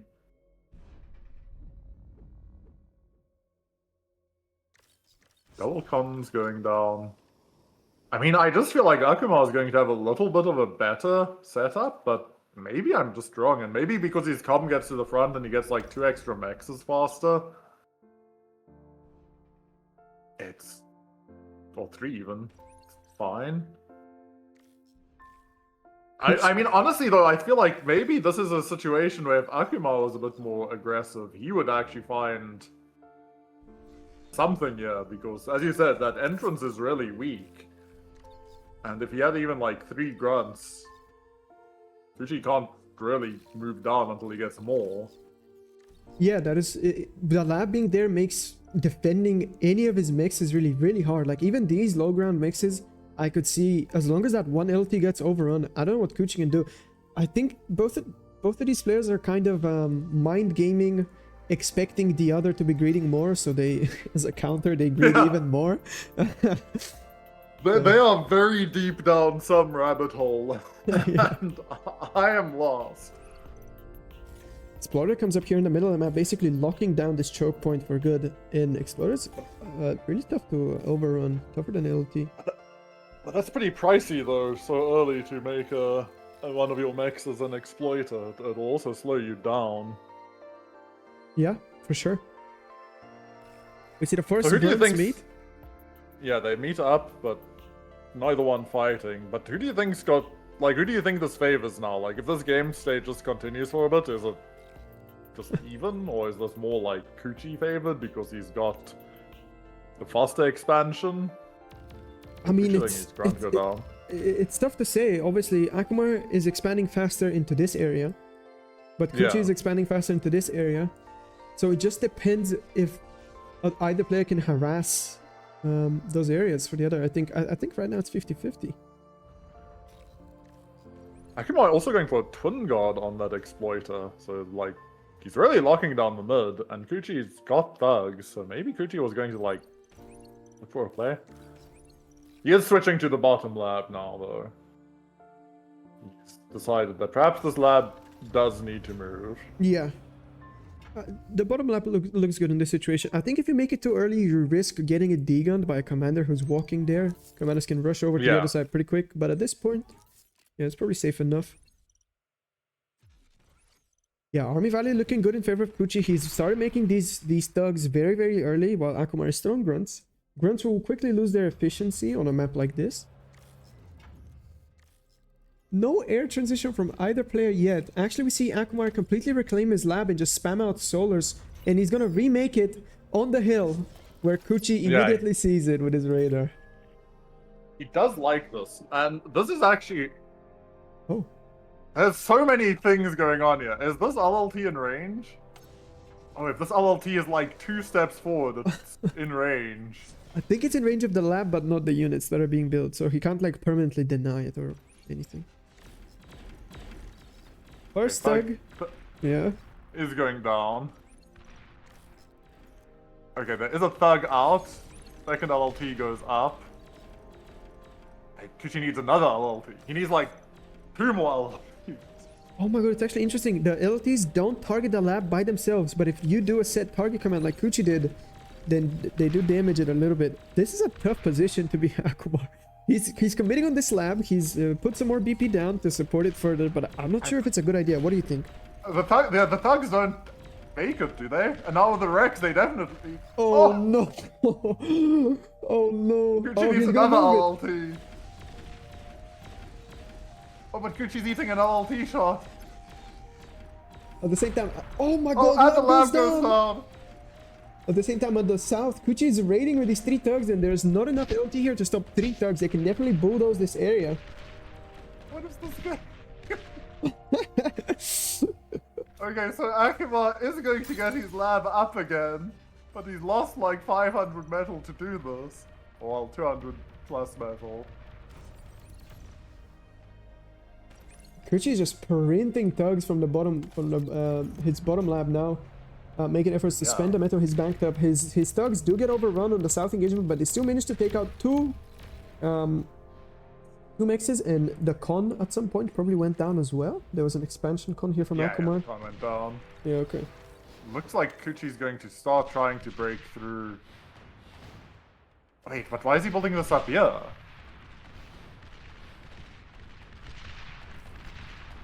What is going on in this game, Slick? What's happening? Talk to me. I think what I'm Akuma is trying to lost. do, he's trying to position thugs like this and control a large area with a range boost. I have no idea why Kuchi is making an additional lab on the most edge of the map. I think he's just boosting his build power and reinforcement points. I think he's just gonna try to break the map open. It's gonna be funny to see if the thugs from the high ground work defending this.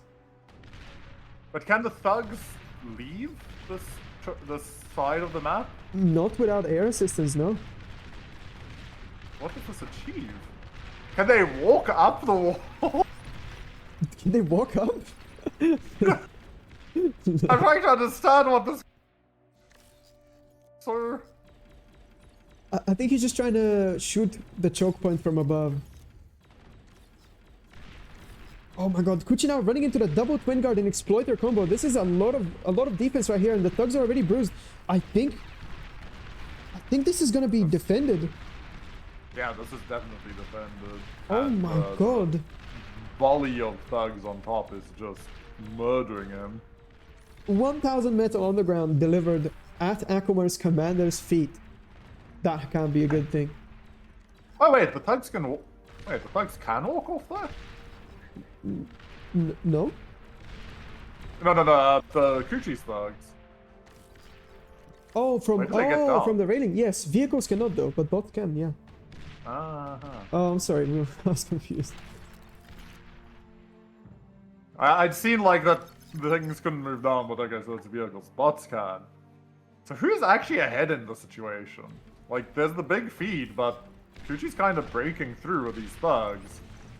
They're going to get into Akuma's main base, and there's nothing to stop them. Oh my god, an LT gets queued up now, but it's just 25 seconds until it goes up. All of these solos are gonna go down, and on the back of this, Kuchi has expanded to the entire rest of the map, basically controls it very comfortably, and all Akuma has is these thugs on the upper area, and he's now making a gauntlet that I'm pretty sure will fire at high trajectory. But Kuchi's commander's kinda cut off. Like, if Akuma can make a plan to get to Kuchi's commander, Kuchi could be in trouble here. But Kuchi is air switched now as well, so I think Akuma is kinda running out of time. Yeah, I think so as well. It's looking very dire for Akuma. He's gonna lose. Oh my god, the LT did go up, so the thugs cannot snipe all of the solos. And will he be able to deny the other LLT? If he focuses it down, I it's think he close. will. He's not paying attention. I think it dies still, yeah. It does. Wow. And now the bombing run's hitting the solos. I think we could be seeing a GG here, because this feels like unrecoverable. Kuchi just destabilized them so much. It goes on Which the... is bombing the commander. Oh my goodness. Honestly, this probably works. There's no AA. And he can just keep killing the AA. It just naturally goes down by being close to the commander. The thug shows up. Man, 1,000 metal thugs down the middle doesn't matter.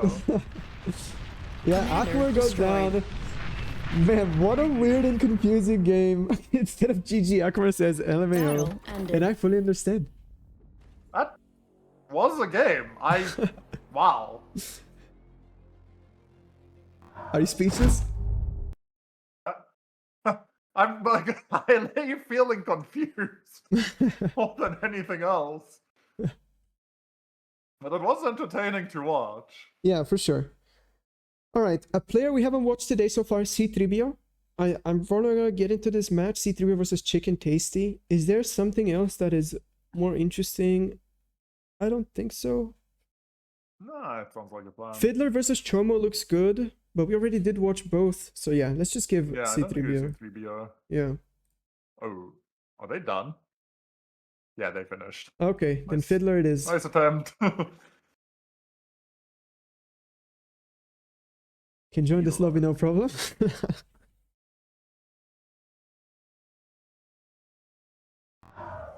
Many minutes on Hades Pond.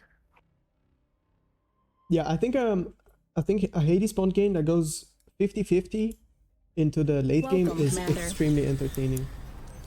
Yeah. Games tend to end on a tactical decision, so yeah, it just it's fun seeing a player outsmart another one with a bombing run or clever use of EMPs, stuff like that. How about turtles? Are there turtles on the map? One hopes. Okay.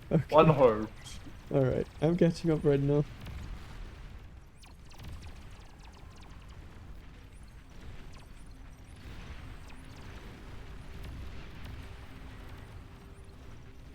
Oh, it does seem like a 50-50 game until the last 4 minutes. It seems like both players. Oh my god. Yeah, it seems like Fiddler was able to get into the main base of Chomo with all the tanks, but I feel like the damage he did doesn't really outweigh the amount of wrecks he left behind. Big Deegan's coming out now from Fiddler's commander. It's just tanks versus tanks. The pressure though on Chomo at the moment. They've caught up. Have you? I'm about a minute back. Okay, nice. Numbers do look very Fiddler favored though. But Chomo is definitely finding pressure around the map, but I think overall this is favoring Fiddler pretty heavily. Like 1,000 energy up. But man, he's struggling to keep the lid on this medium tank situation. Chomo is just printing and sending back. Yes, return to sender with the resurrected brutes and a lot of freshly made stout. Fresh off the printers. Yeah, honestly, it looks like Fiddler just needs to drop more production. But he's spending so well. I can't even say that, but man, there are just lines of tanks smashing into each other. Fiddler's comm is expeditiously leaving Yeah. the northern side of the map. Yeah, absolutely massive engagements, but this is so much metal on the ground for, I don't Yeah, think, these- justifiable damage. Yeah, these pounders are actually gonna resist saying what I want to say. Damaging these medium tanks a lot.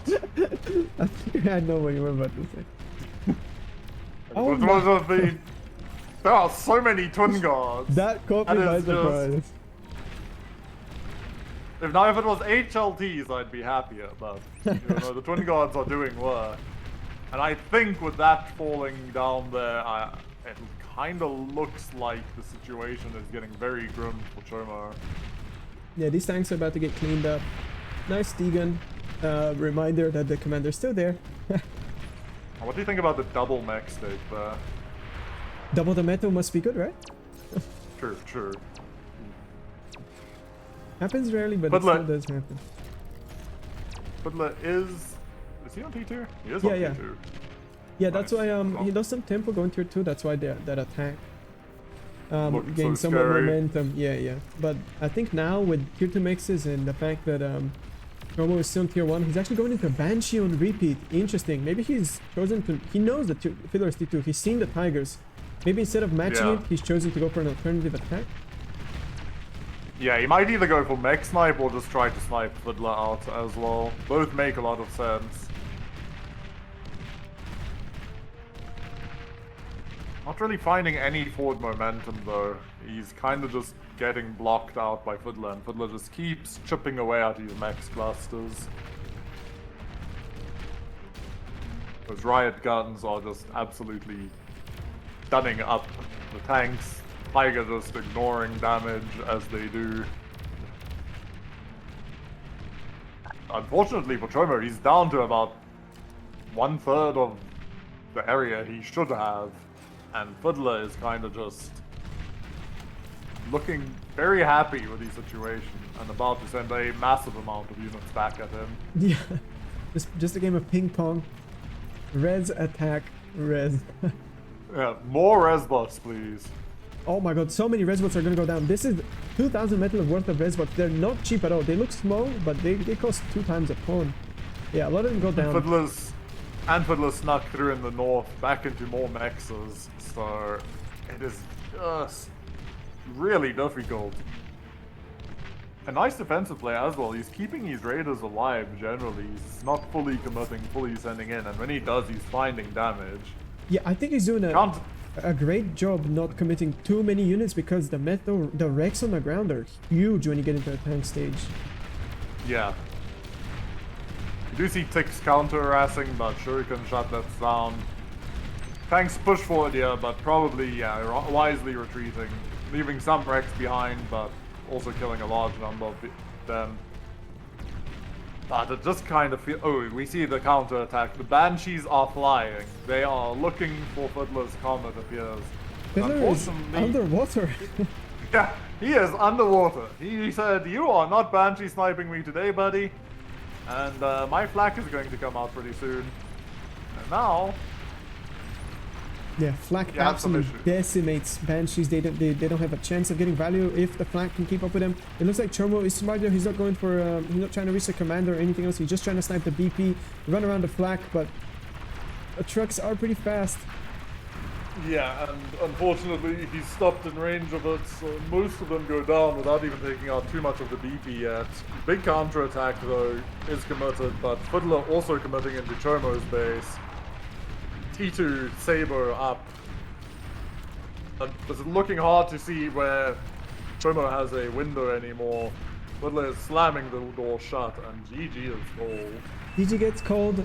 Holy GG, well played, this Fiddler. I think he's very happy with this win. Battle ended. And I think his record is 4-1. He's doing very well for someone who doesn't have that Yeah. many 1v1 games. I mean, Fiddler is a very, very strong rotator player. Yeah. And he plays at curse times, so he really knows how to go through the trenches.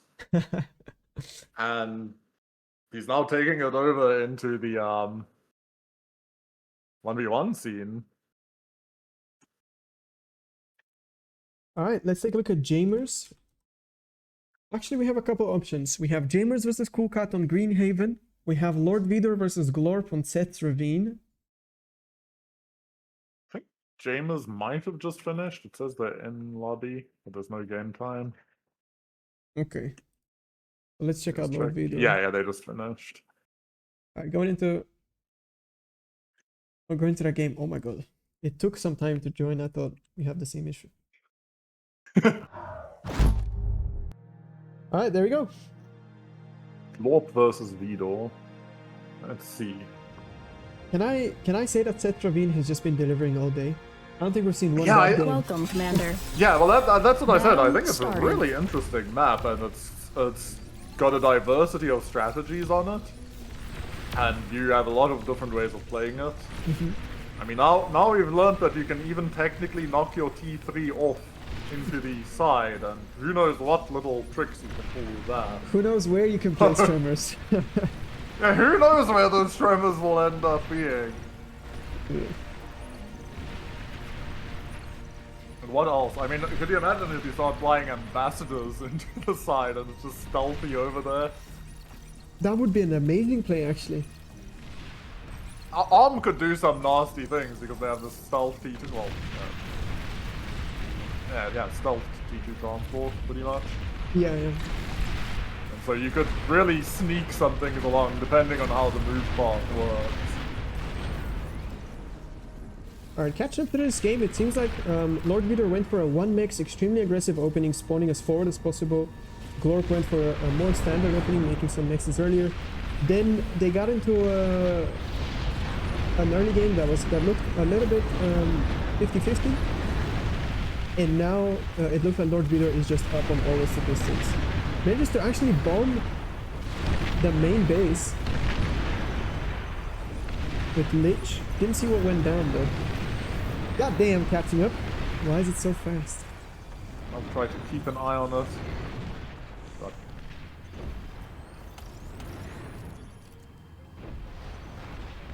I didn't even see the Lich yet. Oh, okay, I've got a fusion and a T2 lab. Nice, okay, that's pretty good damage. Yeah, I mean, looking at the statistics now that things have calmed down, it looks like they're sort of equal metal per second. Hard to tell, they keep reclaiming stuff. How dare they? Yeah. But Unbelievable. But the energy and the metal produced definitely tell a way more consistent story. Basically double energy production for Vidor. 30k metal produced ahead. Now he slams down. The tier 3 lab did some EMP launches as well. I'm sure they'll get great value. One looks at this though and wonders if Glorp realizes the North. This fusion is so far on the front line for Vidor. It would blow up and probably also help kill 2 of these pitbulls. But as soon as this T3 lab's done and that first EMP missile is loaded, I don't think there's any pressure. But we do see a Tremor out, and Tremors are always a good time. Yeah, Tremor, very good unit to make on a map like this, in a situation like this. But what surprises me more, Thor is the first unit made from the... Oh, cancels the Okay, no, he decides S tier is the way. I think he's realized that currently his front door is being ripped open in the south. His banishers are smashing the defensive line. And if he's a bit too disrespectful, bad things could happen. Are Marauders a solution to this situation though? They kind of have a reputation of I often don't being really disappointing. think so. I wouldn't want to build Marauders into Banisher Tar. I think you need to go Vanguard, like 1 Vanguard, 2 Vanguards into Razorback. Then you can just shoot the Banishers and have no issue. But, I mean, that's a lot of ticks. EMP was a launch, depends on where this hits. Oh, I think this is only gonna... Oh, he just turns around in time to get another connection. Cool. Banisher gets And stunned. that's S tier units right there, baby. You thought Banishers were good, Marauders are better. Yeah, Marauders sweep in. Manage to pick off the Banishers. And there are a lot of Marauders available right now. 8 Marauders, 8,000 metal Marauders on the map. A Bulwark is about to finish though, and I think the Marauders will be pretty bad at dealing with that. Depends if they can interrupt it though. It's not going to go up in time, there's not enough BP on it. 10 seconds on the Oh, but ETA. he's eating so much damage from the Tsar. Oh my goodness. Boom. Oh, it goes down barely. Yeah, that is pretty devastating. Oh, is chipping them pretty hard. But it does look like the Marauders are going to get through. The S tier unit once again striking back in the tournament. I say that as the Marauders like start getting gunned down. Yeah, they're very low HP and Twin Guards are coming up in the base. I think these Marauders are not going to do much. Yeah, I think that, well, I take it back. The S tier units took too much damage to the Tsar. But this one sneaks through. This is actually going to be a bit of a pain. If this takes the BP out. Oh my god, he's kind of getting blocked by the blueprint. Okay, takes the BP out. Yeah, at the same time, more are coming through. Okay, I don't think the Marauders are a path anymore though. But I think as the fusions get chipped away, as more stuff dies, this game is just getting more and more difficult for Lord. And he has no way to kill this Marauder still, and that's another fusion and his conversion going down, so his economy is more than halved at the end of this. That's a problem. The EMP missiles shooting out en masse, stunning most of what's remaining of this front line, stunning 2 Scorpions, a Rattlesnake, a bunch of Twin Guards, and a Tremor. The Tsars are the only line of defense that work at the moment. Do they have enough splash damage to defeat the Marauders? I mean, it's looking close, but there's just so many Marauders pushing through. I mean, the Marauders will go down, but more and more ground is being lost, and economically, it's getting rough. Also, I think there's a Marauder. Oh, look, there's a Marauder that fell off the map. How does this keep happening? I think that one got knocked by a Tsar shot, probably.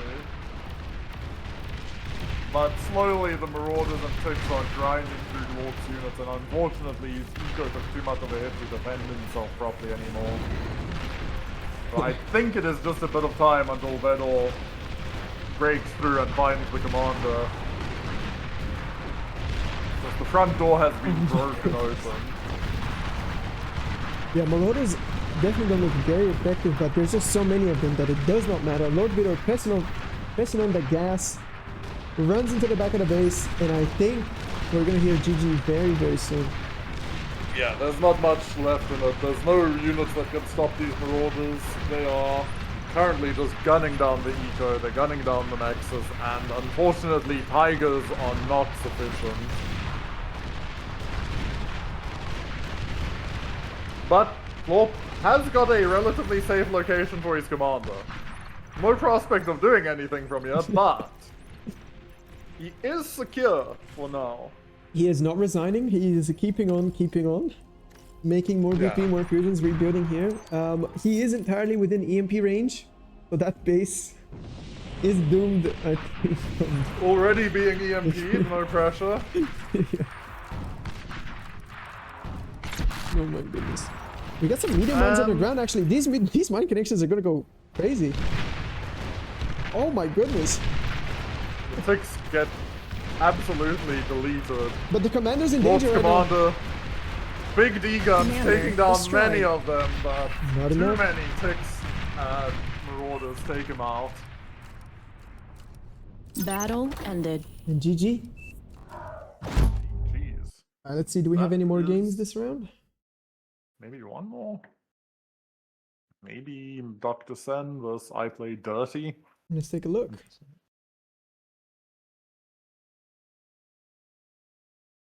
Yeah. 31 minutes in on Hades Ponds.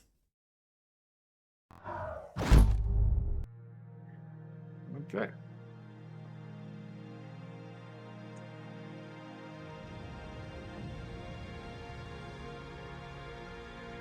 Welcome, Commander. Battle started.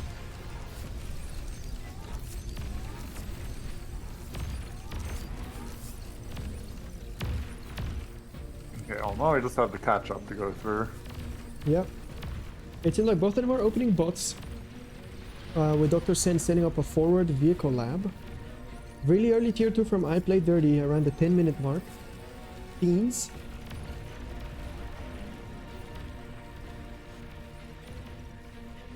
Oh, a lot of expansion going down for I Play Dirty, but Dr. Sen's expansion has been entirely denied anyway, so... Pretty even, though, generally, this game, but looks like it favored Dr. Sen. Maybe T2 was the difference?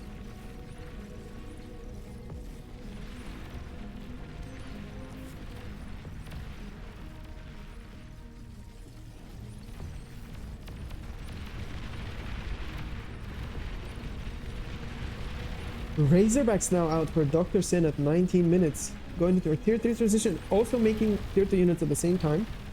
Manages to shrug off this base assault. A lot of reclaim on the ground, but he's lost a lot of metal extractors.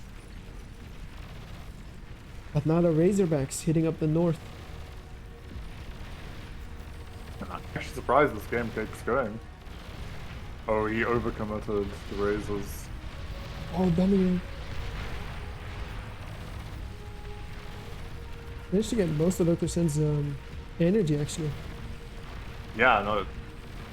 I know, now it's like, this kind of favors I play dirty, but lost so many mexes, and the Razors are keeping the army pinned back, though the Razors do go down eventually. Marauders now the new choice.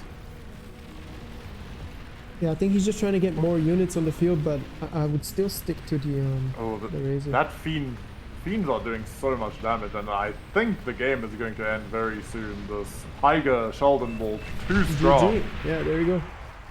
Esther units not quite pulling it out there. It looked like a really good back and forth the game. Yeah, went to tier 3. Very good. All right. And now we're moving on. That was a quick round. Yeah, now we move to the best of 3s. Oh my god, I am excited. All right, let's take a look at the leaderboard real quick. Zoom. All right, our leaders are Coochie and Cool Cat, both confidently taking the lead with a 5-0 record, not a single loss today. Then we have Domino. Have we seen Cool Cat, by the way? I don't think so, no. Yeah, there's someone not seen this man yet. Yeah, we know who to watch in the next game. Yeah, we definitely have to, especially if he's doing so well. Then we have Domino, Jamers, Galg, Fiddler, C3BO, Akomar, and Barcast with a 4-1 record, and then everybody else has taken on at least 2 losses. Yeah, okay. Yeah, just a reminder, only 9 of these will proceed to the next week, the group stages of the Bar Pro League. Oh yeah, pretty interesting. This is very far from what I predicted. Yeah, no, a lot of new names up here. Yeah. We have a Cool Cat, someone I don't know, although I think I've heard rumors that he's a very advanced 0K player. But there you go. Apparently that translated over to Bar. He's doing really well. Galg, I did not expect to do this well, but yeah, really glad to see him here. And the rest makes sense. Yeah. All right. Do we have any new maps, matches? All right, round 6 is in. We have Coochie versus Cool Cat. Domino versus C3BO. Jamers versus Akumar. Fiddler versus Gaug. Lopatka versus Vador. GLaDOS versus Busy Jack. Oh god, there are a lot of good games, but we all Cool Cat to watch, right? We have to start with him. Yeah, we need to see his game.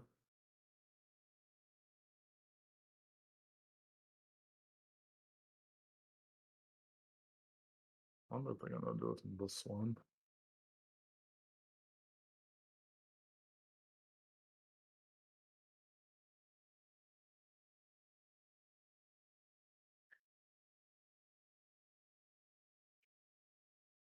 Yeah, maybe they have to make a new lobby.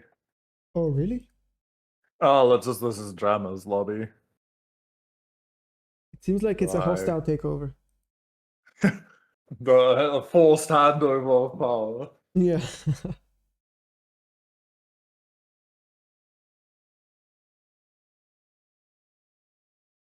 Cool Cat says, I'm not sure how I got here, and Coochie says, me neither. I should have lost the last 2.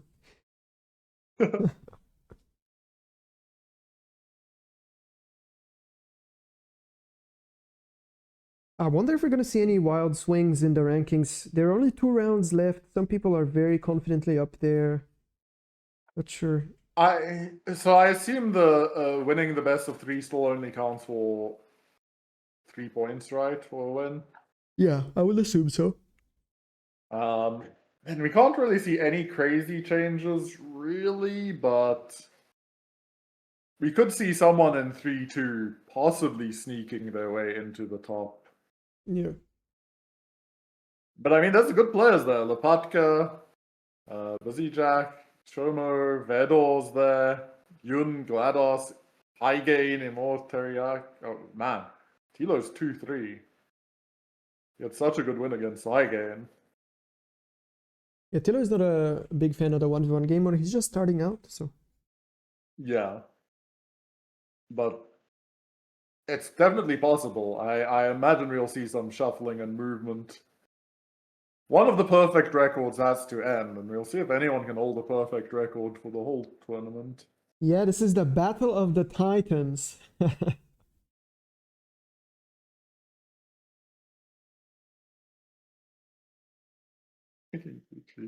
Oh man. These players. Good chat. Yeah, it's good banter in the chat, but we can't show the lobby because of reasons. Not, yeah. Showing the lobby is a bold choice. I don't think this lobby is even password protected.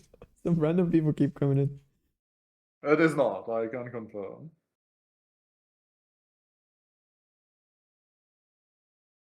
I doubt he's higher seed, isn't seed on OS?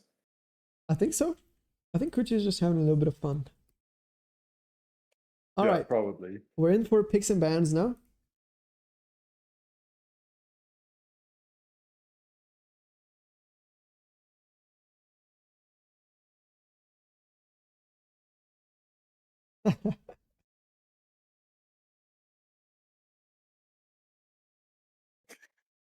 Oh, these people.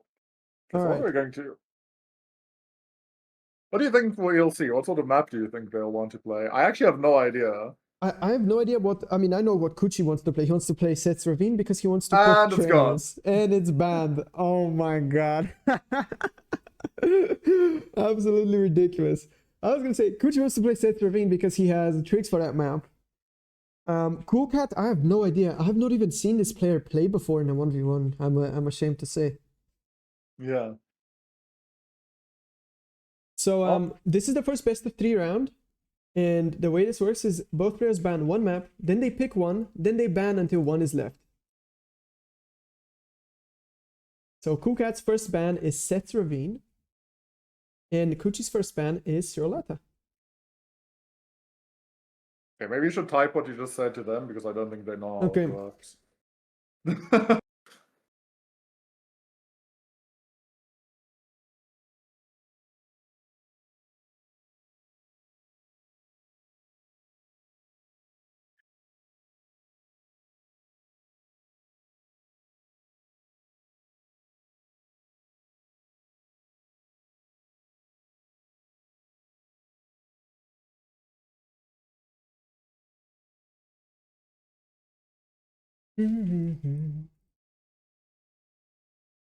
All right, they're doing a redo. Starting again, forget everything you heard. Their Kuchi first ban, Hades Pawns. And Seth is gone again. Not many picks. I actually have no idea what to expect. Maybe DSD is a pick? Ooh. Yeah, maybe. I mean, we did see Kuchi play versus Mako earlier, and his macro was looking pretty solid. He was making planes with and spending all of his metal. Yeah. But he looked good on that map. I wonder if we'll see that again. Yeah. All right, now it's time for the first pick. Let's see. FDL, interesting. I mean, he looked very good in that match against Akuma. Yeah, he did. That is true. But I still don't... I don't know if Kuchi won that game or if Akumar lost that game, if you know what I'm saying. I'm still not sold on the build he did, but like he did win convincingly, but I didn't like everything. It looked good, so maybe.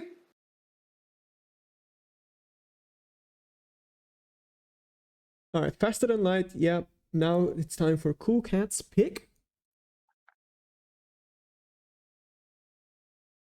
Oh, they're glazing each other. Oh, Kuchi's glazing at the moment. This map is final for game one. I imagine. What? I don't understand the question. I also know my brain is like, that final shouldn't be there. I think so, yeah. Maybe. Probably. Okay, Kuchi confirming.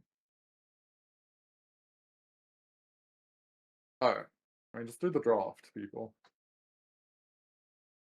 Yeah.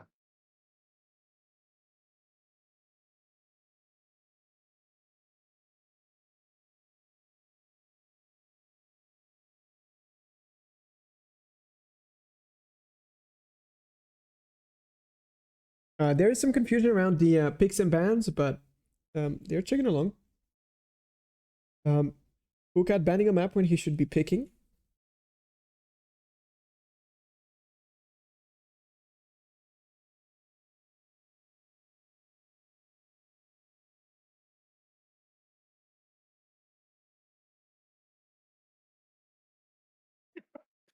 Yes. Just some small teething pains, yeah. We will get through this, though. Nakuchi should just... Oh my goodness. Shallow Straits and FTL are our first 2 games of this best of 3. Okay, we haven't seen a shallow yet, so that's interesting. Yeah. And then, oh, God. You know what? I'm gonna leave here. I'm gonna grab coffee quickly so that I'm ready for the series, Yeah, no problem. and we will continue from there.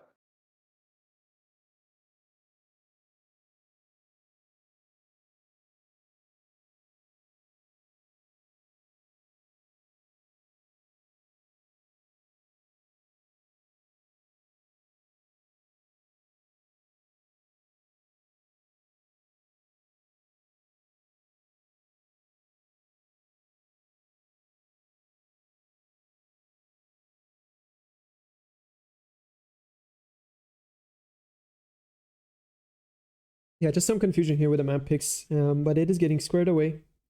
But yeah, first game FTL, second game Shallow Straits. Both of the wildcard maps where you can kind of do whatever you want. And yeah, all right, next ban from Kuchi, Cirolata.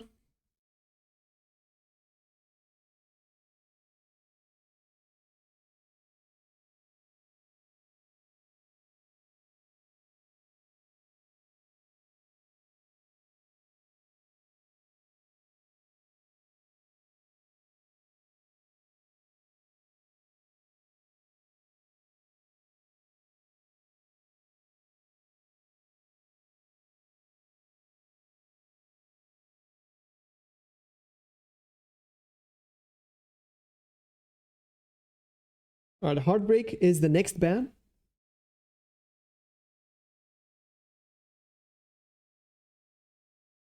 Then Green Haven.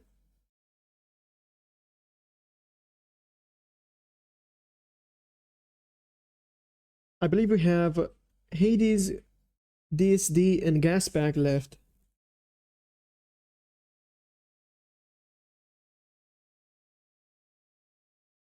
All right, DSD, Delta Siege Dry is the next ban.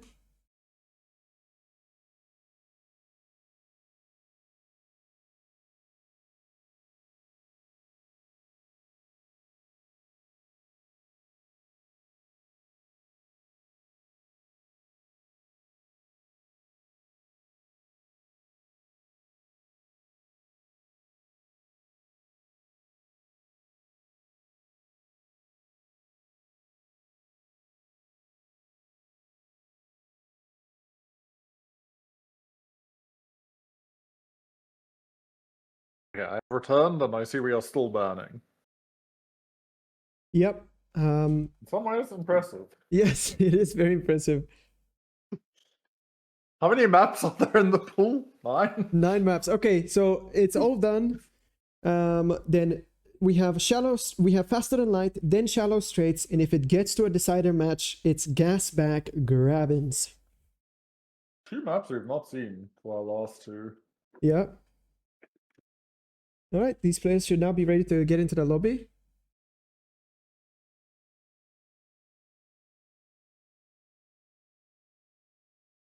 Chop, chop. All right, there we go. The first game is underway.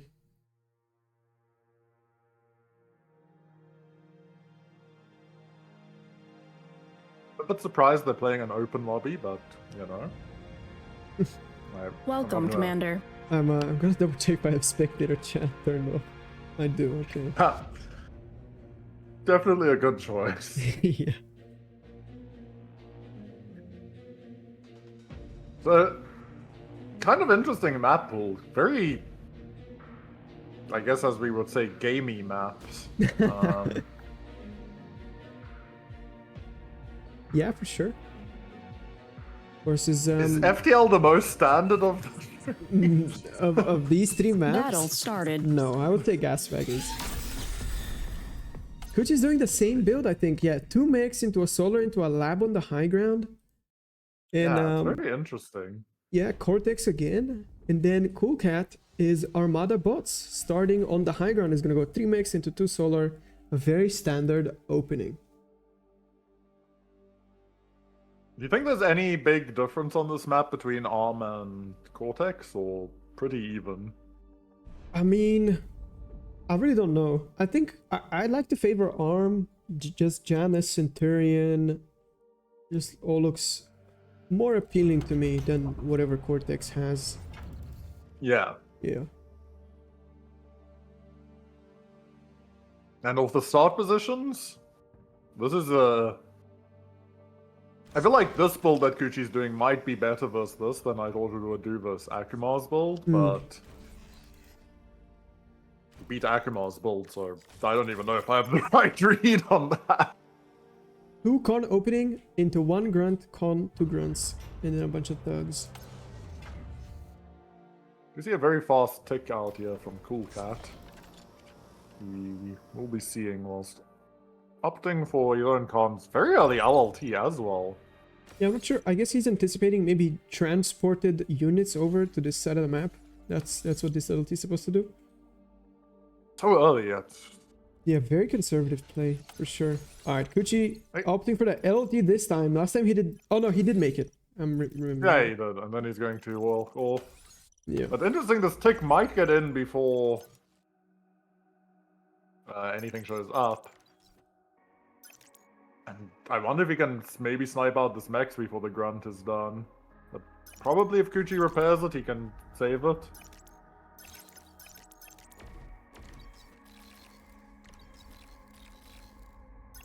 Yeah, this... Very interesting. This thing can run around forever. Yeah, it's gonna be a pain, and Kuchi's actually stalled his commander, not finished pathing his commander up, but he did stop. But now his metal stalled, so... Huh.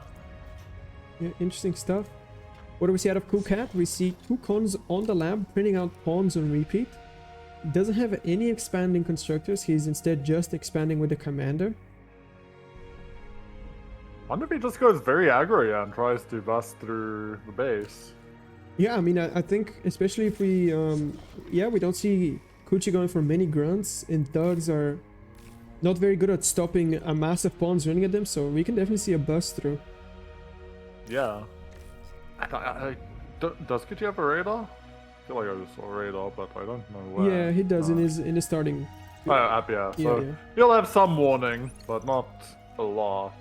Yeah, that's right. Oh my god. Impressive take. Very nice. Yeah, very good control there to not take a shot. Kuchi is going to have a good expand. Healthier metal income for now. It does an interesting expansion with the cons, splitting them up after linking. Then going from there. Very interesting, yeah. A lot of pawns, though, coming for Cool Cat. He is definitely going to be looking to break somewhere. So it depends on if Kuchi can scout these pawns or not. It's gonna be close. I think the way these grunts are pathed, they're definitely gonna run into some pawns, but they're not gonna discover the stash of pawn in the corner. Yeah. It's gonna be close, though. It's like, if he kites down upon seeing... Oh, wait. He might see it. Does Kuchi see this in time? Oh, he's looking at it, and now I think the alarm bells are currently ringing in Kuchi's head. Like, that's a lot of units. That is a lot of units approaching me. Yeah, I wonder what is the response. He immediately queues up an LT here on the choke. He has 2 thugs. I don't think 2 thugs will be able to stop this, but with the LT, maybe. Will the LLT be up in time, though? He's e-stalling currently. 20 seconds on the ETA, but it might be enough to scare Cool Cat off. Let's see if he commits here. No way. Cool Cat's going to commit. And he's got more units running in. Oh I think we might just see the bust immediately, and this is going to be some serious damage. LT goes down. 2 thugs go down. Yeah, thugs are not very good when they get surrounded like that by pawns. They just have so much DPS. Splits off 1 pawn to finish off the mexes, and he's gonna run the rest. I think he can just bust through this LT and take out these 3 mexes as well. Yeah, he's currently trying to put up another LLT. Will go up in time. He's still going to take a lot of damage here. This LT will Probably get will trade repaired though. everything. Oh, never mind. It does not get repaired. He builds the other LLT instead. But all these mexes A go lot down. of damage. This is only really equalizing the eco state at the moment. It's a lot of damage, but it's not lethal. So Kuchi's commander is currently in kind of a no man's land. Actually, Kuchi is committing his commander forward. That is brave. I feel like Kuchi's commander should not be here. But if he gets in and gets out... These pawns are doing so much damage. They're also entirely ravaging this expansion, and Kuchi is down. When these 2 mexes die, he's gonna be down to 3 mexes. Yeah, no, there's definitely a lot of issues. I think Kuchi needs to be running right now, though. Like, he needs to get out of here. He can't... Oh, no, he's not... I don't think he's read this as the situation. Maybe thinks that Cool Cat's more in than he was, but now Cool Cat's real army showing up. And Kuchi needs to get out of here. He cannot stick around. These Centurions will actually murder him. And I think he's in trouble here. I don't know if he can survive this. Yeah, we need to see some hero Degans here, but if Cool Cat is on top of the micro, he's not gonna let this happen. But one Centurion does go down. Another Cent coming there. Oh, but Kuchi with his own play. Does Kuchi go for this attempt? You'd have to commit his commander in as well, because these grunts will not beat the Centurion. He goes in with his commander now, but his grunts are in position. The Centurion DPSing down the... He's gonna die! 20%. He's dead! He's dead! He's 100% dead! Why Commander destroyed. Oh my goodness! Ladies and gentlemen, Cool Cat takes game number Battle 1, and we're ended. going to Shallow Straits. Wow, that was some... I think there's the misplay right at the end. I think if Kuchi just walked his commander away and then cleaned up the expansions, he was in such a good position, but he like disjoints his army, it doesn't degun the last Centurion and just goes down. Now we move on to Cool Cat's map.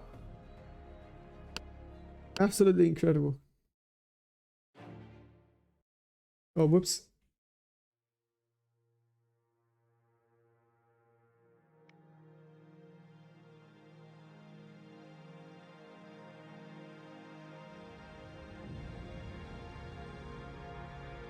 Welcome, Commander.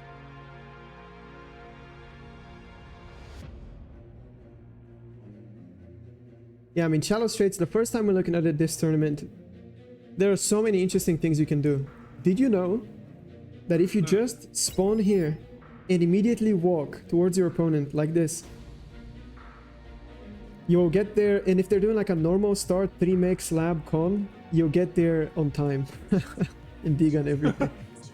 Yeah. That is pretty cheesy. Very cheesy, yeah. Alright, Cool Cat definitely likes his backward start though, right? This more Battle safe, started. more secure area. Well, Kuchi opts for the more forward option. Rooting for you, the mind games. Also, we have Cortex versus Armia. Kuchi was the blue Cortex commander versus the red Toolcat arm commander. Gucci going for a 2 mech start, going for the wind turbines now. On the other side we have Cool Cat, he's going for a regular 3 mechs into a solar. Let's see if he just goes for a pawn bust again. Can you imagine? That would be surprising. I feel like that must be worse on this map, but it worked pretty well. That last game's fascinating because I actually think Kuchi was in a better position if he just walked his commander back. Or committed both of his armies in at the same time, but he didn't and he died. Yeah, it was I think he just had his grunts out of position. He wanted to engage on the comp. Alright, yeah. Bot lab goes down for Cool Cat. 1 take into 2 cons. On the other side, Kuchi has the lab down before the third mix, as is in his fashion. And he's immediately going for 2 combs. Yeah, just making so many wins at the moment. He's going to have a lot of energy going soon. Pretty variable win map though, so I'm just worried if he's... I think he's blocked himself in. I do think so, but maybe this is intentional. Maybe his commander's not leaving. Maybe this is BP commander. Yeah, maybe, yeah. So this map is comb walking is so good, but he is definitely blocked in. He has to reclaim something to leave. That is a fact. Well, he's about to. Yeah, and he realized he's close. Well. Yeah, he started to eat. Okay. Reasonable, you know, yeah. Reasonable. Were you Madmen expecting have D-gun the lab before. Yeah, exactly. I was expecting a D-gun of a win. Like, maybe, but I don't think so, but maybe. Yeah. Alright, yeah, cool. Very quiet the pawns again. Here, yeah. Good ball. Interesting though, again, Kuchi opting for thugs. Like, just straight into thugs. Well, one thug, I shouldn't say thugs, and one is out. Not really doing a whole lot at the moment as Kuchi. Yeah, just quietly expanding and walking his commander middle. Grunt spots the pawn mass. Or at least I think he spotted at least 2 pawns. Yeah. Yeah, thugs... thugs are in the lab, on repeat. Just gonna make 2 cons before he starts mass printing thugs.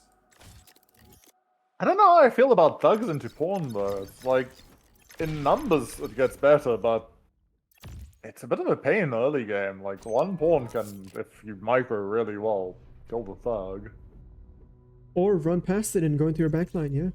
Yeah, there's like a lot of issues. You just have to juke the shot properly. Yeah, for sure. Very quiet. Neither player doing anything crazy. Coolcat moving out to take the northern nexus. Kuchi moving down to take the southern main island nexus. Does manage to kill the pawn though, which is definitely good for him.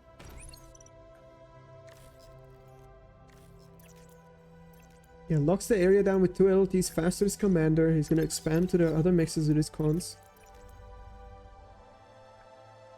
And yeah, this is now tough. This is now a tough spot to be a pawn. The path is closed. Yeah, no longer as valuable. We do see a mace switch coming out of Coolcat, but I wonder if Kuchi just runs fast enough here and sets up more LLTs on the ridge. Whether you could just kind of fully contain Coolcat. Even a torpedo launcher. A torpedo launcher would be very interesting, yeah. I feel like the shallow is very short though. Like, I'm not sure you'd get enough value from a torpedo launcher, but... yeah, we'll see how Kuchi goes. I mean, Kuchi's expansion looks so much better this game, but we do see a hover lab out of Coolcat. He is definitely on to something. That is interesting, yeah. Let's see what he goes for. I imagine it'll be skaters or seekers, right? Like, yeah, I mean, crocodiles. Oh, interesting. Well, I take it all back. He could also go for the rocket launcher, at least one. I imagine you could snipe a lot of metal extractors on the map. That's true, and it would also outbreak any LLT positions. Kuchi trying to lab switch forward, but I think this is a very interesting play, and man, crocodiles build faster than I thought. Yeah, they don't go what do you do here? I mean, we'll see how many he goes for. Crocodile's very sturdy. They don't really die to LLTs like Seekers do. Yeah. Kuchi reclaimed his home lab. Yeah, okay. And Kuchi doesn't realize that Coolcat is in this corner here. And there's no defenses or anything set up. And there's 3 crocodiles out, and I think we might just see Kuchi's backline get pillaged here. Yeah, we're gonna keep an eye on those. They're moving on the north. Kuchi is moving has moved his lab forward, is transitioning into Twin Guard. I don't think he has any idea this is coming though. The radar is up, he's definitely seeing something. And now he spots the crocodile. He immediately moves all army back. Alright, decides to not. Which is probably the wise thing Opting to for do. a naval lab, but these crocodiles are going to get in. I don't see how he stops this. If that frigate is never finishing in time. Or yeah. Yeah, I mean, I don't think the frigate can stop this. I think the lab could even maybe go down here, but they have an insane amount of HP. Oh, do you think Kuchi commits to try and kill the comm here? Oh, let's see. I think so. I mean, he brought his army back, and he does have access to subs if Cool Cat was to retreat back into the water. Oh my god, this LT is getting repaired so fast, and the crocodiles just don't have enough DPS. Taking down the Seekers just in time, but two crocodiles sneak through. There is an LLT at the back here. Maybe? I mean, he's going to lose a lot of mexes, but maybe Kuchi can hunt down Cool Cat's commander. I do think he would need a sub to do it properly. He's going instead for an oppressor. Which is definitely strong, don't get me wrong, but I'm not sure if there's enough crocodiles out there, whether you're going to be able to brute force your way in or not. Yeah, Cool Cat was about to go to the water, decides to instead set up this LT on the island, and I don't think that's a good idea. There are so many thugs in the area, I don't think you can fight them. I think he can only retreat, and he kind of decided not to. Yeah, as these thugs arrive, he's definitely going to get into a more and more tenuous position, and Kuchi is catching up. Ooh, LLT at the back being repaired versus this crocodile is going to barely get repaired out. Cool Cat is being shot at. Doesn't take a lot of damage, but now the commander's chasing him down. Yeah, frigate is gonna go down before... Oh, is he gonna go... Yeah, keeping the crocodile numbers high is really important because he's gonna need them later to kill the destroyer, so he does not lose his commander. It'll be interesting to see if Kuchi decides to switch, Oh, but Kuchi's taking a bit of damage on his own commander here. This game getting a bit crazy. Cool Cat currently running to the other side of the map.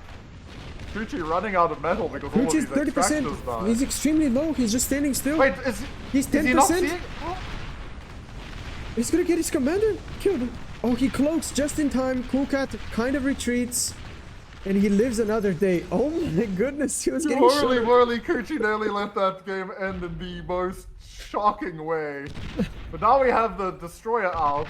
The destroyer is going to go hunt that commander down. But Kuchi needs to be careful because what if there's more crocodiles on the way to his commander. I think Kuchi might go down to the crocodiles coming in support. I mean, this destroyer is scary, but if Cool Cat knows to just stand still and cloak, it could take minutes for him to go down, which could be the time he needs to snipe Kuchi instead. Yeah, and Kuchi is moving to protect again.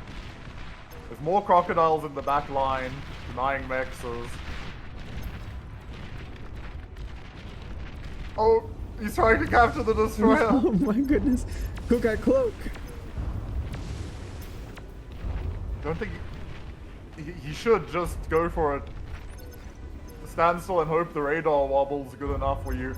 He is going down very slowly. The destroyer is being microed by Kuchi, sending his commander to make sure it doesn't die. And now I think the damage is done. There's no way the crocodiles get there in time. GG gets GG cold. cold. One more. Okay, there we go. Commander Cool Cat destroyed. explodes, and your first best of 3 series of the day is 1-1, Battle heading to a ended. deciding match on Gas Bag Cabins. And both players are taking the maps that the other player chose. So, Gas Bag Grabbins number 3, our first time seeing this map as well. Who do you think is going to take this game 3? We've seen those two crazy ones. Gasbag, I think, is more of a macro map. It comes down to expanding quickly, spending it all, grabbing your geos quickly, not dying in the process. So whoever's played it more definitely has an advantage. I think Kuchi, I've seen Kuchi craft a few builds for Gasbag, so I think I'm gonna give him the advantage for that game. Yeah, I feel like we might be Causticus and Kuchi, yeah. But I do lean towards Kuchi probably taking it. I think Coolcat has some really interesting ideas with his gameplay. But Kuchi just has a lot of experience and is, I would say, a little bit cleaner. I say after watching him nearly lose his commander to 3 crocodiles. But, you know, it happens. Welcome, Commander. Interesting start already from Kuchi. Definitely doing something there. Yeah, spawning in, it looks like he's going for a 2 mix, then walking out with his commander. Neither player wanting the win. I think Both hoping the other one wins. Yeah. Battle started. This is just classic mind games. This is exactly taken out of the Randy handbook. I'm not buying it. But yeah, I think I've seen what Kuchi does on this map. I think he's gonna place a construction turret somewhere over here. He's gonna, or maybe a little bit down here. He's gonna have a lab here, and he's gonna, you know, take the geo and boost the lab. Makes sense. Makes sense. He's very much a eco-focused player in how he thinks about the game. It's all about maximizing your metal produced and making sure your build is lean in unique ways, shall I say. Yeah. Alright, Kuka going for 3 mix, 2 solar, bot lab. He does love his Armada bot labs. It's the reputation among the community is this is the weakest lab in 1v1, but if he got this far playing this lab only, then who knows? He knows something. Yeah, he's knows onto something for sure. We have a res bot, 2 cons, 3 grunts, and 2 more cons opener from Kuchi. A couple interesting things about this map. It does have reclaimable vines that give you energy that block. So for example, this is blocked, not entirely, units can still go through there, but it's cramped. These ramps, same story. And then the most interesting path is probably this one on the back. Units can go like this, but you cannot go through this area until you break these trees, so you need to set target there and make a noise. Oh, interesting. Yeah. Or hope your opponents reclaim the trees. Yeah. Both. Could work. Interesting. So there's definitely some unique routes for bots to take. I've also seen a number of players go like Tsar Rush on this map. And it just seems to like shut down the middle of the map fully. But it was not at the highest level, I don't think. I think this map usually ends. I mean, it does go to tier 2, but in the highest level of play, people usually like to do an air play after the geo goes up, and that tends to kind of set the game. Wasn't Barcast the one telling us that this map goes to T3, sneaking in the flanks? Well, I mean, different people have different experiences. That's just mine. That is true. His games might go to tier 3 very often. I don't know. That's true. Yeah, first takes start to come across the map, but Kuchi has everything covered with grunts. Positioned them very well. Yeah, not going to let anything in this time. First I blood. think we've... Oh, interesting. Kuchi opting for an exploiter on the top side mexes. Definitely Yeah, I can't... an expensive choice. Yeah, I would say as well. I can't say I agree with that. Especially while he's M-stalling at the moment. Yeah. But he will be safe. No pawn bust going up there that easily. But I'd even have thought you'd like put it on a different max. But I guess maybe this covers one of the entry points. Maybe it makes sense. Yeah, I don't know. Do see pawns in production. Fair number of them for Cool Cat. Might look for something aggressive. Kuchi is currently struggling with energy because wind is super low.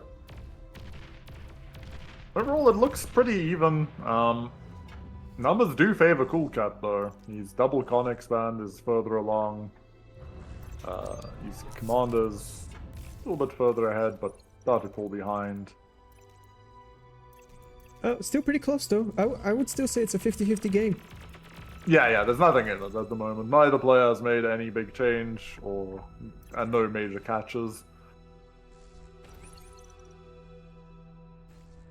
Does look like Kuchi might start thinking about that Geo soon-ish, setting up multiple wins. And yeah, looks like Coolcat is actually going to be grabbing his Geo now already. Very interesting. Oh, he has a full energy bar going into it. That's a good sign. Investing a third constructor into that.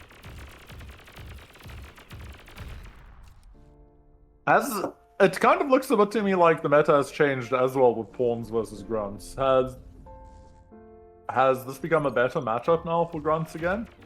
No changes have happened. The last change that I'm aware of was buffing the projectile speed of the pawn, and before that, the grunt got a 10 HP buff. I don't think these should, change the matchup in the pawn's favor, really. Kuchi made a mistake and lost a pretty big trade of grunts versus pawns, and now we see actually Coolcat counter-attacking into the top side here, and Armed Exploiter is going to be just in time, but Kuchi is losing a lot of grunts here. Yeah, comes up just in time. Yeah, takes out the rest of the pawns. One grunt is going to go down. Worth it, I would say, to shut that down. Oh, commits in the... That's a nice little catch there. And he focuses this mix. Because if he kills this one, then he's exposed to the LLT. Very smart. Yeah, very, very smart play there. Alright, Geo is done for Coolcat. Geo is not done for Kuchi. So actually Coolcat has beat him to the punch and made the first Geo. Now the big question comes, where does he choose to put the energy? You unlock cool plays when that Geo is done. Apparently it's just being sunk into more BP. Lots of cons walking forward here. You do actually see Coolcat taking a relatively large advantage in metal produced as well as energy produced. Not a small advantage at 1000 metal. Yeah, he managed to grab this hill, and Kuchi has not yet got into it. But at the same time, Kuchi is actually going to get an expanding constructor here from Coolcat. Obviously hurts to lose that, but he's kind of done with his expansion anyway. Yeah, it's definitely will slow him down a bit, but we do see... Oh, Coolcat is just going straight to take the second Geo. That was his whole plan. Yes, 5 constructors. I don't think we'll see Kuchi do that, but we also see a T2 lab going up for Coolcat. It kind of feels like Coolcat has just come in with a bit of a cleaner idea of what he wants to do, and... he just seems to be a bit ahead. Not sure why his conturts... Oh, they're put on weight. Okay, I see. Yeah. Very cool. Alright. I guess it's to finish up the Geo, but he's like actually floating so many resources that there's not really any reason to do that. A lot of grunts coming down mid and not enough pawns, I would say, in front of them. Yeah, and we have to keep in mind he's doing the tier 2 transition now. No reinforcements are coming. These grunts could sweep this entire expansion. Panic if he catches these cons... I don't think he's headed there though. Oh, he's heading straight to the Geo. He's just beelining to that Geo. I think... But there are so many cons there that I think that the LLT spam will go up in time. Yeah, exactly.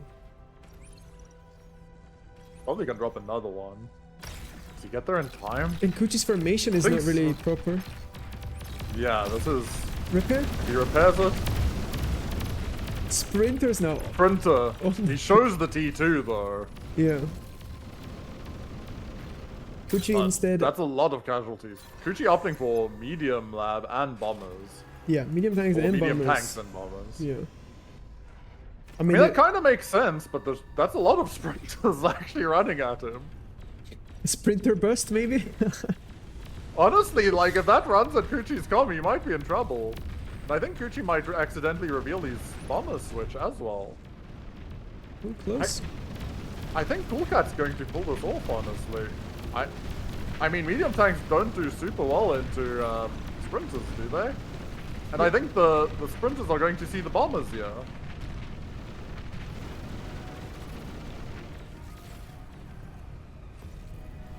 Yeah, I mean... Oh, this one bomber's going to get seen. Yeah, we see A both screwed up now for Coolcat. I think he saw and acknowledged what is going on. Yeah. mean, that is a lot of sprinters. To be fair, he kind of just stood and fought against medium tanks, which I definitely think is not the best life choice for sprinters. Yeah, you want to keep mobile, you want to dodge the shots. They're probably faster than the projectile of the medium It tank. looks like it at this point. Bombers coming in from the back though. 5 bombers it looks like is what Kuch is going in, and he's immediately going for mexes. He's bombing the expansion instead of bombing the main base. Yeah, I mean, Kukat is ready. So many AA bots. Oh my goodness, how many is that? 10 AA bots immediately gonna snipe the bombers. I don't think they're gonna be able to do another pass. Yeah, this last bomber should go down as well. It's gonna be close. Yeah, Goes down. He got a fair bit of damage, and honestly, Coolcat has not put anything into improving his economy. So, the fact that he's dealing with sprinters... I mean, if this had been Hounds, I feel like it would be a lot more dire, because there'd be like 20... not 20, like 10 Hounds plus out on the map. But we're currently down to 5 sprinters, and the rest are dead. They killed 2 mexes. Yeah, I can't say the sprinters are doing very much at the moment. Definitely not the map for them. I think they shine better on larger, more open maps. Oh, we see a heavy transport out of Kuchi. 2 heavy transports actually going to go for Twin Guard drop. My man is interesting. definitely cooking something. Yeah, he saw Yeah, that his okay. opponent is not investing in fighters. He's instead just doing AA bots, so he can get away with it. Now the medium tanks are busy rumbling forward, and I mean, maybe Coolcat can find a decent hold here. I'd be a bit worried though, because the incisors are probably going to just trade better than the sprinters will. Will Kuchi run into the LLT forest is the real question we need to ask here. Into the He's massing up no-go for the zone. assault. I The think this numbers amount are gathering. of medium tanks easily wipes Full this. breaker. Yeah. They're just so tanky. There we go. Moment of truth. And all of those cons are going down now as well. So indeed. I mean, self-destructive is smart, so Kuchi can't resurrect Yeah. him and get Armada tech. But we see the Twin Guards flying out to be dropped on the map. Oh, what happened? Were those tumbleweeds? No, I think it was something salty, but I'm not sure what. Interesting. Oh, this just feels like there was an overcommitment into AA, and the sprinters have just done no economic trades here. Yeah, the sprinters I, not helping. they're just kind of tickling the medium tanks slowly. The Geo's gonna go And if down you for ever, sure. yeah, the Geo's down. There's 2 gunslingers out, which will definitely help. But I think Kuchi just has too much tempo on his side. He's printing units from 3 different labs, if not 4. The gunslinger is just being run down, and so it's looking a bit like a bull run. And unfortunately, Kuchi is in front of it at the moment. Well, unfortunately, Coolcat's in front of it at the moment, and is just being run over here. Gunslinger definitely guns- doing way better than the sprinters are at killing the brutes, but there's just so much. Kuch is also spamming Incisor and Grunt, and Shuriken is here, but the AA bots are in position. Another Geo goes down. And that takes Coolcat down to 300 energy, and I think he's on his last legs. Yeah, he's, Maybe he can find some window back, but there's 2 maces, 10 AA bots, and a whole lot of ground units in front of him. I don't see how he stops this bust. I mean, there's just so much army value. Oh, but Kuchi just chooses to retreat anyway. He doesn't want to commit into it. Interesting. Gets the res bots here to reclaim everything. GG GG gets called, cold. Coolcat taps out. Kuchi takes the series 2-1.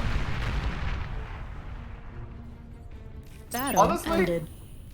the first 2 games were extremely interesting. This 3rd game was really... I thought it was going well for Coolcat. He got T2 and I was like, man, that looks good. And he made sprinters. Yeah, I'm not sure the idea behind the sprinter. I mean, they were dodging the projectiles of the tanks very well, but anytime they stopped moving, they just get instantly deleted, and that just gave Kuchi the ability to just advance forward. Yeah, and he just ends up overwhelming him, and no T2 economy really got set up in time, so Well played to both players. But Kuchi takes the series 2-1. Yeah, Kuchi is the only undefeated player left in the entire tournament. And now we're moving on to Domino versus C-Tribio on Shallow Straits. Right.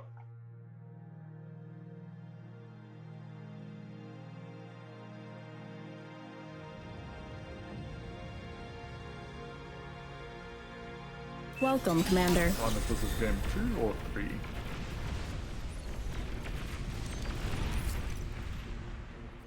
Yeah, I don't know. I wanted to ask, but not during the game. I'm gonna ask. Yeah, exactly. This has to be game 2. There's no way they're just starting. Oh, Game 1, baby.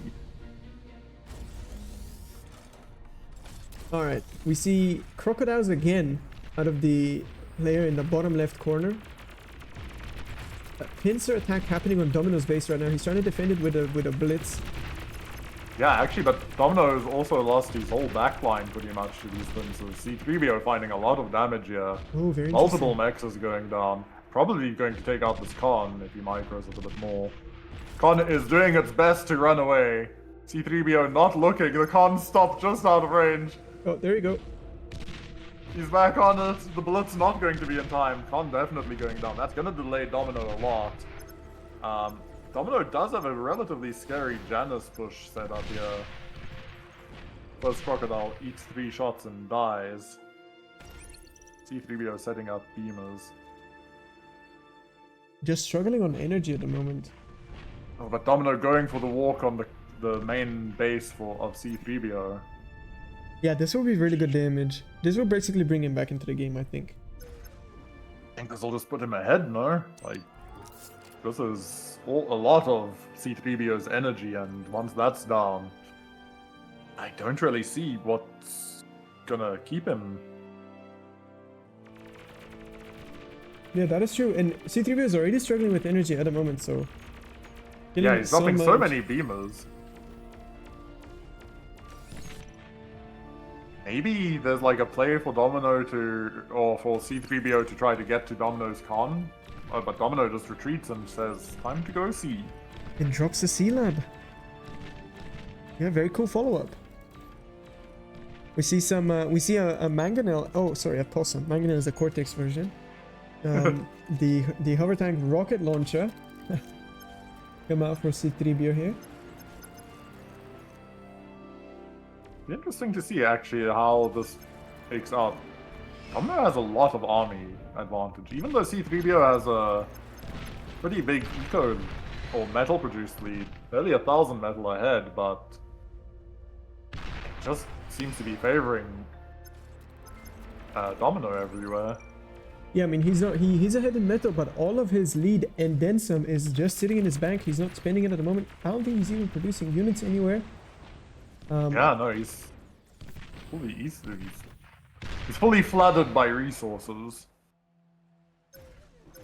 I think when this destroyer comes out, the game is going to be... Oh, this destroyer is out. I don't know what you do. Yeah, I'm not Oh, sure. Oh big my V god! gun. 5 channels! That was a lot. Domino writes out sus. Yeah. C3BO opting to also try to get into the water, but... I don't know if he's gonna have time.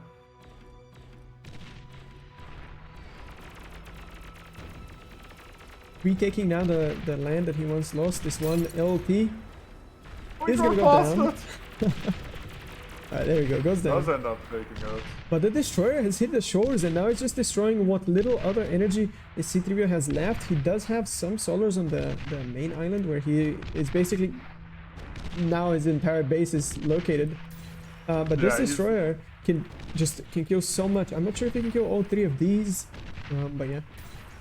Oh, but I think this is just... Domino's gonna seize in the water, and I don't think C3PO has the energy to get this out in time, and this is gonna be really close, actually. The Possum is doing some good work taking out units here, but C3PO's command is gonna be in some trouble here. Being gunned down. He's Oh, in if he range. gets this D-gun. Oh, no! my god! Oh no! C3PO has D-gunned 2,000 metal plus this game in terms of units. And this lets C3PO get his own navy out and send his own destroyer in, and if Domino tries to commit to this, he's 100% going to die. Oh, but the Blitz is... Okay, Mass Blitz is sprinting over. Smart choice by C3PO to not commit. More D-guns. D-guns. Oh, but... Domino's in trouble. What's his commander going to do? If C3PO just chases here, there's so many Blitz on the way. Maybe C3PO gets baited in.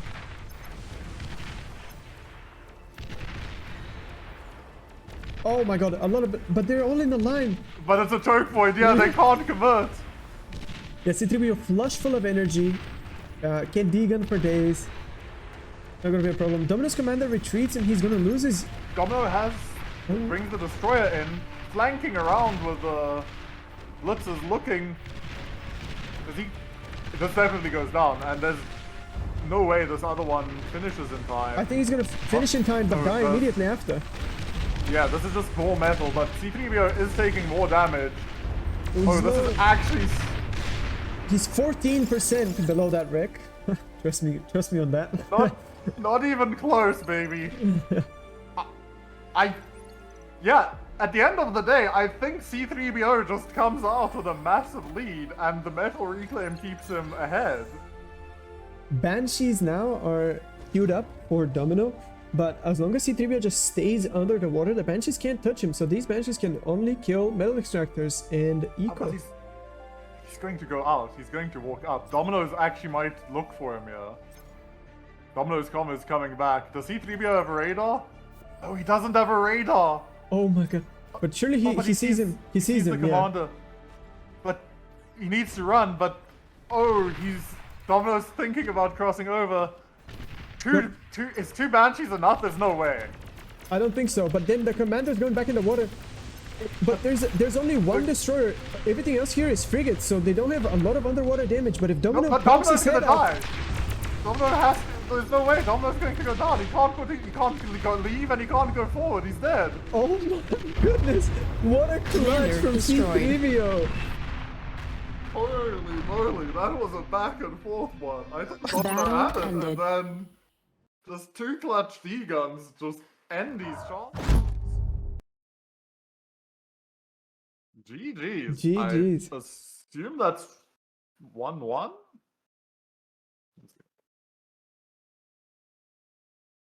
Yeah, we're about to find out now. Oh, 2-1 for C3PO. That's the end of the series. Wow. Wow, well played. Big result for C3PO there. Alright, what other matches do we have going? We have Fiddler, we have Fiddler vs. Gull, we have Barkas versus Chicken, Chomo, Immort, Tilo, Solar, maybe Fiddler or Barcast? I'm not sure which one you'd prefer. It's a tough choice. I leave it up to you.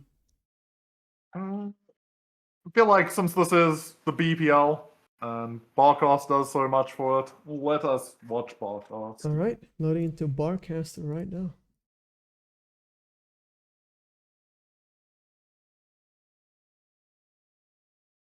Ten minutes in on Sirolata. Assuming this is game 3.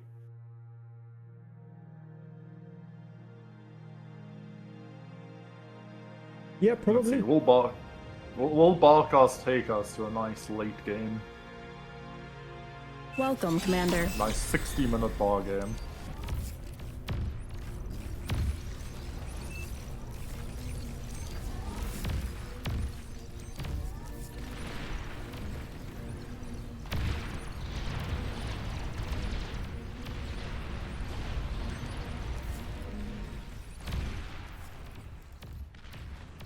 Alright, we've caught up to the game. Statistics, it seems like the metal produced and the metal per second is equal. Barcast is ahead in energy. The army value seems equal. I think we're kind of into a 50-50 game. Yeah, Chicken just has a really good central clutch though. Controls almost all of the middle area. So if this game stays as it is, it feels like this is probably favorable for Chicken, no? Yeah, I mean that big middle mix surely is very nice to just keeps pumping the metal over time. Yeah.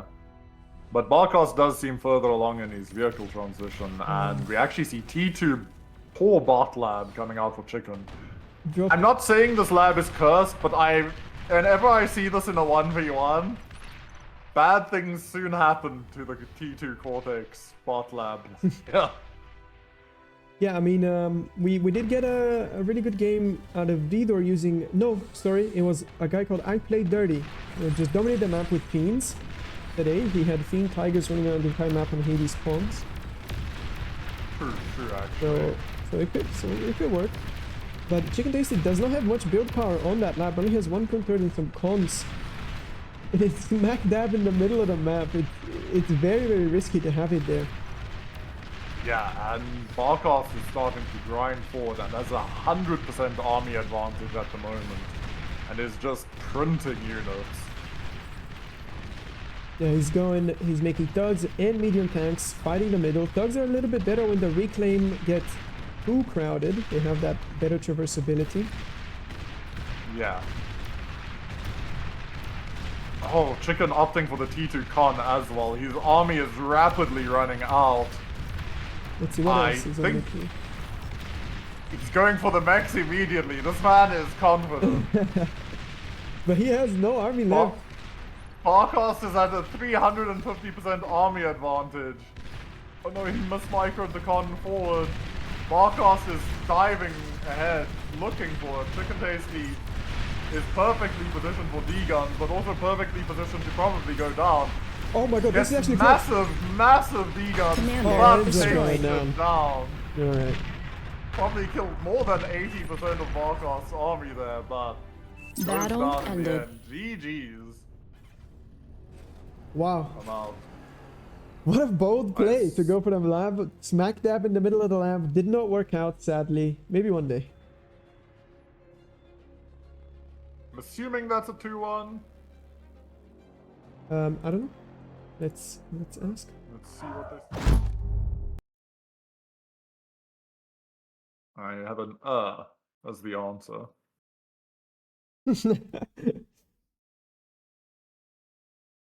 O2. Oh, okay. O2 for Barkos. All That right. first game was a long one. Alright, let's take a look. What is our next series? Triaki Tilo versus Solar TV on Gasbag is still going. And Fiddler versus Gaug in a 50-minute game on Greenhaven. I feel like just to avoid the... But let's go to Tilo. You know, Yeah, I agree with you. Just to avoid like the catching up, the... Nice 50-minute entertainment there. But not watching Greenhaven feels like a mistake. Yeah, who knows? Maybe it will still be going after we're done with this. Sure.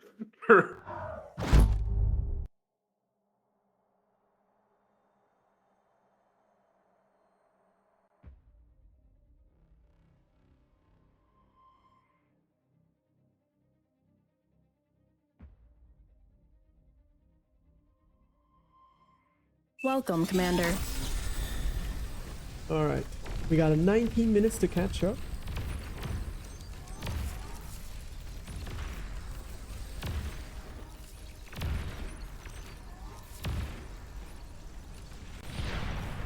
Oh, it looks like I failed bombing run for Solar. Tried to get the Geo, but did not end up going down. Yakatilo looks like he went for Hounds. Yeah, Hounds.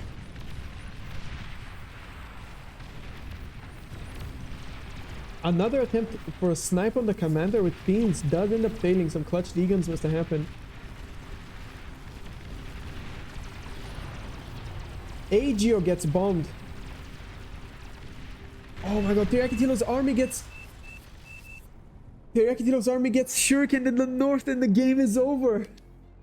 Damn, another game we joined and it's just over. Unlucky. Alright, let's take a look at the 50-minute game between Fiddler and...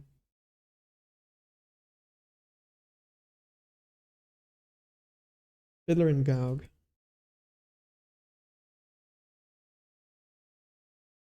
$50 minutes, god damn.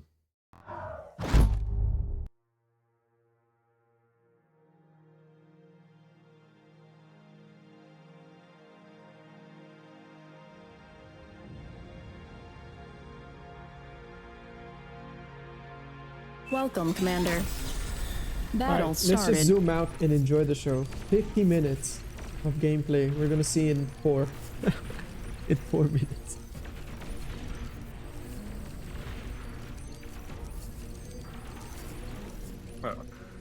Timing appears. You're being blamed here. I'm being blamed? Yeah. People are saying this is your fault. Oh, that is unfortunate. We just joined towards the end. Let's see. Slick convinced me yesterday. To be fair, I hate. I would finish the rest of that, but In my Okay, defense, he signed up on his own accord completely. But you yeah, know what this means. There's a certain greenest field, whatever, Greenhaven.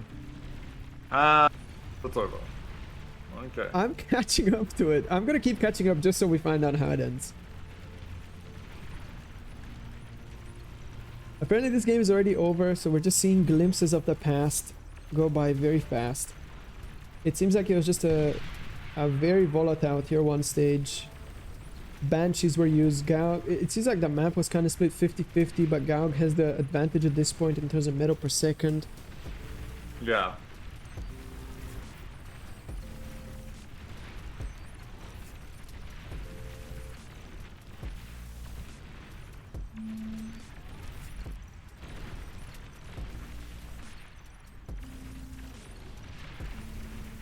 Well, that was also probably game 1, but I believe Fiddler is forfeiting the series. Really? Yeah. That is a shame. I think he mentioned to me that he doesn't have time if the tourney goes on very long. He mentioned that he Yeah. won't have time to finish it. That is a real shame. Unfortunate there. Yeah, it happens. Appears that we have 3 other games left, which is Mako Battle versus ended. 1000 Ticks, Bob versus Glorp, and Shirakawa versus Set. The first 2, Mako and 1000 Ticks and Bob versus Glorp, are both about 7 to 8 minutes into a Delta Siege. Oh, sorry. Seth's Ravine and Delta Siege try. I'm losing my mind.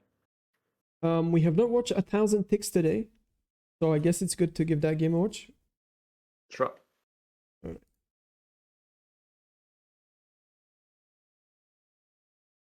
And we get Seth's Ravine. Yeah, always a fun map. My favorite.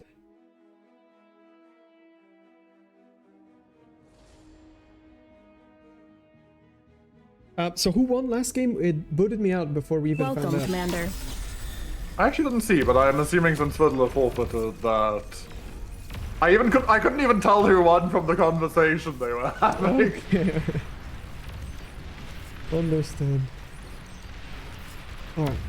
1000 Things with a very forward position here. Has his commander next to his rocket bots, while Mako has his comm all the way here in the bottom left corner, so he can't repair his units, which is vital usually in deciding these tier 1 brawls. HOT, aggressive HOT. Assertive HLT going up here. Honestly, 1000 Ticks I think is going to just be taking this. There's Mako's army's gone. Yeah, Mako's army's gone. He tries to commit on the HOT, then switches to the comm, not even close to getting both of either of those. And now there's 1,400 metal on the ground. But there is a Banshee switch going on behind this. So if he can somehow find these maces just start focusing the con, maybe he can put enough damage into it. There are repair bots on the con. There's also one Thistle close. nearby. 1 Thistle and a Dream. Honestly, he has enough energy to cloak, so these Banshees are going to need some serious RNG to pull it off. Yeah. Mako needs to be dancing these units. He needs to buy time to get... He's up to 11 Banshees. If he can get 15, I would say the snipe might happen. 1000 Ticks is Very adding close. Thistles as we speak. He's up to 4 right now. I guess he felt the only way I lose this if my commander dies, let me just surround myself with AA. In a very Yeah, wise these- choice. Yeah, this is looking like it's cooked. Even now, more AA bots walking to the front. Fighters are out, and I think with that, unless Mako's commander can actually reach 1000 ticks, it's very, very much cooked. Unless... Yeah, let's see. Is he gonna cloak? Cloaks immediately. 4 Thistles in the area. The Banshees not getting an accurate radar wobble. They're hitting some shots. Definitely not enough. Yeah. Fighters are gonna respond. All of the Banshees are basically already dead. 2 left. And Mako that is spawn. the end. Mako goes down to the counter surge of units. Yeah, both sides dance. It's about to go down, I swear.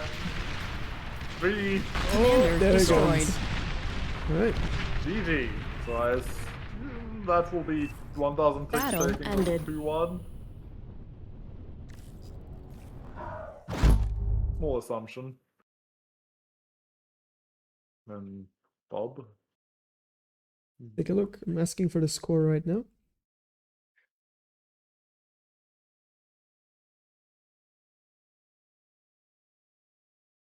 Okay, yeah. Final game. 2-1. Alright, so we're going into Glorp versus Bob. Yeah. 13 minutes on DSD. Delta Siege. Hello, Barcast. How you doing? Hey guys, how are y'all? Yeah, doing good. Good, good. Welcome, Commander. We How have your games gone?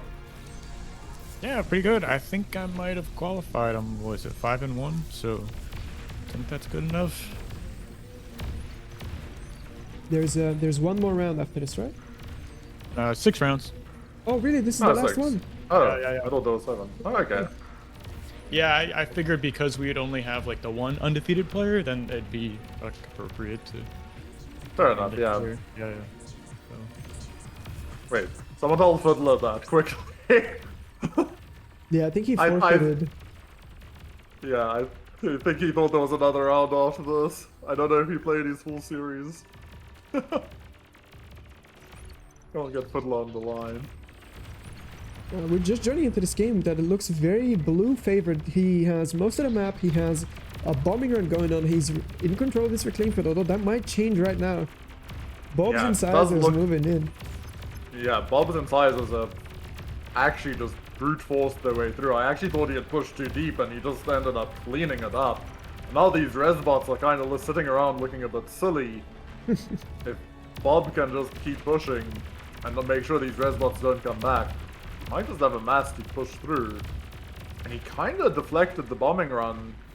I think he closed the solars actually. See, one of them still closed. And didn't take too much damage. Takes the rest of the Resbots down that try to push forward. Ooh, Bomber's now heading for the commander, but there's 3 thistles, so that's not gonna take him down whatsoever. Yeah. Instead, just bombs the mix and retreats out of the area.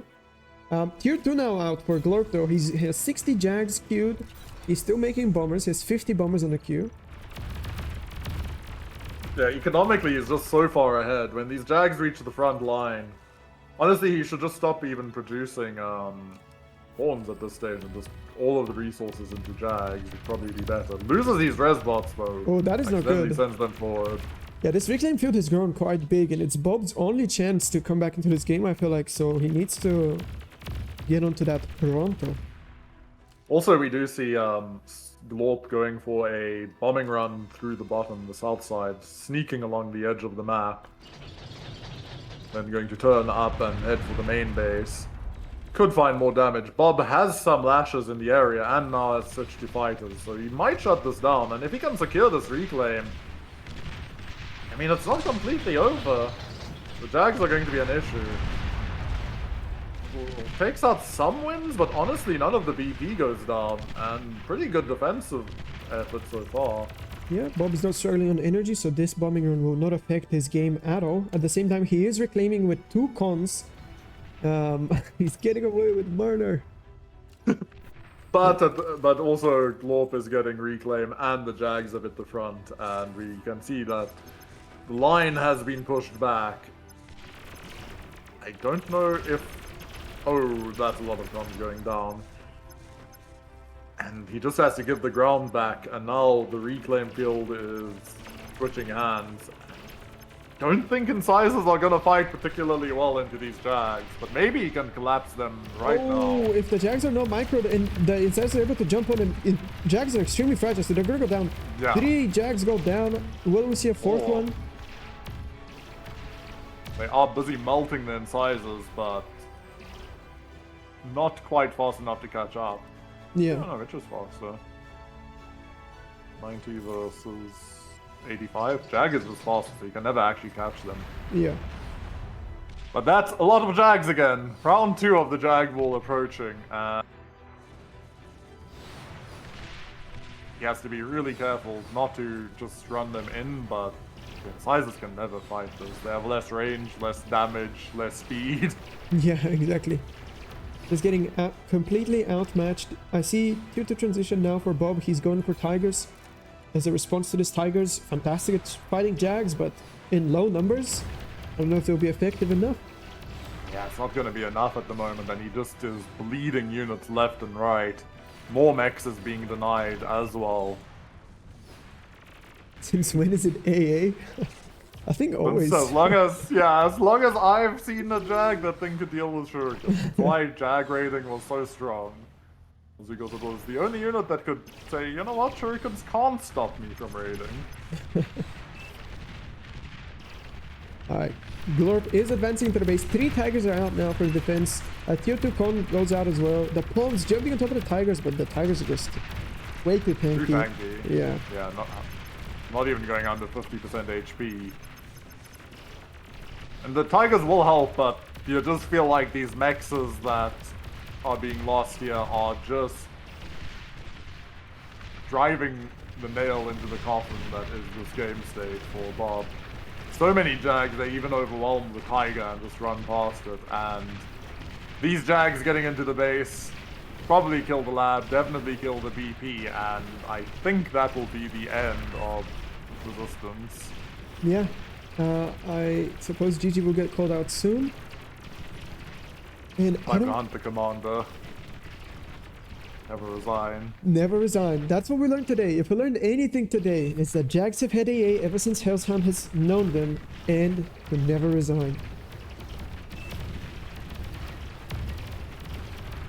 I think it's a bit better with Lightning than AA. But GG well played. he comes out.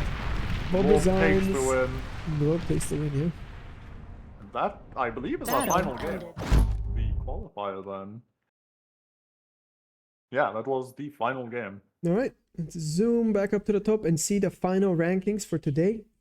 I guess we have to wait for the yeah, Glorp. we need the score to go in, and then Yeah. we'll know. Yeah. But Will today Glorp was really cool. Now that we've seen all games and whatever we managed to catch, what would you say is your favorite game of the day, House?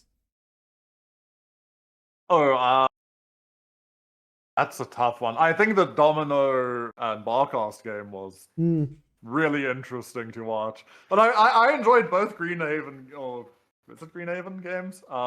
Where, as well with the mass HLT no-go zone in the middle, also entertained me. Yeah. But no, I think Domino Barcast was the game that definitely peaked. Though I enjoyed the Akuma Kuchi series as well. Yeah, I think the whilst you were taking a break, I did say that the Domino versus Barcast is also my favorite game. I would say a strong honorable mention was Cool Cat versus Kuchi series. Especially the FTL game, just the pawn bust, perfectly exploring all the weaknesses of Kuchi's strat and then sniping the comb at the end. It was really cool to see. Yeah. Some great games though, this series. And we saw the big upset of Lucian Evers Fedor, which I didn't expect when we looked at that game. I was very, very confident that we would see Vedor go through there. All right, are the scores in? It does appear, yes. All right, so Yes.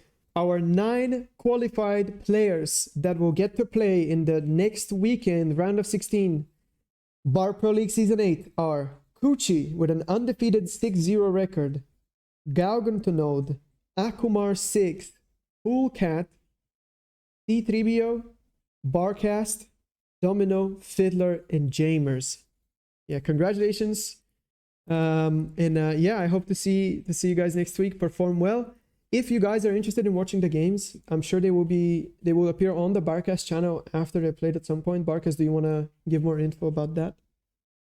Yeah, we're gonna repeat what we did last season, where we just kind of invite a bunch of casters to cover all of the round of 16 matches. So, like you said, those will be posted on Barcast TV YouTube channel, and y'all can kind of keep up with the round of 16 as it happens, and stay tuned for the round of 8 the following weekend. Yeah, perfect. Thank you very much. I for sure will watch all the games. I'm certain of that.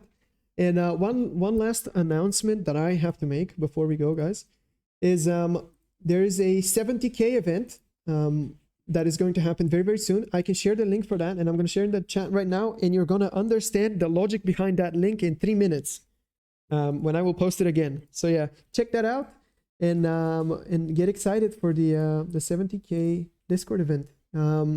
Does anybody else have something to say before we go? Yeah, just a big shout out to everyone who tuned in, all the channel members who support the Bar Pro League. Of course, Slick and Hells, thank you guys for casting. Really means a lot to showcase the qualifier and bring the games to everybody. So thank you. Always a pleasure. Yeah, it was a huge pleasure. Thank you very much for the opportunity. Yeah. All right. With that being said, guys, thank you very much for watching, and hopefully I catch you all next round of the BPL. Goodbye.